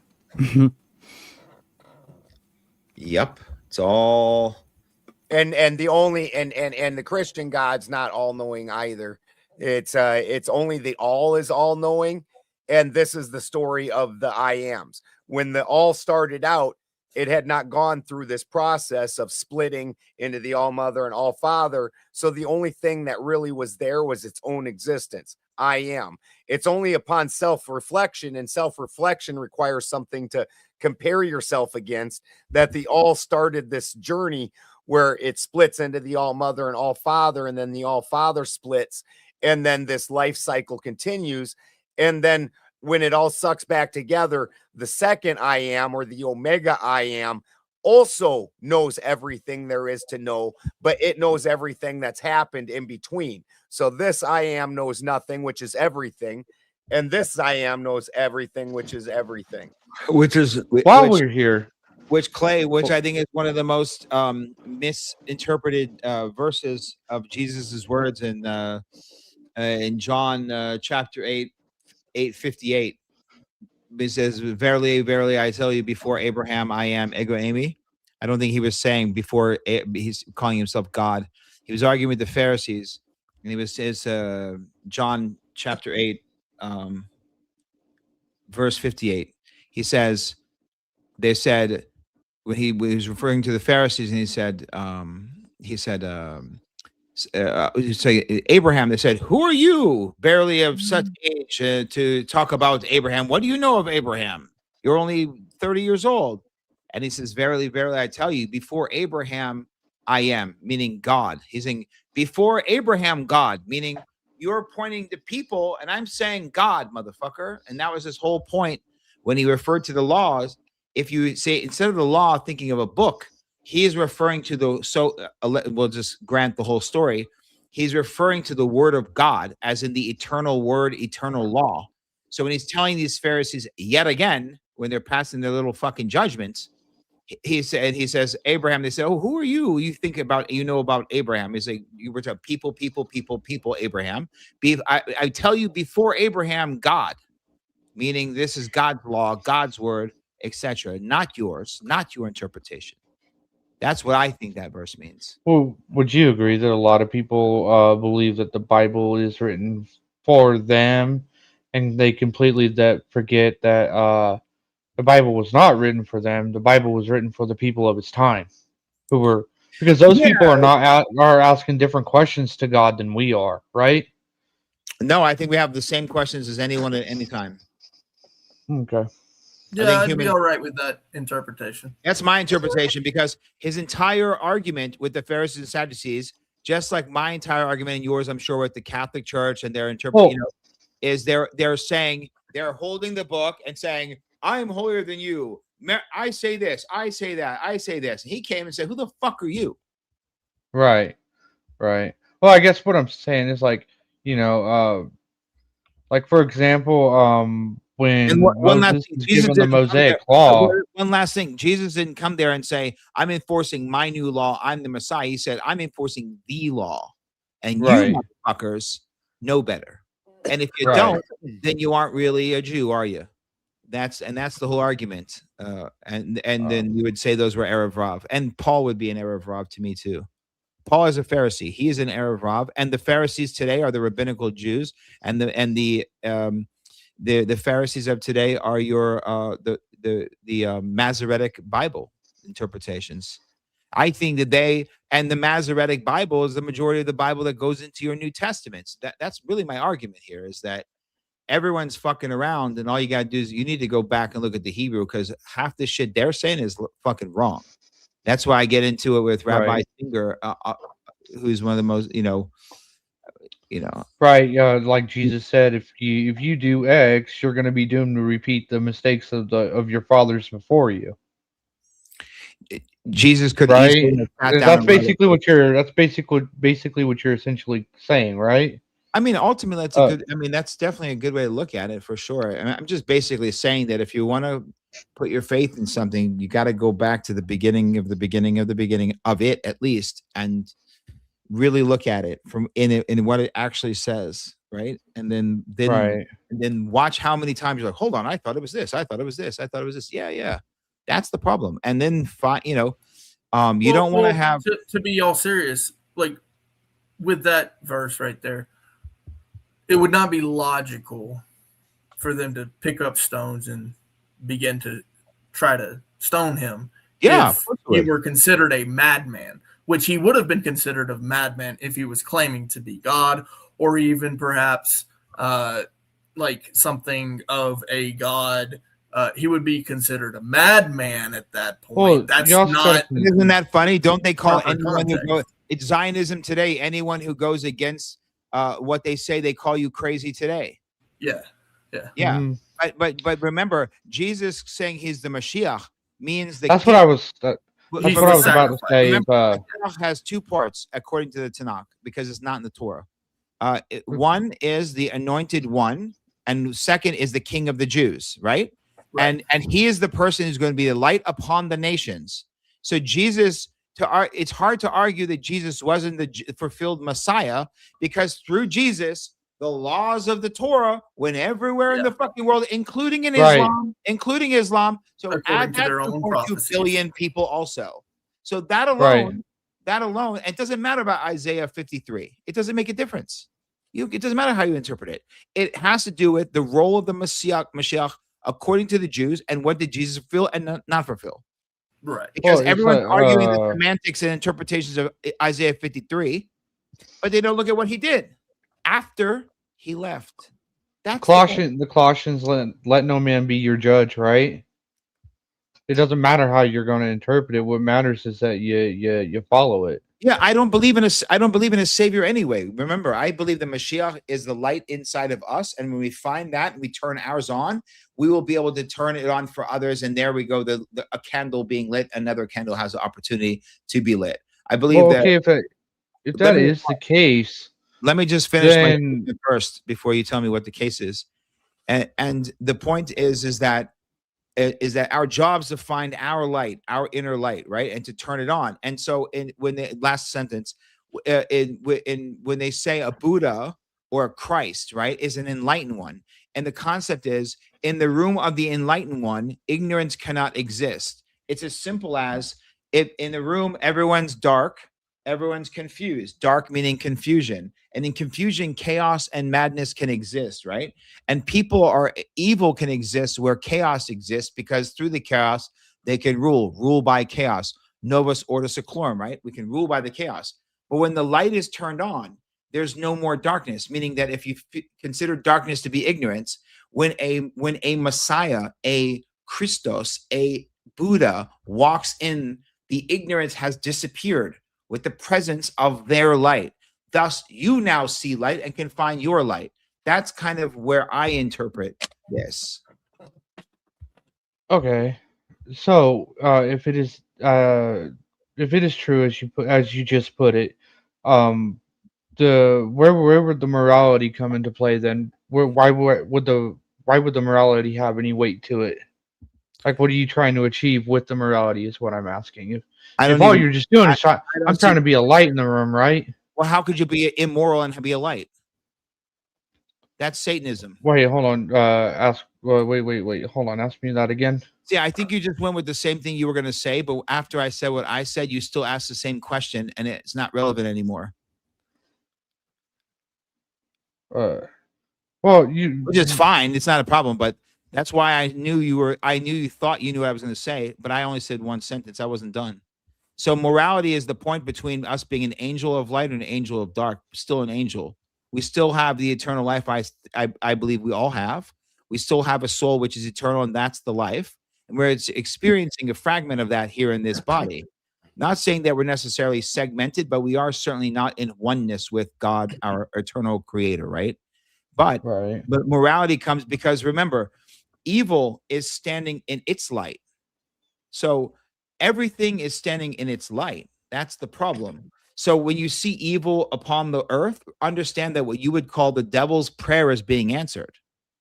So when you see evil being created, understand that someone's prayer is being answered in what you're witnessing, and we call evil. Gaza is someone's prayer being materialized. And saving someone's life is a prayer being answered as well. It's all prayers, and it's all magic, and it's all good versus evil in this dimension. Okay. So basically, let me make sure I understood that correctly. So like light and false light, you could look at it. I think that probably make more sense. Like I actually want to hone in on the prayer part of it. So like somebody prays that Gaza's going to be fucking bombed tomorrow, then Gaza's going to get bombed tomorrow, right? Is that essentially what you're saying there? There's an entire nation of people praying for the eradication of those people from that land to fulfill other Okay. I just want to make sure I understood that. Yeah. Okay. And guess what? Right now, what I'm saying, guess what I'm saying right now to them? I'm speaking evil. Right. Because now, you're always the Antichrist to whoever you're opposing. So Satan means adversary. Yes. But you're also going to be considered evil to people who don't understand natural law. Yeah. And that's the inversion. Satanism would be the inversion. Good is bad, bad is good. And some of the biggest plagues on earth is taking these types of scriptures and inverting them. The biggest false messiah to the Jews was Sabbatai Sevi in 1666. He convinced over half of the Jewish world to come, and then he converted to Islam. And then they had Jacob Frank after, who converted to Christianity, and now you have Zionism and Theodor Herzl, who was the third one. And they can argue all they want; it doesn't make a difference. I'm ready to have that debate. They will not come and have that conversation. I'm curious, because I know more about Jewish history than most of these fucking rabbis. Yeah, that's why I've been wanting to kind of have this conversation with you a little bit, because I've been waiting for an opportunity, I should say, because I find your view of a lot of the way you explain a lot of things to be pretty interesting. So it's interesting, but no one's ever going to agree with everything I say, because I'm just no. I like to, like when I shared my other thing about thought, it's just my idea. And my idea could change, but there's foundation. That would be the curse of Babel, right? We're never going to fully agree on everything, right? If you agree with everything out of my mouth, then you're my follower, and I do everything I can not to have that problem. Yeah, that is a big problem, isn't it? Especially when I'll you tell you get a funny story. When I came out of the jungle, bro, I had long hair like this, like long, and then a like fucking beard, Samson Long or yeah, long, like to the shoulders and thick, like oh, a, like Samson and then a Long. beard. And I started doing meditations, and I'm like well known for like the Native American flute. Like I'm considered like one of the best in the world, a Native American flute, like flute album that I just free all this stuff. And this is like 10, 12 years ago. No one's doing shamanic breath. I own shamanicbreath.com. There's no one doing this shit. And so I would come in and I would be like dressed like, you know, like, and I'd sit down. And there's like, you know, 100 people in this room, and I just sit there, and everything I would say is just people fucking like this nodding, and I realized like people are nodding more, trying to get my attention to look at them, and I'm thinking, what kind of fucking whack ass guru Indian bullshit are we looking at right now? These people are literally just ready to give their fucking faith to anybody. So the first thing I did was I trimmed my beard significantly. It didn't change anything. Then I cut my hair. It didn't change anything. So then I started throwing the word fuck in the middle of my meditations. People would shake and wake, and then they couldn't believe it. And I was like, finally, you're present. Because everyone's just willing. You people come in with certain beliefs or confusions or lack of beliefs. You serve them ayahuasca. They don't know what the fuck just happened, but they know they had a real experience now, and they're just willing to hand you their fucking faith. The first thing Right, like how people get kind of shocked when you say that something like you do realize that Jesus called the apostles stupid, right? He wasn't just this nice I'm gonna hold my nose and tolerate everything type of guy, you know. I mean, can you imagine being Moses dealing with 600,000 alleged? I know, right? Moses He's got to say, you guys are fucking idiots like, sometimes. Moses, we have a problem over, and he's like, God damn these motherfuckers! Can you guys leave Right alone? I just got you free from the fucking Pharaoh, and now you're fucking bothering me. I've never, by the way, I've never even been to where I'm supposed to take you. And if I knew the future, I'm never even actually gonna fucking go there. I spent 40 years writing a fucking book for you fucking assholes, and you're not even gonna listen to it. Go chop your fucking foreskins off. I don't know. Go chop your foreskins off. Leave me alone for a minute. You imagine? And they're like, Moses is a fucking asshole. Yeah. The worst part is they don't chop them off; they bite them off, and then suck on the blood. They're penis vampires. Yeah. Luckily, we don't. Oh, Marsh.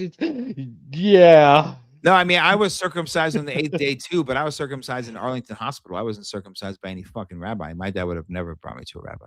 Yeah. Well, fortunately, we live in modern times, and we have this little thing called scissors now. They didn't have those back then. A lot of people got to remember that. Unfortunately, the small hats still practice Brit Milah. Yeah, no. Oh, that's gross. They just had a big fight in Belgium, I believe it was, where the Belgians are like, "Yeah, you got to quit biting baby ducks and sucking on them. That's not a thing that you can do." And the Jews are like, "Well, instead of going, well, we should stop doing that," they went, "Maybe we shouldn't live in Belgium anymore." Yeah, what a threat. What a fucking threat. Damn, Belgium got a catch-22 on them. Yeah. They're like, maybe Belgium isn't for us. We like Belgium's like, hell yeah, dick. get the fuck out. Yeah, maybe it's time to go a little bit further east. Pashtuns, or wherever the fuck ever. Pashtuns all circumcised because we say that's all the lineage directly from Abraham. And we also believe you're Pashtun if your father's Pashtun because that's what God told Abraham. And then the Jews say you're a Jew if your mom is a Jew. And it's like, that's not what God told Abraham. The reason you change that later is because if you follow the path and the first son is Ishmael, Abraham's first son was Ishmael, and therefore he would be the first in time. But no, you moved it to the wife and therefore Sarah. It's a fucking joke. No one on earth has never Odin says, why would you damage your warhammer? Keep that thing right. Well, here's the funny part, guys. The funny part is they were circumcising in those areas way before any of these Abrahamic faiths because of infections, because they're in the sweaty fucking desert and sands, and then they would have infections because of the sensitive skin. They were circumcising way before these fucking religions, man. Teach them little sand boys to wash their dicks proper. Who's the sand? Are we talking? This is Sand Boy or the Arab? Which one is it? This or which one's Sandboys? Because this one are Polish. They're not Sandboys. A lot of them are, but most of them are Polish. And Netanyahu's name is Benjamin Malachowski. Oh, That I know. silly I know. bastard changed his name to They Netanyahu. all, everybody in the Israeli upper government has changed their name to something that sounds very Jewish, and their original name was not. No, but more biblical. Because Netanyahu means God's gift. The nerve of that little cocksucker. That dude is something else. Bro, that guy's is actually more American than he is Israeli. That's the worst part. We have to. Well, I mean, isn't the sheer amazingness of some of the stupid stuff he does sometimes certainly a gift from God? No, which God is the question? Which I God? would think that he would be I'm able fucking to around. I jest. No, don't. I would think you'd be able to come up. up with better demonstration boards than the ones that he's used to show off how Iran is this close to nuclear capability all these years. Like, if you're God's chosen, you should have like a really good display. You see his ugly ass wife. The bitch looks like an ogre. To be fair, Trump was dumb enough to fall for that shit. So, well, Trump is in deep with with a lot of groups that are all connected to one group. Oh, you mean the Chabad? You mean the Chabad boys? Chabad. Yes. Yeah, it's called Chabad. They say Chabad. I'm not one of them. I don't got a in my fucking. You gotta sound real Jew. You gotta go Chabad. I do not want to sound. You gotta go like Hamas. That. If you just go Hamas and you sound like, well, I don't know. I mean, every time Hamas, and they're like, oh, now you're Middle Eastern because you said one time. Yeah, you fuckers. Yeah, I do that when I'm spitting loogies, but not when I'm talking. To be fair, Trump could be thinking that they're talking about this really, really evil food. Bro, Trump has that crazy bitch talking about he's the Messiah, and then he has all the wealthiest Jews in the world saying he's that Paula White chick. She's weird. I don't like her. Bro, they're feeding his ego and telling him. He's the God Emperor Trump. They put him on the shekel. He just said 2 days ago, he said he's polling at 99% in Israel, and after he's the president of America, I'm going to become the new prime minister of Israel. And he's fucking serious. He's not. I don't think he is. He's not joking, dude. Yeah, well, people also didn't. I think he's joking. People didn't think he was serious years ago when he was sitting there with Bill and Hillary Clinton when they were buddies, and he said, "If I ever wanted to run for president, I'd just go Republican, and all I have to do is tell him that I'm with God and that I have traditional values." And he's like, "They'll vote me in, no problem." And nobody. Could you imagine if I converted to Christianity? I would. That is true. He did say that, but I don't think he goes while hanging out with the Clintons, and then he had an epic showdown fight with Hillary Clinton, who he was best friends with, and flat out laid this plan out in front of, and everybody went, "Yeah, that's how it works." I can't stand that hot sauce, that dyke. Hillary Clinton. Yeah, I was watching her deposition today. And I love the part where I came up to it where she's talking about the chemical packets that can purify the water, but she doesn't know what to do with them, even though they have a company that's goal is to distribute clean water to folks. I was like, Hillary, are you even listening to shit that's coming out of your mouth right now? In Haiti, you look at the things the Clinton Foundation did in Haiti. The Clintons are fucking. I don't agree in good and evil, but from my perspective, they are as fucking bad as they get. That's some don't deserve to be around here people. They asked her if she ever associated with Ghislaine Maxwell. She's like, no, but my fucking daughter did, and she was like really good friends with her, and yada yada. I'm like, how fucking stupid are you? How did you even get into Congress? It's all part of the show. Or Senate.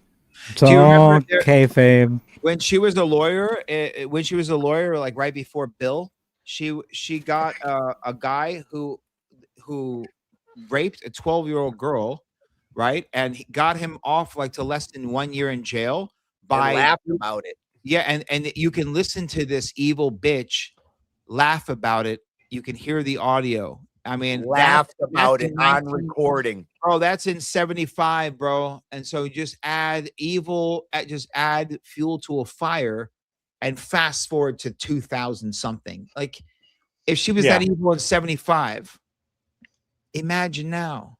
Dude, Barry Goldwater was like her idol when she was fucking like the straight up fucking known white nationalist. I heard she's the satanic ringleader bitch. I heard she's like the evil sorceress of them all in their little Marina Abramovich. Yeah, She's well, the evil stepmother? Abramovich is the leader. Abramovich is a dyke, dirty bitch. Sorry, but maybe a dyke too. But she.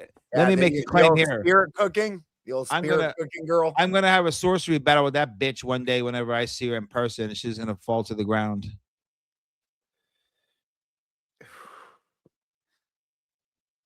I'll summon everything and just shoot it at her like this.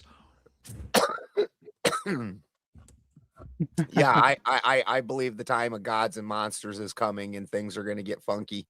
Not all angels. Some angels were designed for fucking war. Just remember. Things are gonna get funky. Like, you want to hear something interesting? You want to hear something interesting?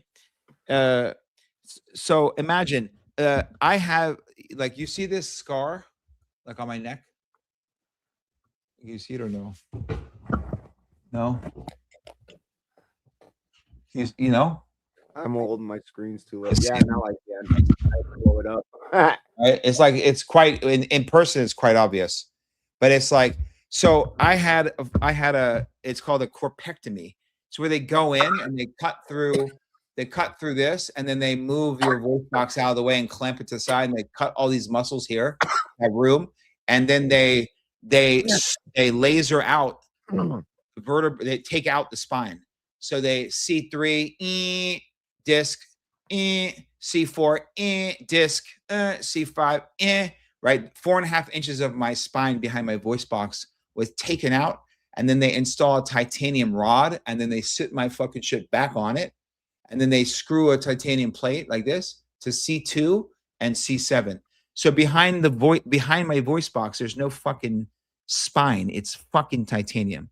So if there is a do you ever worry about getting metal poisoning or anything like that? No, but I did lose my voice, and they said 78% chance you lose your voice. And as an ayahuasquero, you sing in your ceremony. So I was like, oh, no one told me that ahead of time. But I went to the Wadi Rum deserts and I drank ayahuasca for 2 nights in the valley of the high. Wadi Rum means the valley of high places for El. It's right next to the Wadi Musa, which is the valley of Moses. And I got my voice back. So it was on a Tuesday. I have some pictures. Nice. Yeah. So look at this shit. This is actually literally a picture of me the night I was drinking the ayahuasca right after the surgery. Nice. Right. And but watch this. This is the crazy shit. Look at this. This was my spinal cord. There's my voice box, right? You see the spinal cord's like fucking right. Yeah. Right. And then this is the bam. See you later. Yeah. You see, like, you see the metal. Keep it right there. That's good. Right. Like that. Yeah, it's good there. And then look, this is your boy. So if you believe in God and good and evil, all I know is that a God of light in this dimension decided to take out the spine behind the voice box of a fucking shaman and install fucking titanium cathedral or staff of Moses behind my voice box. So okay, so why and when I'm relaxing, I'm calming down for a few years. I'm going to do this for a few years, and then I'm going to go back into this time I'm not going to the jungles. You muted yourself. Rookie. I'm going to King Solomon. Yeah, I'm a rookie. I'm going to King Solomon these fucking jinn and throw them all around the deserts and obtain some additional unlocking of my own powers, not their powers, my powers.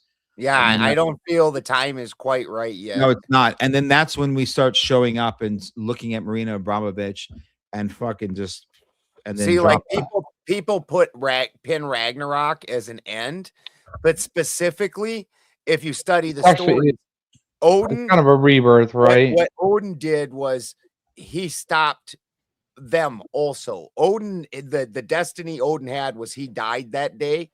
What Odin did was, and this is so important that so many people miss, Odin knew he was going to die and went to fight anyways.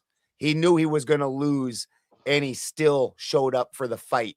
And that also included the ones that he chose that went to Valhalla. That's the secret of that. There's lots of fighters. Only the Valkyries only took some. Those are the ones that will that will know they're gonna lose and still show up for the fucking fight. All right, Right. bitch, you're gonna kill me. So what? Feel this, and you're still gonna throw punches. If it bleeds, we can kill it, right? That's this right. This is how I'm And dressed when so- I'm running around the Arabian deserts, bro.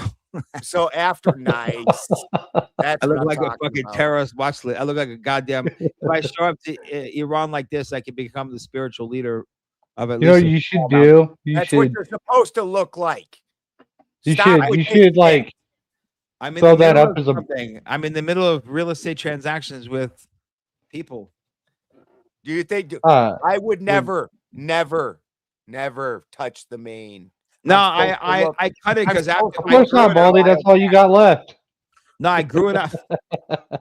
I grew it out before the surgery, and then after the surgery, I had to cut it and just I cut everything. You know what you should do with that photo, though, Shaman? Can you like project images in your background and stuff like Clay does? I think so. Yeah, it's just as Okay. simple as going. So to the next time you images. see Spin get on, throw that up in your background and say, "Yeah, I came for you. I came for you, you infidels. Once upon a time." Just fuck with him on it. Just fuck with him. Just fuck with him bad. Yeah. Tonight we had a good night. Tonight they got along really well. I'm so happy about it. Because Yeah. when spin popped up, I actually checked. I'm like, dude, no, you're not trolling. You're not coming up here. I should have given. This is what he wants to see. They're like, I fucking Yeah, that's like, I even knew it. better. That's Yeah, even better. I'm in Jordan. It's Arabia. I'm not Arabian. And I'm he in and Arabia. look at how he You're- argues every time I say sand people.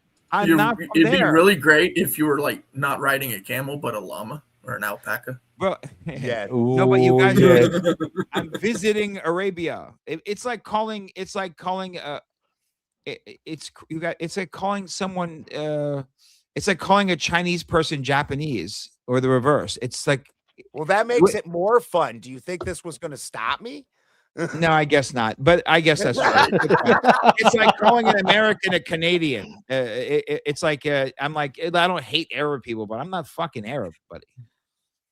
You know, it's like calling an American a Canadian. It's like calling a Spanish person from Spain Mexican. It's Or like an Irishman. You know, Englishman. one time, yeah. Ooh. 'cause I used to before 2020, the great purges. I was fairly huge, and when I moved to this particular property, about 30 people came just to help me do that and to learn what it was like to build an off-grid property. And so they came and helped me do all the moving and everything for free just to learn that. And one of the kids, he had red hair. And so the guy started calling him Red Bush. And he said, I don't have a red bush. and he argued with him. And I took him aside and tried Went telling right him, over his head, huh? and I tried telling him, I said, dude, the more you argue against it, the more you're cementing it right on in. Unless he It pulls doesn't, it it out. doesn't really matter whether you have a red bush or not. That's not the point of it. The point of it is this reaction that they're getting. And Right. Yeah. I said, so if you want them to stop saying that, start enjoying them saying it, make fun of it with them, they will lose their interest in it. But as long as it gets your goat, they're No, gonna keep on doing it. no, it's Yeah, as long as you get your goat, Omar. Omar. Give me new shit. No, just come with new shit. That's all. Oh, this is something I use on Christians and Semitic people all the time. That is old school staple. That's like cheese on food. The Christians are European. They're not. They have no. They don't even think. They think You guys took and that was the Christian mythos is something that the Rome used on the women of Europe, Northern Europe, in order to try and subdue them by offering them this weak thing where you get redeemed and all that, and you get this grace. And women really like that grace idea, and they did. And guys did not hold enough to Odin and tell their women, shut the fuck up with that dumb shit. Bro, Catholics. Think about this. You mean they didn't ortho bro their wives? Yeah. Baldy? Oh, they should have totally Imagine. ortho their wives. You Like, go, I shut want- the fucking ass up with that. I don't need redemption, bitch. Yeah, I'm proud I killed that stupid motherfucker in the alleyway yesterday. Yeah, he was fucker. He was a fucker. It was great. I will do it again tomorrow. it just 10 drives out me of 10 on the Rotten Tomatoes. the Catholics, especially because like you want to serve God. Okay, rule number one: you're not allowed to have a woman or be around women or be married. What? Like, Yeah. only two types of people are going to join that organization. Okay, Yeah. Right, right. so then you're Dude, like, and oh, Ortho I Bros can't believe is the children are being 80% men. Ortho Bros is 80% men. bro. That is their church statistic. That's the biggest sausage party of a religion that there's ever fucking been. They hate women. They don't like women. They're I mean, listen, They they're have Jay like, Dyer's girlfriend, and that's about it. It's Just Gay the one. Dryer. fuck Jay Dyer. I don't know how many times I'm going to It's continuously Gay Dryer. the fucking guy shows up. Okay, Dude, I have an entire. I have something he, ready for he him liked so it. bad. He liked it. He's laughing. I've got something ready for that asshole so bad it's going to ruin his whole Oh, fucking Omar, career. you don't even know, right? So I'm so old school that like the Yeah. OG legends are my friends, personal friends. And fucking Alex Jones. this guy, dude, Alex Jones equivalent was Freeman Fly. Only Freeman Fly didn't sell out. And so at one point in time, you can find Alex Jones and Freeman Fly talking about the same things before Alex Jones got famous and did all the sellout things. So Freeman Fly, he gave his secrets to this hot pink wearing bitch of a man by the name of Jay Dyer, who went and lived with him. And so all of Jay's occult knowledge, where he talks about Hollywood and everything and that, is Freeman Fly's work that he doesn't credit him for. And on the way out the door, he also took his old lady. So Dyer's old lady is Freeman Fly's leftovers. And this is part of why that dude needs such a strict fucking cult to run his affairs, because that dude's got no fucking morals on his own. And He doesn't is even fucking believe- hot normalize and it. wearing Call He him bitch. doesn't Gay even Dryer. believe in God. Listen, the key is that I think that he hates himself. It's gonna be, you think it's gonna be about the religion and the Orthodox Church, which it will be. Like, I'm gonna pull away, like the Trinity is gonna do. I may do it on this other guy, but there's not three persons. There's the whole. I'll give you a preview. One of my attacks on this subject is the entire aspect of the origin of the Holy Spirit, and that it doesn't qualify under any actual definition of person, except for the one they fucking made up. So we either have to grant your reality of what persons are based off of your definition, or and say fuck every religion, every word and definition of the word person, personification, persona in Greek, all of it, and it doesn't qualify under reason and logic as a person. Okay, so Right. it's very hard to fucking argue that one. But more important than that, it's going to be actually like a psychological dissection of him as a person. Like, When's this coming up and where's it going down? when exactly did the thoughts of, I don't want to say it, but basically, like, when did you realize you had gay thoughts, and when did you start thinking that your salvation was going to come? What is that? You want to know about the Hollywood secrets? Don't go listen to that little fag or shit. What? No, it doesn't little, matter. Block What? that out, Marcus. What? No, but hold on. Find Freeman Fly. These things are still available. This is where Dyer got all his information. Go to the original fucking source to do that. I'm Actually, gonna call it out. Be did like, Jay, everyone knows that you got all your idea about Hollywood mind control. I love the cover comic art. books. Oh, dude, these are so well done. The insides of them, Is Freeman Fly still? inside. Is he still alive? The guy? Oh yeah, Okay, so what dude we'll do is will when we have this fucking assassination, is what this is called. I'm gonna call the guy and put him on speakerphone and be like, "We got Jay here. Maybe he wants to apologize to you." Yeah. I'm gonna have him on. It's gonna be like a poker game, and it's gonna be me and him, And the problem is that he's gonna think that we're gonna argue. He's gonna go philoso bro on me, and we can play that game. But really, we're gonna be talking about him as a fucking person. They will. Yeah, I think that's an excellent idea. Do that. Because they don't want to go content. They don't want to go content for content. Dude, my Especially opener somebody that won't back down and my has some opener fucking- my opener is going to be reciting his jokes and asking him what the fuck was going through your mind when you actually thought people were going to laugh. Yeah. The funniest trick, the funniest joke you've ever done is to actually convince anyone that you actually believe in God. That's that's why I play with his last name and I changed it to Dryer, because like anytime I listen to him, he puts me to fucking sleep. I don't like real hatred, and that guy fucking truly has like true hatred inside of him.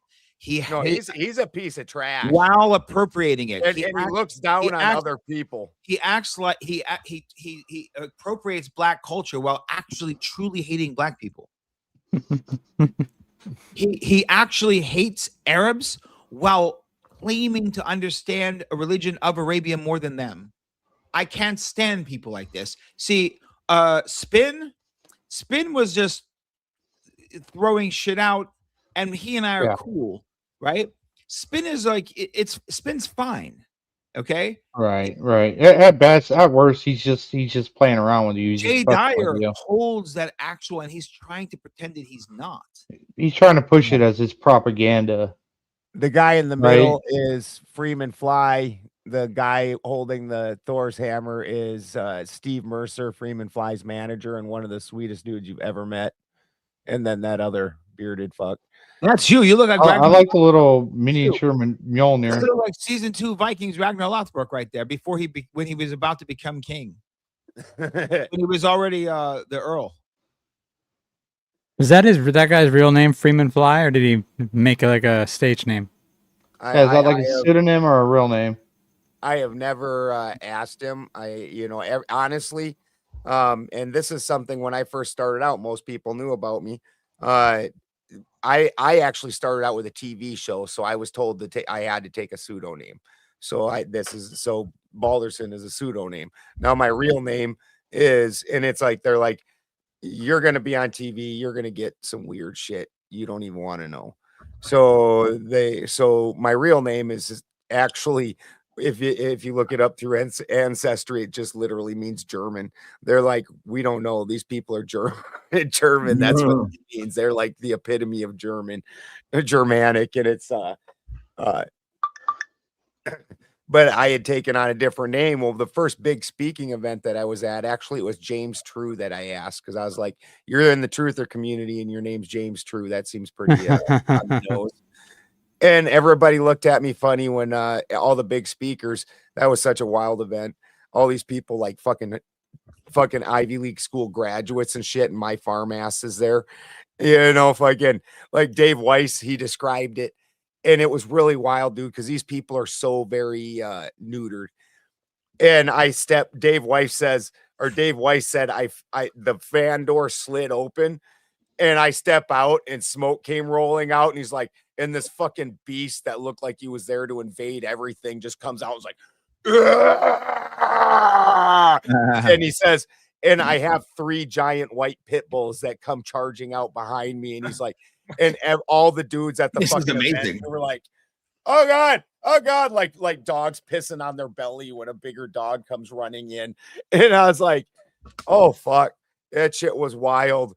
And the first day I had it out with a couple of the guys, because like one of the guys like, you don't need to get so excited, like so aggressive about this. I'm like, I'm not being aggressive, dude. I'm just excited about the topic. It's a good topic. I'm gonna put down. I don't feel the need to neuter myself and talk like this. That's a yeah. Like, shut the fuck up.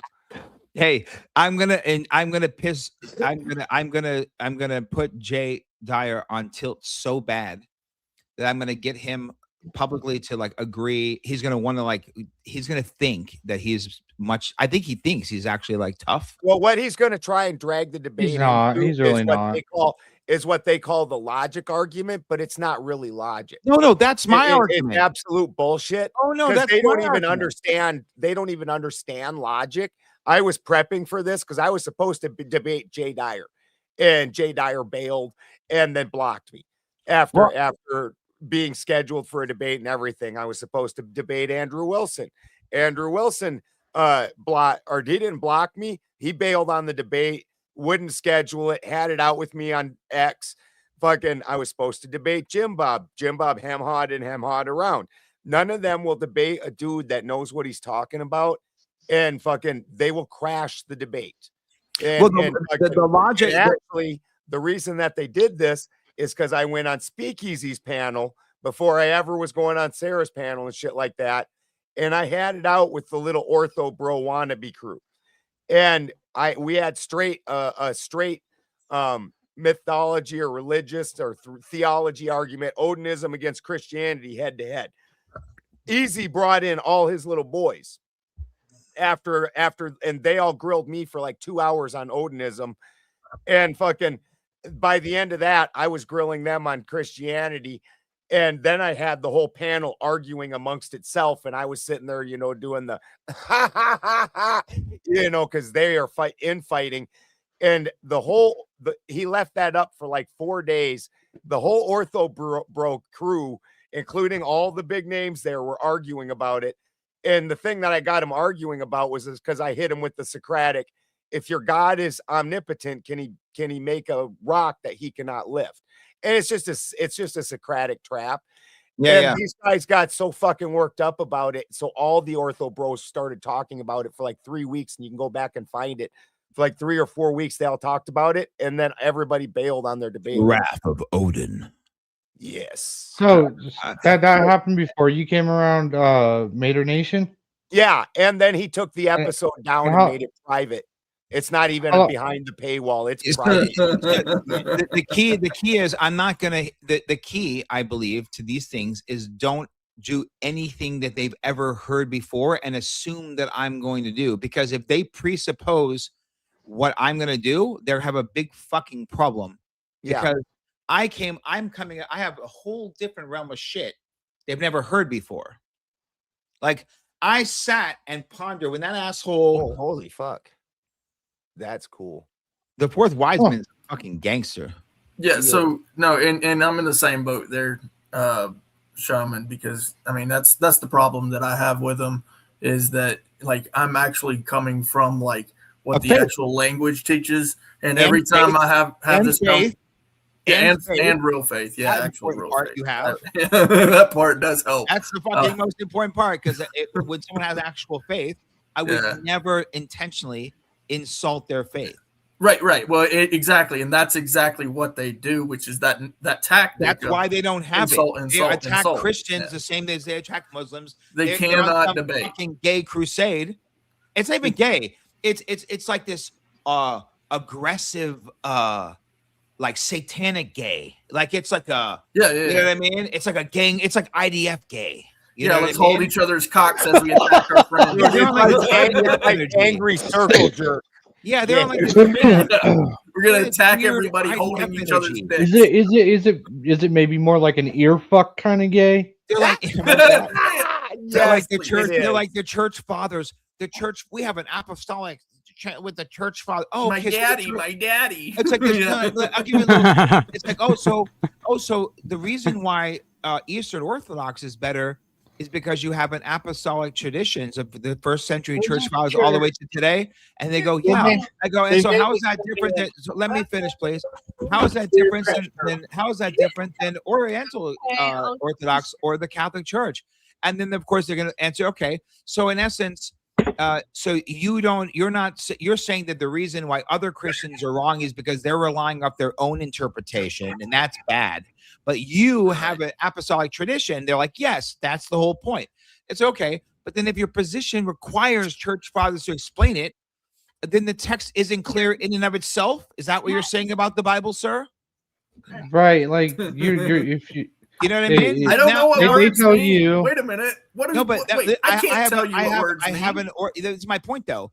They have not been questioned on their superiority perspective. I'm not arguing the New Testament. See, I'm not arguing the New Testament with you. I'm arguing the fact that if you say if you say that you cannot What? interpret it yourself, or that I can't interpret it, or any Christian can, and we need an Or you apostolic can't even tradition, write they're it talking down about for then something that me. else. means that you I cannot was trust saying your what was own over logic. force. And if you can't Oh, trust Neil. your own Force interpretation and logic, then how can I trust what you're saying now to be logical? Exactly. But I You Exactly. understand the trap?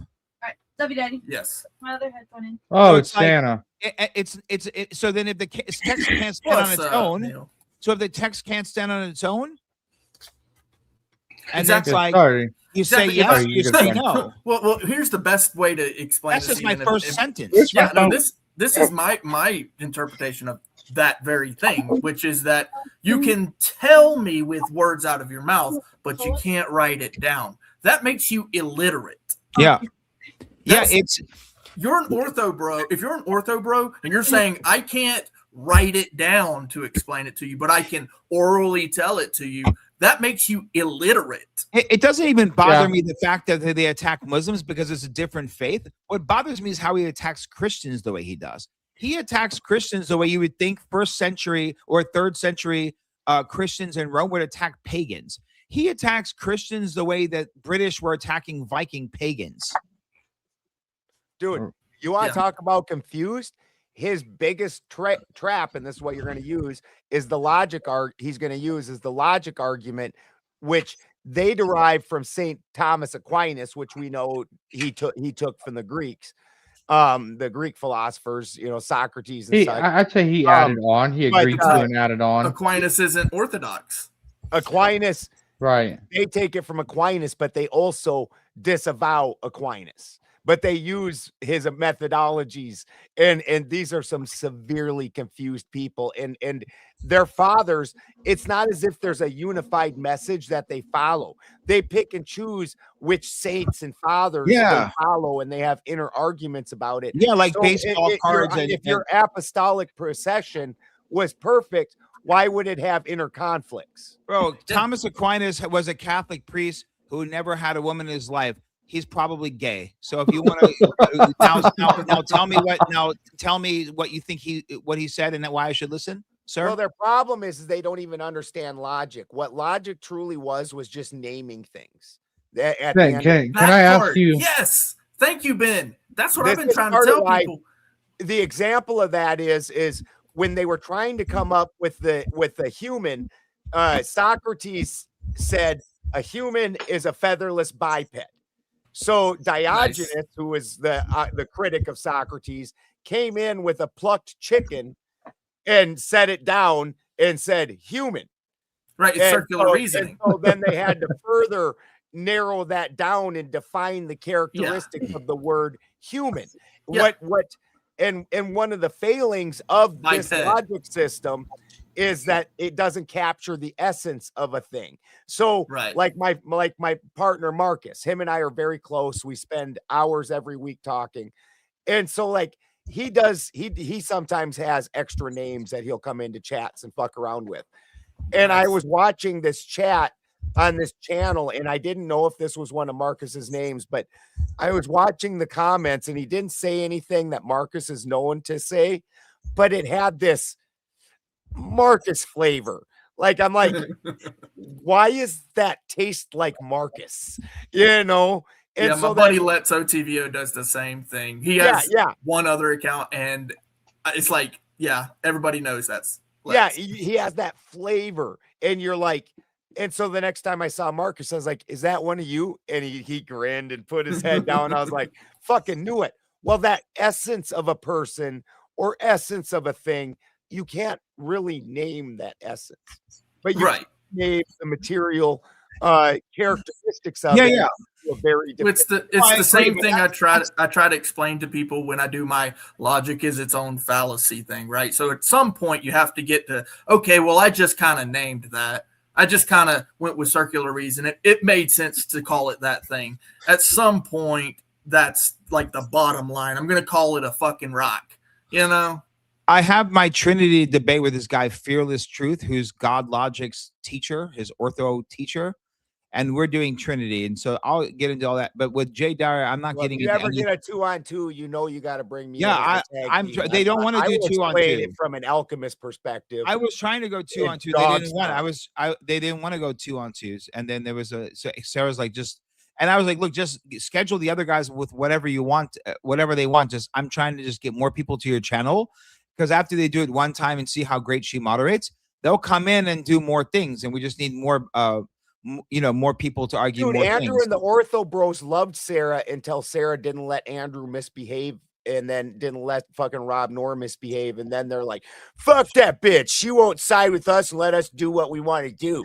I Fuck don't that understand. bitch. I don't understand how everyone lets Andrew just turn it into a fucking meta debate and pick arguments, and then Because they're all scared because he at this point now he has a following that brings numbers, and they want him to come. And if you go against Andrew's bullshit and stop him and make him behave, Andrew goes into shit fits. That Well, dude's he got can take no his self-control. 5,000 per show that show up in the live chats and fuck off, as far as I'm concerned.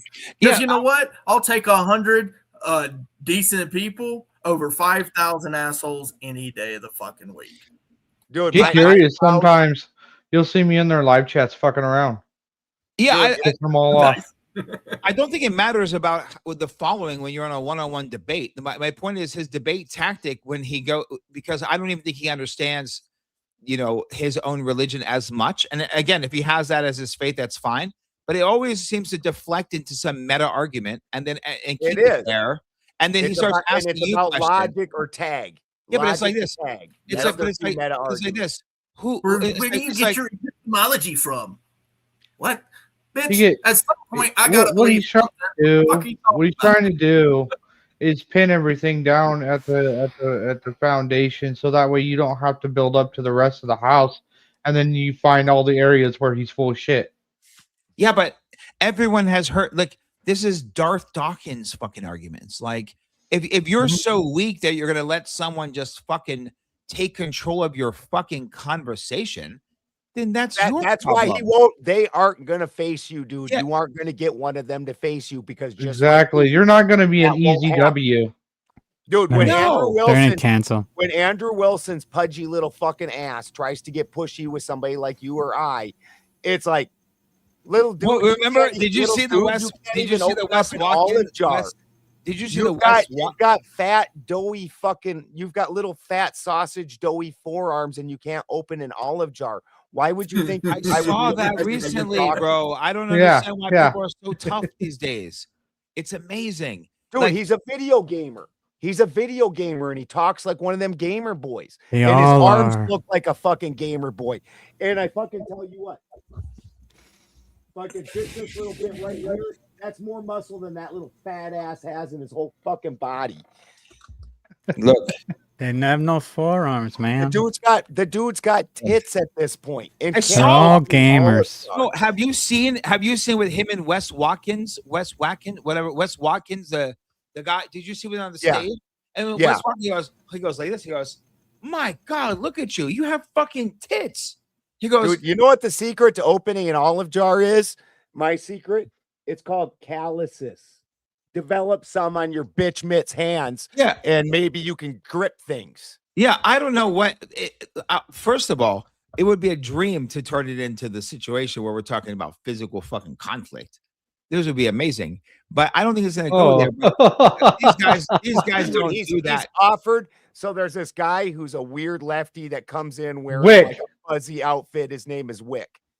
And Andrew got super tough with him. He'll get tough with somebody that he thinks is like a little sissy. And he'll get tough with them. And he offered Wick to box him $10,000. No win or lose, just $10,000. No, I'll pay him $10,000 and I'll pick one Wick arm. goes, Which Wick arm? goes, Wick's like, you'll give me $10,000 to go box, and all I gotta do is get Yeah, hit a the few difference times? is that I pay He goes, you. You don't pay I'm your me. Huckleberry. Andrew bailed faster than fucking shit. No, dude. no. This is faster than a shit. $40,000 watch. You can have it. Just show up. Just show up. That's what I'm trying to say. I'll pay him. I'm not here for fucking money. I'm here for my own entertainment. And nothing better than live stream that shit. Yeah, I'll put something in the no, back there no, for you Baldy. for What Wick entertainment said there, Omar. was, Here's my favorite thing. I'll take him and Jay Dyer at the same time and have one arm tied behind my back. You know, it was all peaceful until I came on. What the hell? Fucking Come on, Santa. guys. Dude, You fucking Santa. involved into the Just bringing out the oracles. naughty and the nice disastrous. boys. Santa, why Santa don't you slays. deliver the same caliber of presence in Compton Avenue as you do in What I hate is they You are know like what? I these- used to live in Long Beach and I rocked Compton Avenue. What's up? Dude, what I Put hate that in your is that- pipe and smoke it. All right. What I hate is that these young lost boys look at these losers as men and they project themselves like they're manly men, and you're not. You guys are the bitch dudes that act like such punks because you're actually bitches. You don't have to act like that. Guess what? I also have a super traditional relationship. I lead my household, but I don't treat my wife like she's trash. My wife doesn't have to do the dirty shit. She is my heart in the soft spot. You talk to women like that when you're a bitch. Yeah. You don't gotta, and Only you don't when you're gotta a push bitch other do you people actually think around like you're a man that. if you're gonna get a woman to do something. I have 4 kids with 3 women. I pay for everything. You know why they listen to me? It's because I'm a man. They respect. And they know you're gonna do what's beneficial for I've them. been doing it. I do it no matter My what. wife follows my leadership because she knows that I'm trying to make her world better. I'm gonna take care of life no matter what because I Yeah. am a man, not because you listen to me. The respect But is I'm saying that's why. yeah, she the respect listens is to me. given because it's given no matter not what. because I'm lording over Yes. her. It's These guys because aren't she fucking trusts men. my decisions. These guys are men. Does Jay Dyer even have any children? No. So we don't know you can even produce children.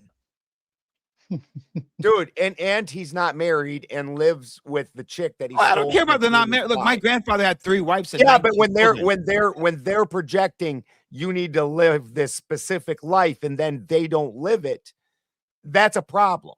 And then when you try to argue that with them, because some people have, they're like, would it matter if I said don't kill people and I kill people? Am I still right about not killing people? Yeah, because they can just get forgiveness. They'll just get fucking according to their religion. They just And what they leave out is fruit of the poisonous tree is something that the world over recognizes. It doesn't matter how right your message is. When you're the piece of shit delivering it that doesn't live by it, nobody listens. Hey, by the way, guys, I took a timestamp on this and I put it in my notes. And one day in the future, I'm gonna bait these motherfuckers in, and then we'll put this clip out so it'll look like I put myself into a fucking problem that I said I would box both of them with one arm. But the trick is, I'm not gonna. You're gonna find that. We're gonna release that, and the whole point is to get that experience.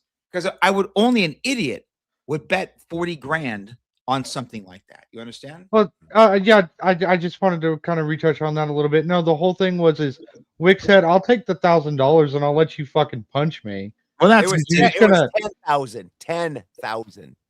Yeah, it was 10,000. And Yeah, he said, but and I'll accept the fact that you're gonna fucking hit me. So like I'll let you beat me up for $10,000. That's because Andrew Wilson thinks he's rich now because he makes some money. And he's talking to guys who aren't making money, so he thinks he's like the fucking big money guy in the fucking game. Yeah. But if all his tricks don't work, you're gonna say, "Oh, we'll pull up bank accounts." Okay. Baldy, my eyes. What do you want to pull sorry, up? Dick size, bank I was accounts, looking fist while fights? Shaman's throwing out the big bucks. I was looking for my giant Moldavite pendant. I was like, "You're gonna need to wear this Moldavite pendant." No, while bro, you're doing it's it. like being a professional. See you later, golfer. Chris. No, listen, it's like being a Thanks First for of all, coming on. won Take it 225. easy, also. buddy. Love you, Chris. I'll talk to y'all soon. Thank you care, for having brother. me. Good to meet Yeah, I you. gotta get off for work. I got work in the morning, so Yeah, I gotta go soon. I asked, Alderson, you said you didn't first, talk the whole time you were here. I We'll know. talk I to you know. later.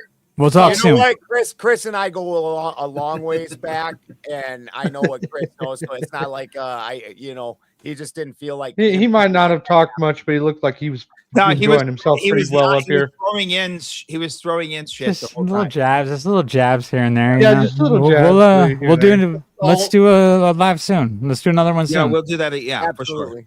Let's pick Awesome. it. We'll pick it a little You bit. know, more I than was 5 I was minutes. wondering if maybe Shaman and I shouldn't do this kind of regularly, like maybe figure out a weekly or a bi-weekly occult 101 show. Let's Yeah, definitely why do not? That would be awesome. It'd be awesome Yeah, because I came super late too. I wish I would have came earlier because then I would have just been more just in alignment with everything that was going on instead of trying to catch up. No, well, definitely because I mean, I've been studying this shit my entire life, and Balderson obviously knows what the fuck he's talking about. And Yeah. the truth is, there's very few people who really, and not just like really know one thing, but can triangulate the I whole mean, picture is the point. Yeah. Not just like study one thing. If you study one thing, great. You know, it's like studying one. The way I look at like Abrahamic faith, it's like, okay, there's like, you know, let's just say three perspectives. So it's like drawing lines in a pool. Okay, well, this is a special section, or it's like taking a 10-question test and getting 35 questions, 3.5 questions right. It's still fucking F. Like, you have to understand the whole thing. And we have all the history of the world, and when something tracks constantly, a flood, there's no ancient society in the world that doesn't say there wasn't a fucking flood right before this incarnation. So where does the no flood idea come from? I'm right there with you, I man. don't know. You know what I Right mean? there I with don't know. you. Like, I don't need to believe in the Bible to know of a flood. I can pick anything I want and say flood. Absolutely. But we'll talk soon, guys, for sure, for real. That would Take be it great. easy, man. Later, Chris. I don't know if I would agree with that way philosophy because like we don't really even know how big the snake was. We don't even really know how big Adam and Eve were because you know there was the age of the giants and everything, right? So we have no idea how big Adam and Eve were. We have no idea how big the snake was. We don't even know how big the tree was. Well, Adam It wasn't definitely there. wasn't Jormungandr size, and yep, Thor fucking battled Jormungandr. Adam wasn't there when the snake talked to Eve, according to the story. Oh, thank God I'm not alone on that one. I'm like, But there's nothing in the scripture that suggests Adam was even there. You know, the like, weirdest part is when the Yahweh's walk around. Where are you, Adam? What do you mean walking? And where are you? look, I see that it's kind of like a parent who knows their kid is hiding, you know, like behind the couch or whatever. Doesn't Where sound. are you, Adam? All I'm saying is that Jesus it talks about defeating the demons, and there's demons everywhere. Yeah, he Thor- throws the demons into the pigs. Thor fought the ice giants. You see any fucking ice giants? You see any fucking ice giants around? Which one's the fucking badass here? Well, didn't they send them all back to Jotunheim? That's Didn't right. they close But there's the demons gateway? everywhere? Wow, Ben, that was great timing. Thank you. I have carbonated water all over my face. I appreciate it. Yeah. But anyway, it's gonna be funny, man. We have like so God Logic was like avoiding, but his teacher is this guy, Fearless Truth, and he's his like ortho teacher, and so he's doing one, and then he just did one with like Captain Tazariak before. So I'm getting a bunch of these people to come in and do. It's They're gonna be really interesting. crazy ones. They're real, yeah. They have big followings, kind of. They all have They're followings. crazy. If you actually make sense, it's much harder to get traction. But Tazariak and I, when we did our thing, we had 5,000 people live, and he brought like 4,200 of them. So he's got a big ass following. They're all like, "This white devil's trying to trick the captain." Like they're like, don't you just love it when they call you the Antichrist? Dude, I was when I was huge, I got called the Antichrist all the time before I went through the Great Purge. Like when I had like literally back in the day, it's so heartbreaking because fucking back in the day, there was lives I was on that had 17,000 people. Like start working out again. Hey Clay, how's it feel to be the other person with no Mark? following? Hold on, when you said huge, you mean online or physically? Online. And I thought you meant I'm not that. Look, I'm in a space right now when I'm coming over to these debate spaces. No, I like the size I am. I'm sorry, Clay. Yeah, I'm not as well known in these spaces, and I don't necessarily have a quote unquote following. But where I'm known, I'm known probably by hundreds of thousands of people. Okay, and awesome. Forgive me for making that. I was just trying to make a joke with these Yeah. two. Oh yeah. No, I'm just sitting at the foot of the elders.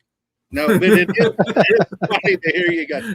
No, I just had to make sure that was, you know, like I don't brag about it a lot in these spaces, but yeah, no, when I was able to go live, Yeah, you don't want to do an LG.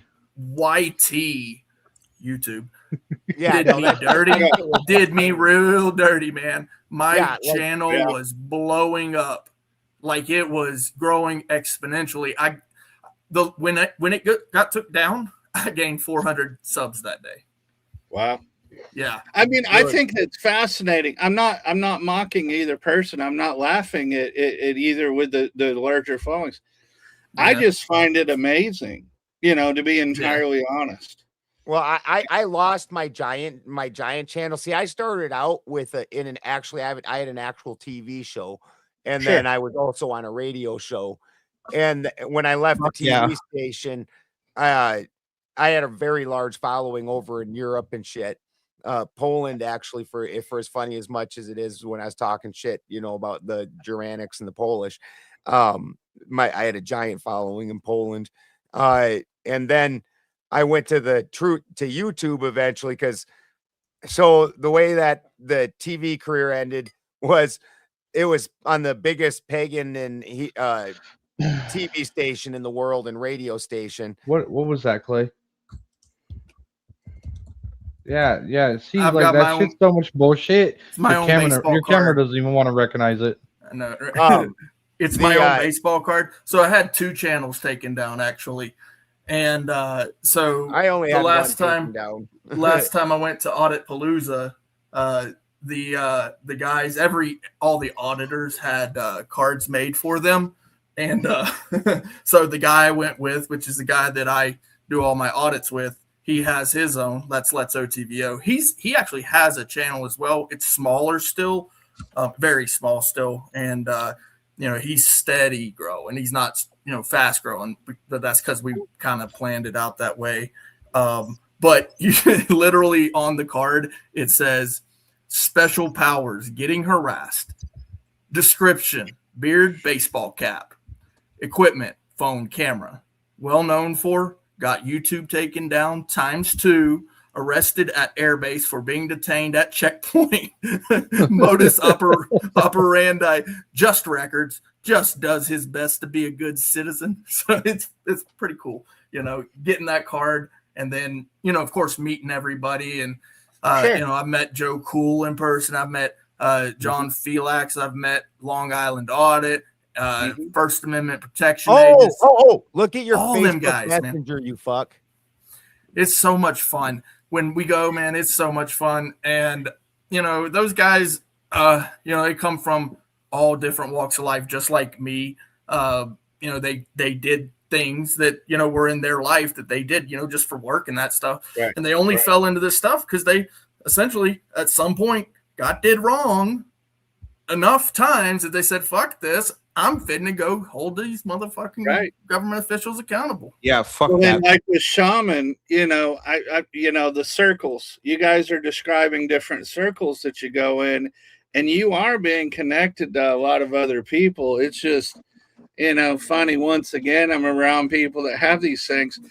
And when I got out of the military, I focused on stealthy security kind of stuff for a while. Yeah. So you Google my name, you won't find me.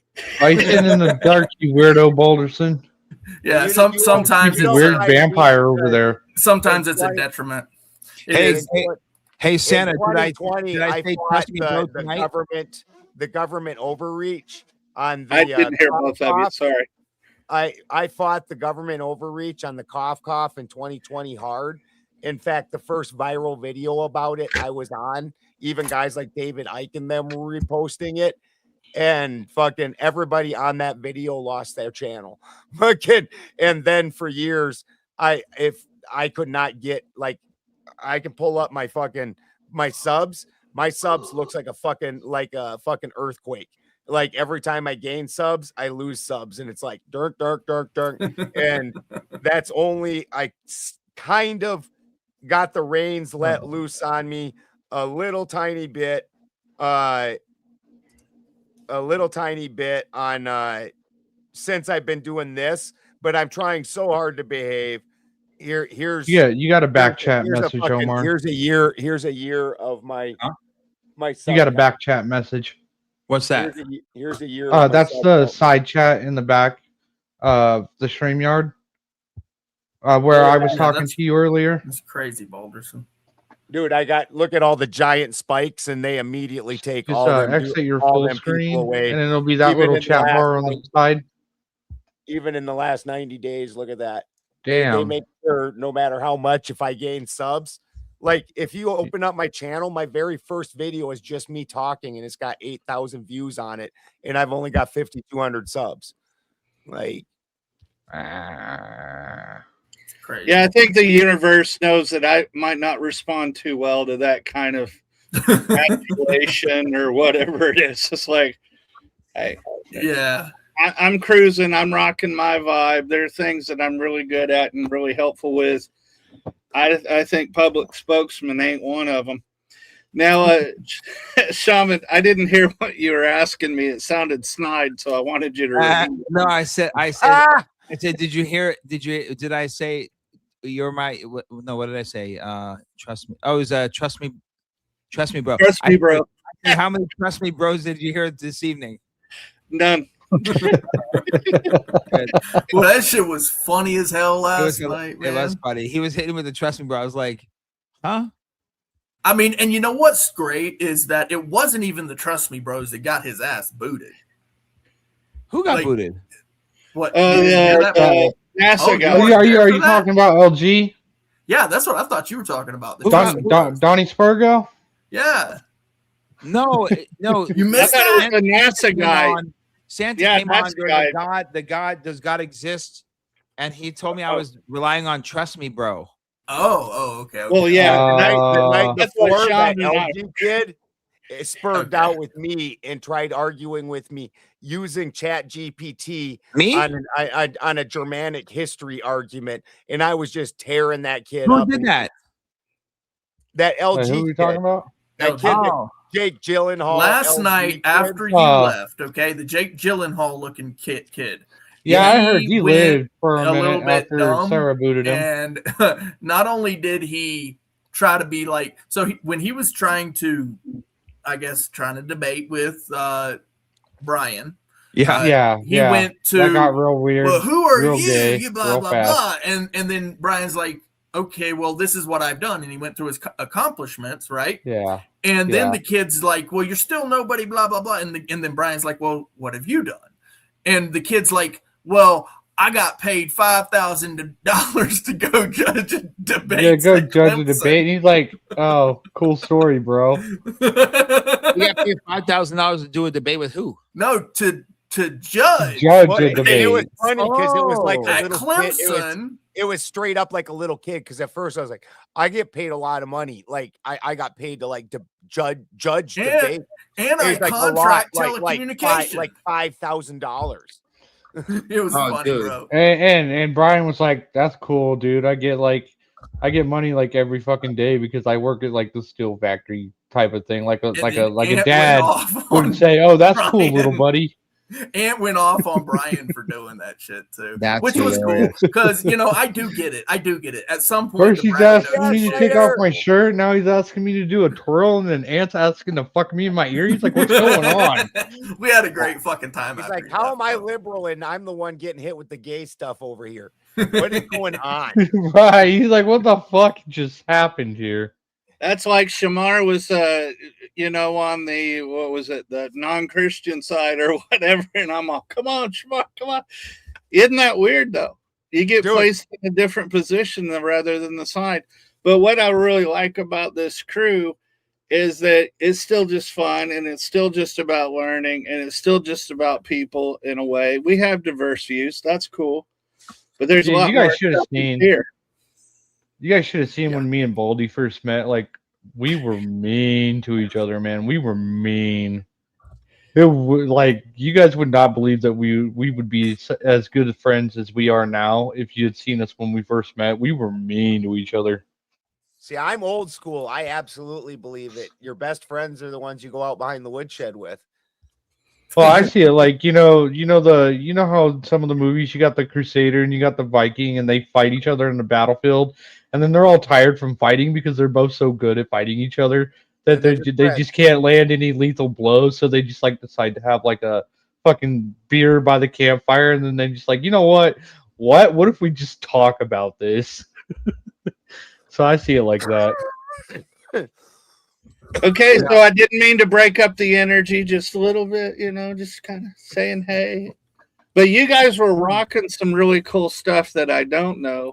But from what I've also studied, I believe you said, shaman, the triangulation, like locating something within those triangles, Yeah. or Diamonds. with like the platonic. Transmutation when he was talking about No. You were talking about when you were something talking triangle. about It's the 4. It's a diamond. It's the 4, and then there's 3 diamonds stacked on top of each other because each one of those diamonds has 4 facets. Like in alchemy, then that's going to be your fire, air, water, and earth. So that's your 4 elemental sides. It's your 4, and like I said with the salts of salvation, that's why it's like Kali Muir, Kali Sulf, Kali Foss. It's the different facets of that one thing. And so does that add to, or is it a part of its energetic interaction with other things? That's part of the 12 aspects because it's Sure. as above, so below. So as an Right. overall, you're set up like this, but then each your 3 minds, but then in each of those minds, there's also that Trinity aspect. Because once you isolate a thing, you can again separate it into a positive and negative, or masculine and feminine.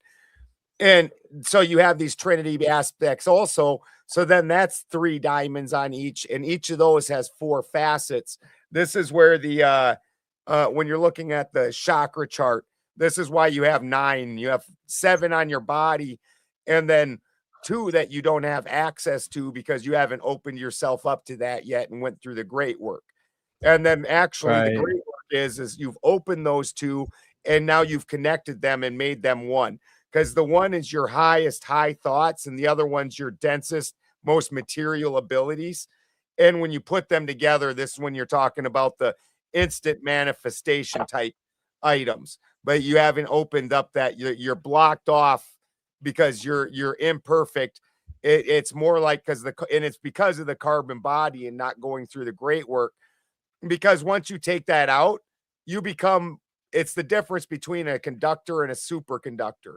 With a Sure. conductor, the same energy flows, but there's like a time to it. There's like a and you can measure that. With a superconductor, whatever exists here also exists here.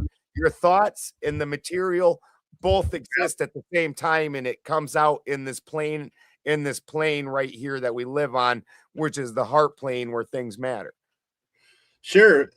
And part of that, I think it was this comment similar to that, or the description similar to that, where shaman was saying ideas would triangulate with different traditions. And so the truth is coming out in different people, or maybe I heard shaman. Yeah, 100%. Oh, I was saying. Oh, I was. So I was trying to remember where I said anything about triangle or triangulate. Yeah, I was saying the more that we like. Not this one, but that one's better. That's very Egyptian. No, like if you have if you're able to think of any subject that has to do with like spirituality or belief and existence, etc. And the more you understand about all the different, especially the great societies, so to speak, or the great histories, then you're going to be able to triangulate truth as something that's consistent in each of these. And so, Yeah. the human, we all have like, where did we come from? What happens when we die? Good and evil. Like, what is it here? What is it beyond here? And then the purpose of life, right? And so these are like the great questions. And so obviously everyone had these fucking great questions before and after us, right? And so if you're able to pick a question and search for its meaning throughout, you'll be able to find the different perspectives, and there'll be overlapping things. But the more you understand about all the histories, you're going to be able to triangulate truth and falsehoods and perspectives on big questions. So basically you're saying I very much look forward to you doing major so. in the don't major in the minor details, right? No, I mean, whatever. If you want to dive into my, the Jews will be arguing about are you supposed to have 12 challah or fucking 18 challah on fucking Sukkot? And they'll argue for fucking 1,000 years about this subject. It's retarded. Right, yeah. Whatever you want to argue. Problem of taking the heart out of the issue and just looking at it mechanically. Yeah, you got to have the heart in the issue. Yeah, yeah. Right. I mean, Well, you mean like purely reductionist science, for example? like if I say if you get into say Andrew Wilson, when I say like meta argument, right? Let's say I say apostolic, I say apostolic. Let's just say you're gonna spend the next fucking 45 minutes of the debate bringing up the subject that I mentioned. I named a word that I don't even give a fuck about wrong. That's the subject. That's the argument. Well, he hit you with define apostolic. What do you mean by apostolic? What does apostolic mean to you? Dude, Fatty, that heavier black guy that Sarah goes on his panels and he comes on them sometimes. He is the best when he's fucking talking about that, because he's done it right to the ortho bros. He's like, what does a couch mean? What does a couch mean to you? What is a couch? Like, fuck off, dude. Yeah, I that black people have really good ways of handling those things. I'm not black, kind of unfortunately, but I do have my own ways and my own flavor. But yeah, I'm not gonna. His is very enjoyable because black people are black Americans are the most entertaining humans on the fucking earth, and they have the crown for a lot of things. Okay, so Fatty's Australian, isn't he? No, I think he's from like South America somewhere. Yeah. I was thinking about someone else. Oh, I was thinking Joe Cool. Joe Cool. Joe Cool is something. Yeah, he's something. He has the Fran Drescher laugh. Yeah, either way. No, but apostolic. It's like, hey, a question for you. Is it possible that a church father could be wrong about something? Yeah. Yeah, because they have church fathers that are. Because you have to interpret what they're saying, right? No, I'm saying, if I ask the other guy, is it possible that in the history of the apostolic traditions that a church father could have been? Well, then he'll say, well, where do you get your epistemology from? No. Right, exactly. No. Actually, that's where he'll go. I'll say the Bible. No problem. Yeah, okay, so if the Bible is and then he'll go down if the Bible, and he's already changed the subject on you. Clay, you're assuming that I would allow the subject to be fucking changed. You allowed it just now. You said, yeah, we're friends. We're friends. This is different. Yeah. You're not my Andrew Wilson himself has only debated 3 prominent debaters in the last like so many years, and he crashed every one of them. He debated Dave Smith. He turned it into the whole logic argument and fucking crashed the debate. He debated Muslim Lantern, and he didn't didn't make it out of opening statements. Was it hilarious? Yes. Did it crash the debate? Absolutely. Because he knew he had nothing. So all he did was talk about Aisha being 9 years old when she was wed. Yeah. That's and the size of Muhammad's penis, which he knew his Muslim Lantern was not going to talk about. Yeah, but that's the thing, though. He's Muslim. I will engage that subject on behalf of Muslims. You understand? Anyways, I don't need to say the idea. And then against Matt Dillahunty, he crashed the debate in the opening statements. So anybody that will actually hold their own. And actually, well, to be fair, he did get Matt Dillahunty pretty damn good on that one. I'm not saying it wasn't funny. That was hilarious. But he wasn't fucking hilarious. There to crash the debate. You can't be dating a trans woman and they get mad when someone says you're gay. Right? Yeah. You got to own that shit, bro. You're publicly dating a fucking girl I didn't say it wasn't funny. I didn't say it wasn't funny. It No, was no, no. funny I'm with against, you. I'm it was saying funny against Muslim Lantern too. That shit was Yeah. hilarious. that was weak because it would be like an atheist making fun of Jesus. That's low tier, man. You know, oh, was Jesus happy? So Jesus wanted the nail. How thick was the nail? Did he choose the thick? It's fucking Yeah, yeah. It's pathetic. I mean, to be fair, in all respect, I wouldn't want to waste a whole bunch of fucking time with Matt Dillahunty either. I would love But to he debate agreed God. to he agreed to the debate. It was a live debate. People paid money to be there, all of that, and he crashed it. And again, anybody that can actually To be fair, he did stick around and he battled the entire fucking room. So what? So Yeah. what? That doesn't that he stuck around because he wanted to collect his paycheck. That's why he stuck around. Yeah, that's fair. That's also fair. Dillahunty was leaving because he was insulted. He's a big enough name that he knew he'd get Oh, his he's gonna refund me for my airplane ticket, right? He just like Andrew said, I'll even fucking pay for your fucking. I'll even refund your ticket. Fine, no problem. Yeah, whatever. Sticky would like everybody to put their links in the chat. Everybody that has links for your own shows. Just say hello in the chat quick, and I would have to turn you to a moderator because normal people can't put links. So just say hello first if you're going to do that, and I will make you a moderator so you can put a link in. Someone wrote, "Do you Well, guys?" I've been coming around forever, and you haven't done that. Hey, someone wrote, man? "Do you guys do that?" I always forget about it, Toasty. It's not something I that I know. like, and I only know how to do it from my phone. I don't even know how. Someone to do wrote, "Do you guys do that gay stuff?" What? Someone wrote. Huh? Someone wrote. This is why I don't read. I'm also dyslexic. Someone wrote, "Yeah, do you guys do that gay stuff?" I read it. Yeah, that's the vertical chat. There's a lot of trolls in there. What does that Those mean? are the gay people stuff? that do the drive-bys, and so you just ignore that shit. Hold on. So this guy so someone just basically goes from There you go, chat Baldy. to write things that Somebody someone may does or may that, not yep. read 30 minutes to 4 hours later and hope that one day someone reads it out loud and You'll then figure respond. out what Grinder is at some point. You got it. Oh, dude, Kurt Metzger had the best joke. He said, "You know what the difference between Republicans and Democrats are? Fucking Republicans are guys that are openly Pretend they're not gay? racist, are openly racist and closet gay, and Democrats are openly gay and closet racists." Accurate. That's fucking perfect. Yeah, yes. exactly. Genius. Hey, have you guys? So did you guys- well, hold on. How you doing, Forrest? Good to see you too. I don't promote my actual account. I promote Letz's, and I put that in the private chat. So you can promote that one if you want. For me, that'd be cool.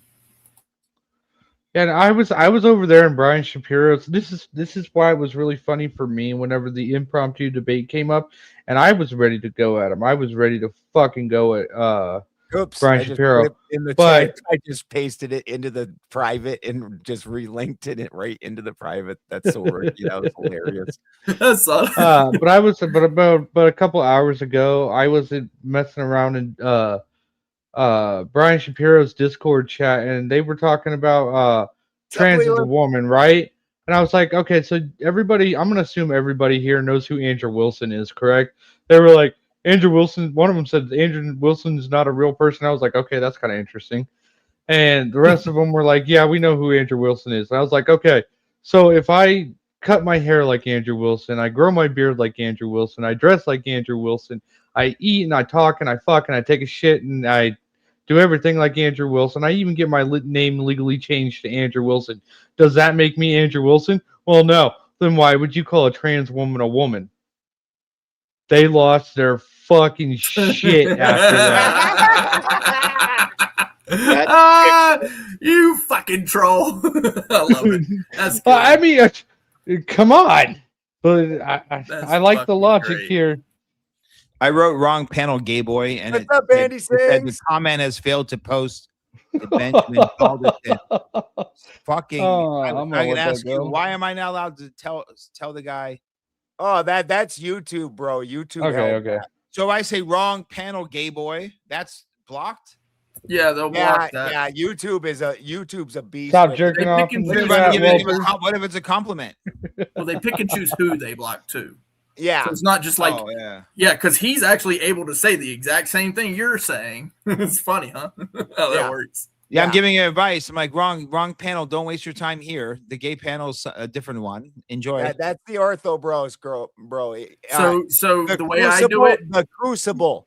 Type in the Crucible, and you will find all kinds of that kind of stuff. yeah, and the way Baldy that I loves do the watching me chats fight now, fucking Crucible boys. the way that I do the chats now, because of all of this craziness, is so you got to be creative with it. So for gay, it's J with a G. Spell out J A Y with WITH capital Well, G. I said it here, so the guys obviously gonna understand that I'm. I think talking- it's funny. Yeah. You got to be I creative think it's with funny they censor the name. They censor the word gay because the word gay can also be somebody's name. So like, I feel bad for all the people whose like 60s and 70s Oh, no, parents real- name their kid Not gay or letting- something like not that. letting you refer to him as gay is homophobic. Yeah. I was the YouTube's mortal coil homophobic. dilemma there. YouTube's homophobic. Being allowed to call someone gay if they're gay. They have to hide being gay. I can't call them gay. I guess they're still in the what's closet, even you know. fun though? What's even fun though is a lot of the groups, and I have plenty of friends in the LGBTQTIA plus, and No, it's LGBT QAnon. Because LGBT LGBTQLMNOP, because the rest is a fucking RSP, conspiracy. YV, and all of the Lesbian, bi, queer. I identify as Okay, gay. okay. Everything else. You guys bitched about people going into the minutia. Shh. Anyway, I've got people in the community, and they can refer to themselves as that. They can self-name. They can Right. communicate within each other saying that. But if you're from a conservative or anything else that's not actively supportive, yeah, it's not only censored but consequences. Or if you're a white male that's not wearing a dog collar. Have you guys heard of the loofah code? The what? The loofah code? If you guys haven't heard of the loofah code, I know the loofah it's like the loofah, Oh, like the great. loofah that you wash your body with. Google it. So I mean, I hate it when people Sounds hang the fucking- homoerotic to me. I don't know. I hate it when people hang their fucking loofahs on the goddamn shower head or on the fucking That's nasty. handle. That's gross, isn't it? Bro, loofahs Yeah. are gay alone. Loofahs are nasty. Loofahs are gross, bro. Are we Loofahs trying to get are actually canceled now, or is that the goal? We're going, hey, that's a bad word to say, so we're going to keep repeating it. It's It's like, man, why don't you get your bitch to rub your back? yeah. That was Santa. yeah, characterizations do well too. I'm going to guess. No, but Why is it hiding that? That's not TOS See, violating. my first it's big control. show that I ever got invited on, and this show is bigger than Andrew Wilson by a lot. I got called the Antichrist, like you wouldn't believe. The devil. I'm leading people to Satan. I follow fallen angels. Blah blah blah. And I learned right then and there. I don't give a fuck if people want to say stupid shit in the chats. Go for it. Like, I don't give a fuck what you dumbasses say. I can't even. I have to actually Well, not stop. all of your dumbasses. Read. Obviously. not the friendly dumbasses.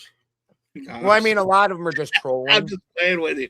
Well, I guess technically I was trolling if you have you. an intelligent critique of something that doesn't agree with me, I will interact with that all day.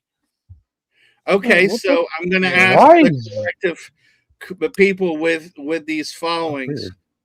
or historically have had the followings. Do you find that there is perhaps a correlation between the change in our overall culture and speech being used as a weapon more than it has been in, say, the previous 150 years? I don't think that's true at all. It's not about speech being a Okay. weapon. It's about people being perpetual victims and looking for victimhood. The same word now makes you a Sure. victim. In the 90s, I think the difference Many is things. the word travels a lot faster now, but it's still the same as it's always been.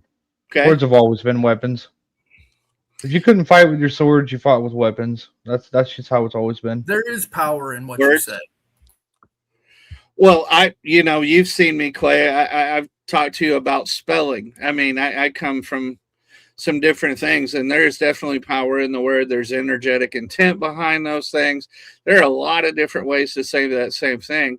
But even as a person with friends and family in the life, I'm still kind of surprised how, well, as I said to a dear friend of mine, when I was actively, just primarily Christian, I said, one thing that bothers me about y'all who are so liberal is you're very illiberal about me being illiberal, which means you're not very liberal. The tolerant, intolerant. Yeah. Mm-hmm. I'm not harming anybody. Hey, I have this view or I have that view. And so why am I wrong? I'm not, chopping on your tree.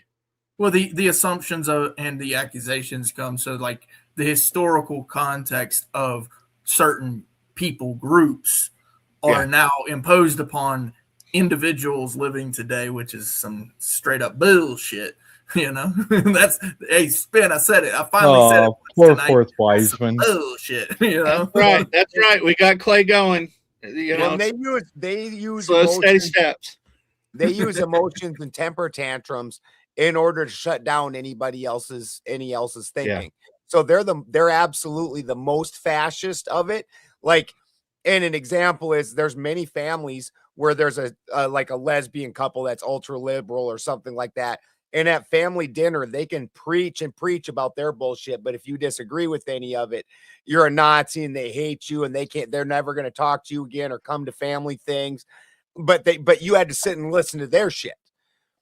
And so they can proselytize to you, but you can't ever talk about your thing. You could be Hillary Clinton, but if you even show any sign of not being with her, then you're a misogynist. Remember, like it's just. I would agree that's super common, and granted, a lot of these people I've known for a while. So they, are you voting for her? I'm like, I'm not voting for everybody. Same as last time. They're all bullshit. Yeah. They're all a game, but I don't have to identify as being someone else. I need to work on my shit. I need to work on my family, my community, my other things. I don't need to identify with another group to belong. Perhaps I'm just weird, but Well, I definitely don't think. Well, look, if you ask me, am I with her? No. Do I think we need to have a woman president? No. A commander in chief of the fucking Rome? No. I don't think we should have. I think that, you know what I mean? Like, but do I think women could be like different variations of politicians? Sure. But do I want the face of America to be fucking Kamala Harris or Hillary or any or a supermodel? No. And see, that's misogynist all you want. Well, yeah. Okay. And maybe you are and maybe you're not. But I come from a place where that could be good. But I just haven't met her yet. Haven't met her yet.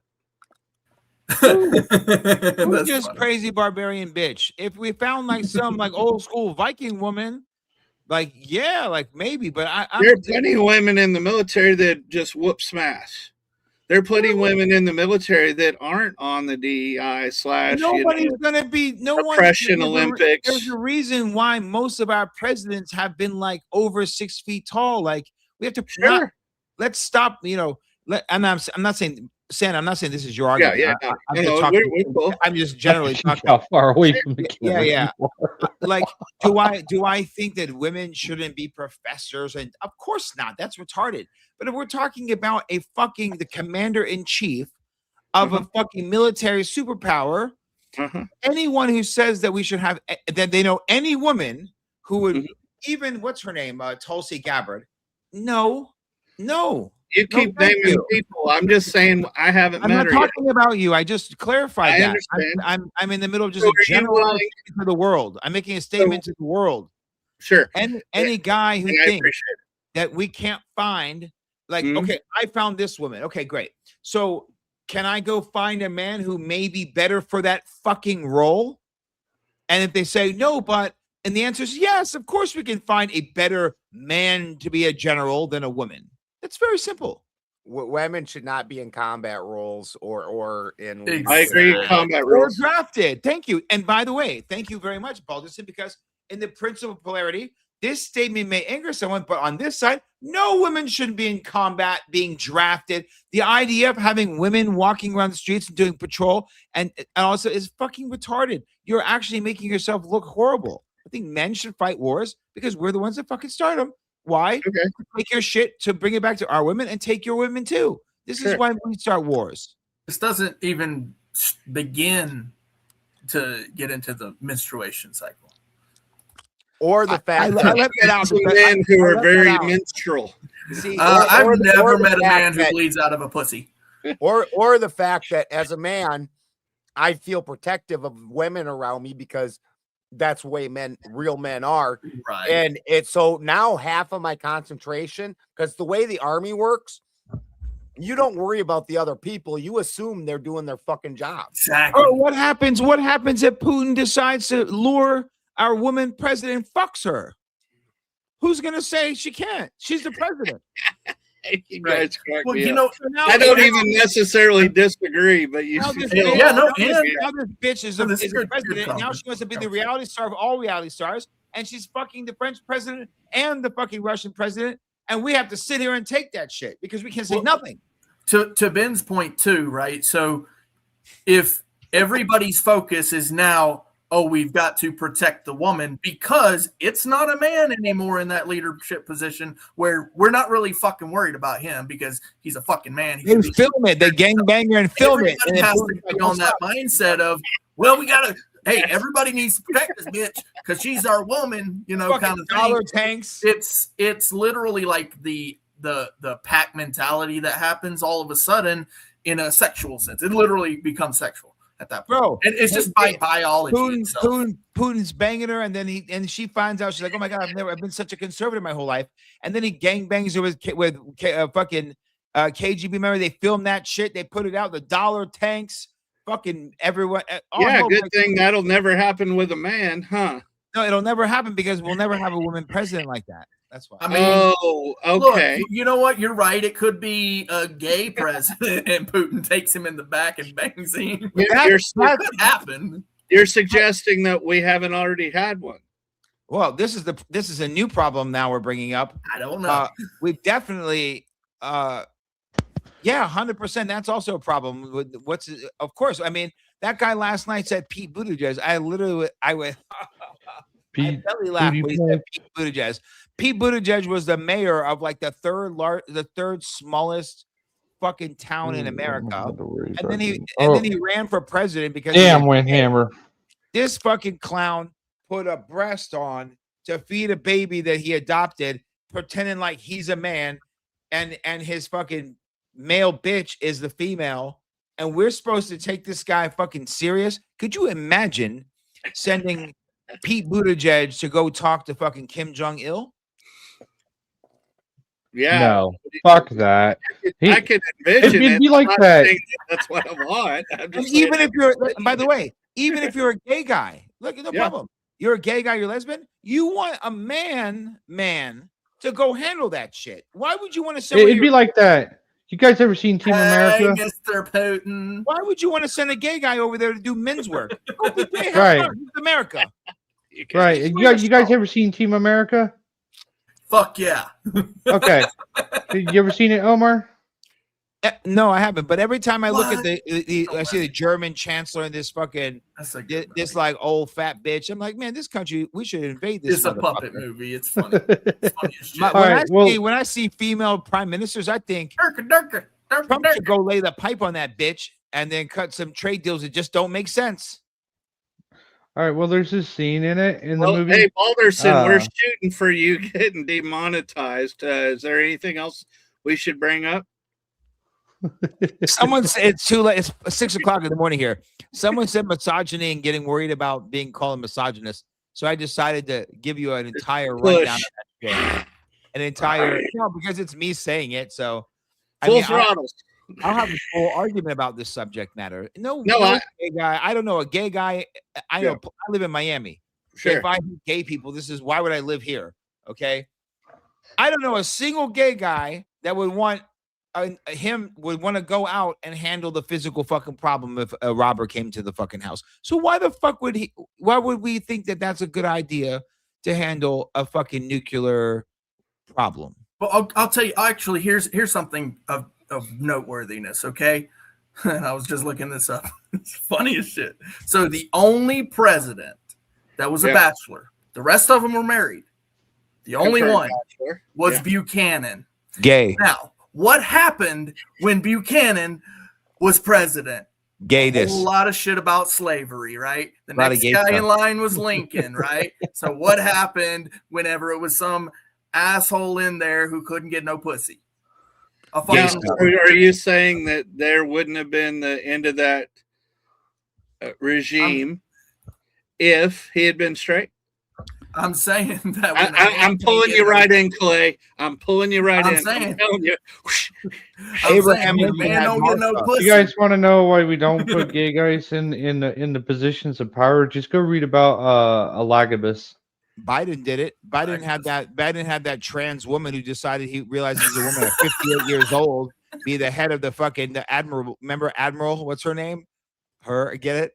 What's her name? Admiral, whatever, Rachel something. That she's like transgender medicine. But that's the important. Navy, right? I mean, think about it. The Navy right? still take orders from that bitch. 100 sailors go down, 50 couples come up. Why that's the submariners, Clay. Yeah, submariners. You mean you tell me that bitch? That means every Marine has to. Every Marine has to fucking take orders from that bitch. Yes, that is true. No longer. That's disrespectful to their entire Marine Corps. And I'm sure that it affected the esprit de corps. But see, I'm raising it as a compliment. We all know we're not arguing those. No, we're joking. We're literally joking. But I'm also serious. But also serious at the same time. Yeah, you can be joking and serious at the same time. Sure. Yeah, I mean, I'm saying the same thing. I just haven't met the woman that I would say, hey, whoa, that's the commander. You know, it's bad luck to take a woman on a ship. Well, you know what they say. There's some old wisdom when we're talking about esoteric. We don't have wooden ships anymore, Clay. Oh, because they changed wood. Well, you know what they say. But when they were introducing them, however, the fleets were coming back, and all the male integrated ships were called the love boats by the rest of us in the fleet. It was not a smooth transition. The Jews still to this day have a separate house and a separate shower outside. So when the woman is bleeding and having her moon cycle, they can shower outside because they think it's a curse. Right. Today. I'm familiar with some Native American traditions that do the same. By the way, there's an old Native American. Speaking of Native Americans, they said never trust anything that can bleed for 7 days straight and not die. I've not heard that one from the Indians necessarily. Wait, gay whale bit the end of the okay. Fourth wins the internet. That's bad. I'm even going to read that here real quick. Yeah, hold on. That's what happened when. So the gay whale bit the end of the submarine off to suck the semen out. Oh shit. She's walking away. The guy's a genius. It doesn't even matter. Recognize greatness. He has something. It doesn't matter the subject. Every time I've ever seen this guy post, it's something outrageous and on the next level of whatever the subject is. I love you. Yeah, I mean, she's flipping me off now. Yeah, Santa, you bad Santa, talking about women should never be in positions of power. Oh yeah, I mean, I was kind of surprised. I think Spin expected me to answer differently just because I have a trans daughter. When she goes, or Spin goes, do you think she's a woman? I'm like, I think as a scientist first. I'm like, biologically, no. No, if someone's presenting themselves as a woman, I'm going to call her she, etc., because I'm not sure. But there's a difference between walking around with a beard like you have and walking and pretending like we're supposed to fucking pretend. Make some Supposed fucking to effort. pretend like Yeah. you can go now into the women's bathroom. Don't because it's it's like a bad joke. You see? Well, it is a bad joke, though. It is to intentionally disrupt a culture and a society, Control. push things so far, and it's absolutely control. That's my Yeah. The point. tyranny of the minority. Absolutely. How do you feel about the swimmer dude, the Leah? Leah Thompson. We had quite an argument about that, and I said, look, if you went through puberty as a male, you have different VO2 max, you have stronger bones, you tend to all that. No, it's about output. And Right. then the secondary thing is self-esteem for everybody exposed to whatever else. Exactly. You Yeah. can't. You can't. There's no. I don't believe in Right. special anything. I don't believe That the dude's the done Jews nothing to argument about being transition. special. That or dude's being- done nothing to transition and still has sex with girls. He's Yeah. he's a lesbian in his transitional mind. I'm a story. lesbian. What do you have a problem? Yes, no, Santa agrees with us. I mean, there's got to be a line Yeah. at some point, you know, Of and that's course. really, you know, one of those situations. Their where there was a argument line was drawn. there is no line. That was the problem. They had no line. They pushed Well, for until it most became of society. until there no. is a I'm line. saying they the ones in the narrative until it became Sure. map minor attracted persons. Well, psychologically they're 8. That was a fucking argument that they were bringing in national television. Like, But there you was- see that's everybody's a special sunflower all the time. And so they expect everyone to change normality, to change majority Yeah, that's the problem. populations, change everything up, disrupt it, burn the whole fucking thing down. And Yeah, as that's- as a previous anarchist, I find that disturbing. It is Look, identity that's rude. politics. Well, you start off and say, well, as a you know, as a black person, oh, I didn't know. Oh, as a Jewish person, okay. Like as You a, what don't do you speak mean? for everybody of whatever you identify. Speak It for always yourself. has to do with Not for victim. the rest. Yeah. It always has to do with some Yeah. next statement of pain and suffering because Sure. I started off by pain and suffering. You have to accept the story I tell you after. You don't get to. I would believe that's the predicate, but That's following, the you know, argument. being a Taoist, I don't give a shit. Call yourself a balloon. Okay. Hey, you're a balloon.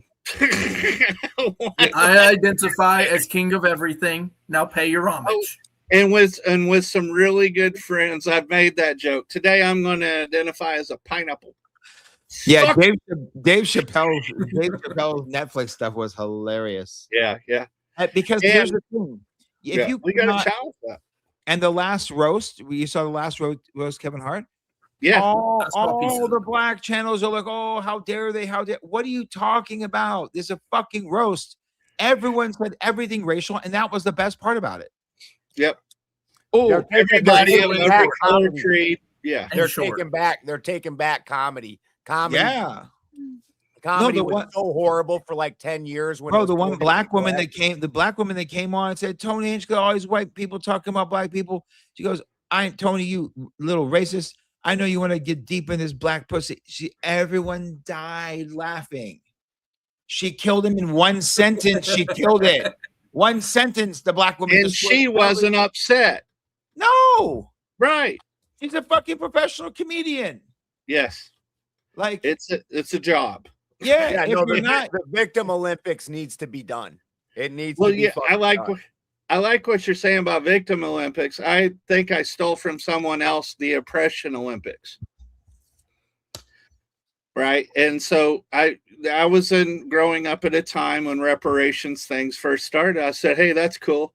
Let's do it in time order fashion though. So before we can take care of you guys, why don't we look at all the broken treaties and we'll sort it out. And then after we get through with the broken treaties, you have to subtract every person of whatever identity class you say should get reparations, all the times that they offended the very thing that you said. Because one of the things that really got me is I've been hearing recently, we built this country. And I'm thinking myself, like, Chinese people built the country. Irish people built the country. Italian. Scottish people built the country. Americans built the fucking country. If you don't feel like you're a part of it, you're free to leave. I didn't invite your ass. My ancestors didn't invite your ass. We didn't profit from it. Oh, yeah, you did. Okay, well then you profited from the technology and everything in Lake Erie and all those canals that the Irish and Scots did under similar working conditions, by the way. Or what about the fucking miners where the National Guard was dropping bombs on them? Blair Mountain, I think it is. You know, everybody's got a story. But the truth is, a lot of people had to overcome a lot of shit to build this country. No one group did it. Yep. Yeah, of course. I know, it's amazing. It's just like- logic. Yeah. Hey, sorry you got invited. I didn't do it. And then there was another one too. I think a lot of younger people didn't realize the true history of slavery. And it wasn't the white folk or the Dutch or anybody else going into the interior of Africa to pick who got to go. Listen, It was rival tribes, bro. The It's white slavery. people died off in the interior of Black Africa. Africans were loading up materials into these Dutch people's, and they saw it once they bought it. Then they saw them having black slaves loading their materials. They just said, "Hey, out of curiosity, how much for those?" Yeah, and that's it. Humans exploit humans. And guess what? Before that, guess what the Vikings were doing? Capturing. No, other that's military- You'll love no, this. that's different. They're That's still different. doing You were picking good women to breed. They're still doing it. No, How about everyone's that doing part? it. No. Right now, they're still doing it. Right? Yeah, Africa slavery is rampant in Africa. Yeah, why aren't they anyone Yeah. helping them? Yeah. Well, so they're complaining that it's not happening here Happening anymore. right now. Congo has 12 million slaves. It's happening there Yeah, it's still. 12 million But slaves. Well, okay. You know, we saw as for Lithium mines. there's slavery in India. There's slavery in just about every country. Exactly. So pick it now and make that your fucking life's goal instead of bitching about the past here. That's why I can't take the certain arguments. It's like the classic Holocaust thing. It's like, dude, listen. Yeah. And what? 10 million people were killed in Russia. I don't remember anything for them. 6 million Afghan people were killed when the Soviets invaded in my fucking lifetime. You don't see that? Me make that my fucking identity. I was alive during it. You want me to fucking erase that and say, 6 million people over there? Guess what? You didn't fucking fight. So what do you think is going to happen? But I think that argument is betraying what's really behind the scenes. And we've already said it. It's control. Yeah. But the point I'm trying to say is that if you're a man and you choose to get into a train by your enemies and you're okay. So then I was clarifying which train you were talking about. So The then Putin my thing argument is real simple. To become a slave, you have to be captured alive, right? Okay. So then what are you saying? That 6 million of your people were captured alive 87 years ago? And you want me to feel what about it? You know who would say amen to that? Frederick fucking Douglass. Yeah. Started as a slave, became an unslave, and it was one of the few black men to carry around a gun, said, "Take it from my fucking hands." My entire bloodline in family in Afghanistan would be speaking fucking Russian if we were acting like you fucking. Sorry to cut in real quick. I'm gonna go ahead and head out, guys. I'm exhausted. Yeah. Take it easy. Have a good night. There's a reason why Armenians at 40 years and older speak Russian. Right, brother. Okay. Yeah. Okay. And you fight as long as you fight, and you stop when you stop, and that's you and your choice. Why are you bringing it into my reality, and I'm supposed to think differently about your opinion of something or give you special whatever, like black slavery in America? Got it. And horrible. That's my and argument. You weren't alone. My argument is, and yeah, my ancestors, part of them, contrary to popular belief. Well, I wish I had some black in the me. Trail of Tears wasn't paved with cash. Bro, if I had 1% black in me, it would be over. I'd be seeing that. Well, I know. I'd be dropping in nonstop. Like you'd be. I would be. Hey, I get to go. Hey, one drop, motherfucker. You know what? A friend of mine actually called me. A friend of mine actually called me white passing. I said I'm not passing for shit. I'm who I am. Not everybody was captured. They call you white chocolate. When it comes to the Trail of Tears, not everybody was captured. I'm Cherokee, not black. No, I'm white milk chocolate. The Seminole, they finally got a small portion to call their own. which is Bro, my listen, if they feel a certain Yeah, way hey, about no it, problem. sometimes I'm say going to it. break into your house.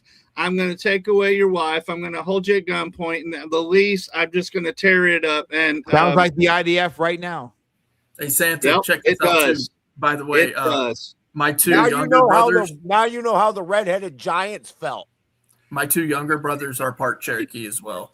Yeah, So, very common in America.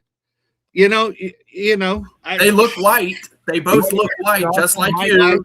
White passing because the Cherokee and the Iroquois, the quote civilized tribes, bought into the bullshit. Right. And said, "Oh yeah, we can, we'll be all civilized." You guys can assimilate with us, is what they were thinking. You want to hear something awesome? My kids are 4. 2 of them are half me and half Persian, and 2 are half me, half Russian. Yeah. And That is cool. And when I say half Persian and half Russian, I'm saying their families 1,000% from there. Like they're the first. Yeah. Guess anyway, what they all so are? I'm gonna head out. Alderson, thank you. Clay, we're just warming up, man. Come on, you're young. Yeah, Balderson, we gotta. We need permission from the Jarl. We can't just. Omar, thank you for having this conversation. Hail Lord Balderson. I loved it because you know what? I learned a lot about the occult because you two are discussing it, right? I probably wouldn't have learned quite as much if it was somebody else. So I really appreciate that. I obviously don't agree with all the Christian stuff that you guys point out about those Christian doctrines. A lot of that shit is not what I actually go by the actual words in the actual books, the actual letters, the actual scrolls. That's what I go by. So I appreciate you, pointing out that they are not doing that. They're going to this other weird shit. So I appreciate that. And I appreciate, like I said, the occult conversation. I learned a lot. Thank you so much. Yeah, I think it was great, Balderson. That was, and we just impromptu'd it. I messaged. I saw the message and I was like, "What the fuck?" They were calling me a gay Jew plant. Well, I'm sure I'll see you guys tomorrow night or not. No, Clay, you can't go yet. Read Forth Weisman. Read Forth Weisman, Clay. Read Forth Weisman. What does he say? Clay is now occulted. Clay is now occulted. Well, I know what it is for sure. That helps a lot. And it's a lot different. It's not spooky evil shit. It's natural. No, it's more based on science. Yeah. Yeah. And we don't have any ideology. Although Balderson said he is an Odinist, but again, he explained it perfectly. So if you believe he understands what that means too. Yeah, but if you explain right? anyone who believes in one supreme creator and he used the name of the All Father, then you agree with him. I'm just now, saying. Omar, did you? Sorry, Shaman. See you on the next one. Yeah. No, Omar. So, did you look into the panentheism yet? No, I haven't. I don't expect it to. I'm going to put it. That there are flavors of it, just like denominations. Yeah. I promise. I have it up right now, and when I close my computer, when I open it, the first thing I'll see is panentheism. I never even heard that before. It's the understanding of the all, the original all, that we're all part of the all. And it's fractals, and you get arguments from there, but that's the overriding thing. Where I hate that they take that understanding is just because we are the all is all of us doesn't mean that we are each other. So like if I'm looking at a car, the car is the all. The engine is the car, the transmission is the car. The engine is not the transmission. Right. So while we can all be of the all, that doesn't mean that there's not an interplay between each other, because we're not exactly each other. Yeah. We're the differentiations of the all. Yes. Or the aspects or the eyes of, there are a lot of metaphors for what that is. I think you might really appreciate it. That's why I followed up on it. And no, I'm gonna definitely. I didn't forget the word. It's popped up in my mind a few times since then, but I haven't really been in front of the computer too much. Yeah, I just love it. Like I'm hearing the occult. I'm familiar with more occult than I let on. I just like to soak it up from people who know more. But what I've tended to study doesn't overlap with the Odinism or the Germanic cultures, or No, you just apply some of your. the Asians do. But when I hear you guys talk, I mean, oh, so this is this word in this culture, and it's this word in this culture, and a lot of times the concepts are the same Yeah. lessons we all need to learn. It's that's how you know you're on a path of truth, is when you can see answers that triangulate to your belief, regardless of the stories around it, the names and personifications. These are just the way people explain things. And by the way, is it not better to explain things in stories? That was their movies. Yeah. Yep. Yeah. That was their. And oral traditions are frankly hella reliable, but the reliability is the main content, main point. not the specific words. But yeah. Exactly. The characters, the reasons for the journey, the entire journey could be made up, and the finale, the finished point, Yes. The the hero's reason journey. for the journey, the reason it started, and the reason and the outcome, and Yeah. everything else can change in the middle of that. It doesn't really. There was a certain art to spirituality. There was less rigidity. There was more art to it. There was, you know what I mean?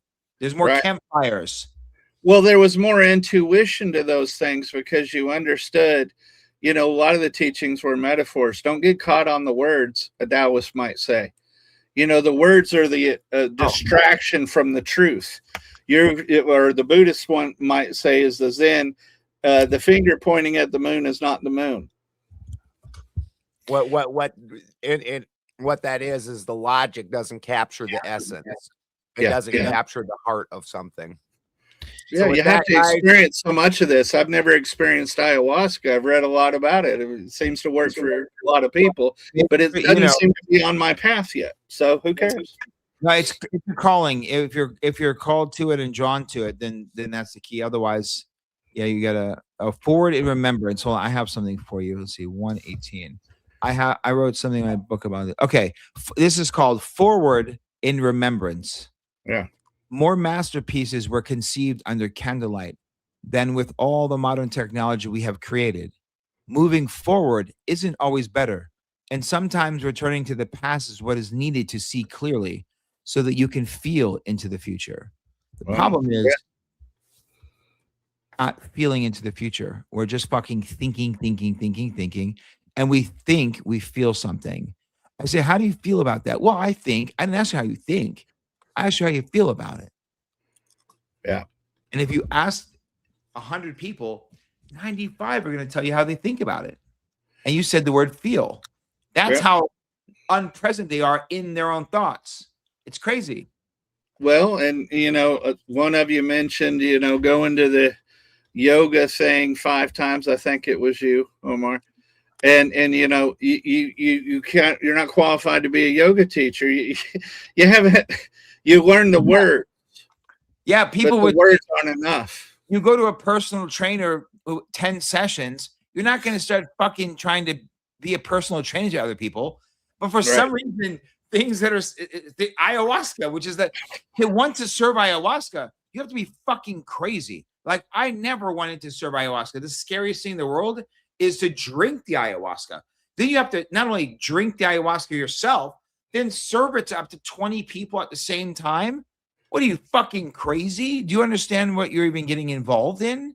Because seems to me like, wouldn't you be splitting yourself or combining all of them with you? I mean, either one. Yes. Yep. And do you understand what it takes to be able to do that with 2, you and 1? It doesn't start like that. And so people we even watched that in an EP, Sweat Lodge. People are crazy. Yes. They're like, oh, Omar, you must not even be afraid. I'm like, what? The thing I'm scared of the most in the world is ayahuasca, you idiot. Sure. It's the most fearful thing imaginable. But fear as respect. Yeah, because I serve them. Because it's like you wouldn't walk into a tiger's cage and just pet a fucking tiger. But if someone's pet the tiger 3,000 times, maybe you're more comfortable going into the tiger. Sure. Okay, and so I know it's still a fucking tiger. Right. So I know how to approach the tiger. Well, and I I had a little bit of this when I was going to ceremony and preparing to Sundance, where I didn't understand the Inipi for a while. Yeah. And then as you progress, and then as different parts are explained to you, you start to understand, wow, the Inipi, we're all sharing that, which is what I heard you describe about the ayahuasca. You're joining with those energies could intermingle. Of course. And Nipi is a sweat lodge or in Temascal. Yeah, Yep. yeah. 100%. So I drink I just peyote. happen to be dancing with the Lakota, but yeah. We drink peyote and then go in, or and we drink San Pedro and then go in. It's crazy. Yeah, I almost made some of that for myself, and I'm like, I need a guide. I don't want to. Not so bad. But you have to make sure you're doing it in front of the sun, because the sun is the master to that plant. For the San Pedro? Yeah. Yeah. The sun. What about the peyote? Sun. Cool. Now, this different tradition has it, set and setting, right, and everything. Sure. But they're also doing, the singing that's at transcendent level. You're interacting. Yeah. And everything like that. So I'm not disagreeing with all. I just I've done hundreds of Inipis, like, and I've done hundreds. Well, no, I meant in the peyote one, or at least this tradition. I'm not saying this is how peyote goes or whatever, but when they were doing it with the clan Diaspe that this family is part of, their tradition was that they take the peyote, everything's going, you go into the teepee, everything's locked down, there's fire, it's very structured, very rhythmic, a lot of things that we're talking about. And it seems awesome because I talked to the people afterward, and it's not that words can be expressed, but it's the sense of an essence. Yeah. Essence. Yeah, connecting to the fire and the smoke, which is it's all amazing. I mean, I spent a considerable amount of my life I didn't, I have 15 years. That's what I do. Like, there's no day job. That's what I do, and so between me serving medicines, going here, learning this, doing this, nonstop. So it's all amazing stuff. It's just that now I'm like, okay, let's take a little. I realize, like, you can't serve, medicine you can't serve ayahuasca to the whole world, but the truth is the medicine, and words are medicine. So you can speak, you can wake someone up, and the most important thing is planting seeds. The master learns how to plant a seed, and then someone's curiosity will grow.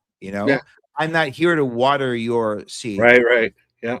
Your job is to water your seed, but we're here to plant seeds. And so that's why, Balderson, I want to say thanks, man. I'm happy we did it. I knew we were going to. That we did not for not any reason. No, this was fantastic, brother. We got to keep it going. Though we should consider doing this on at least if not a regular basis, at least a semi-regular basis. Yeah, we should. Good shit. We should do the, and we have to make. But here's the thing, because I'll push it on like my Instagram and stuff. But we can't get into anything crazy. Like, someone can't be asking me questions about like women presidents or yeah. That's why I was trying to curtail that. I know. Beginning. I was like, I was also, because my apologies. My apologies. No, Santa, you can't make any mistakes, dude. It's we've been on here for fucking 6 hours. It's fucking even in California 3 a.m. So yeah, I'm about to get to work. So that's awesome. Love you guys. All right, thanks for coming on, everybody. Over and out. See ya. Just me and Uncle Ted Talks. Uncle Ted Talks. Ideas worth spreading. Critiquing the direction this entire culture heading. When the mail goes kaboom, I'll be safe in my room streaming Uncle Ted Talks. Got aviators on, world just moves along. Spread like butter, spread like cover, like butter.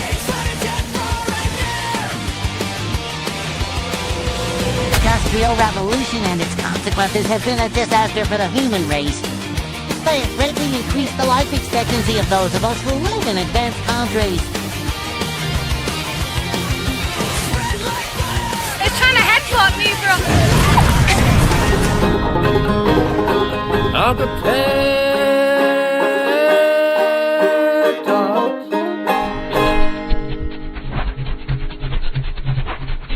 When it was published in 1995, a man stepped forward to identify his brother as the Unabomber. No way. Yes way, Ted!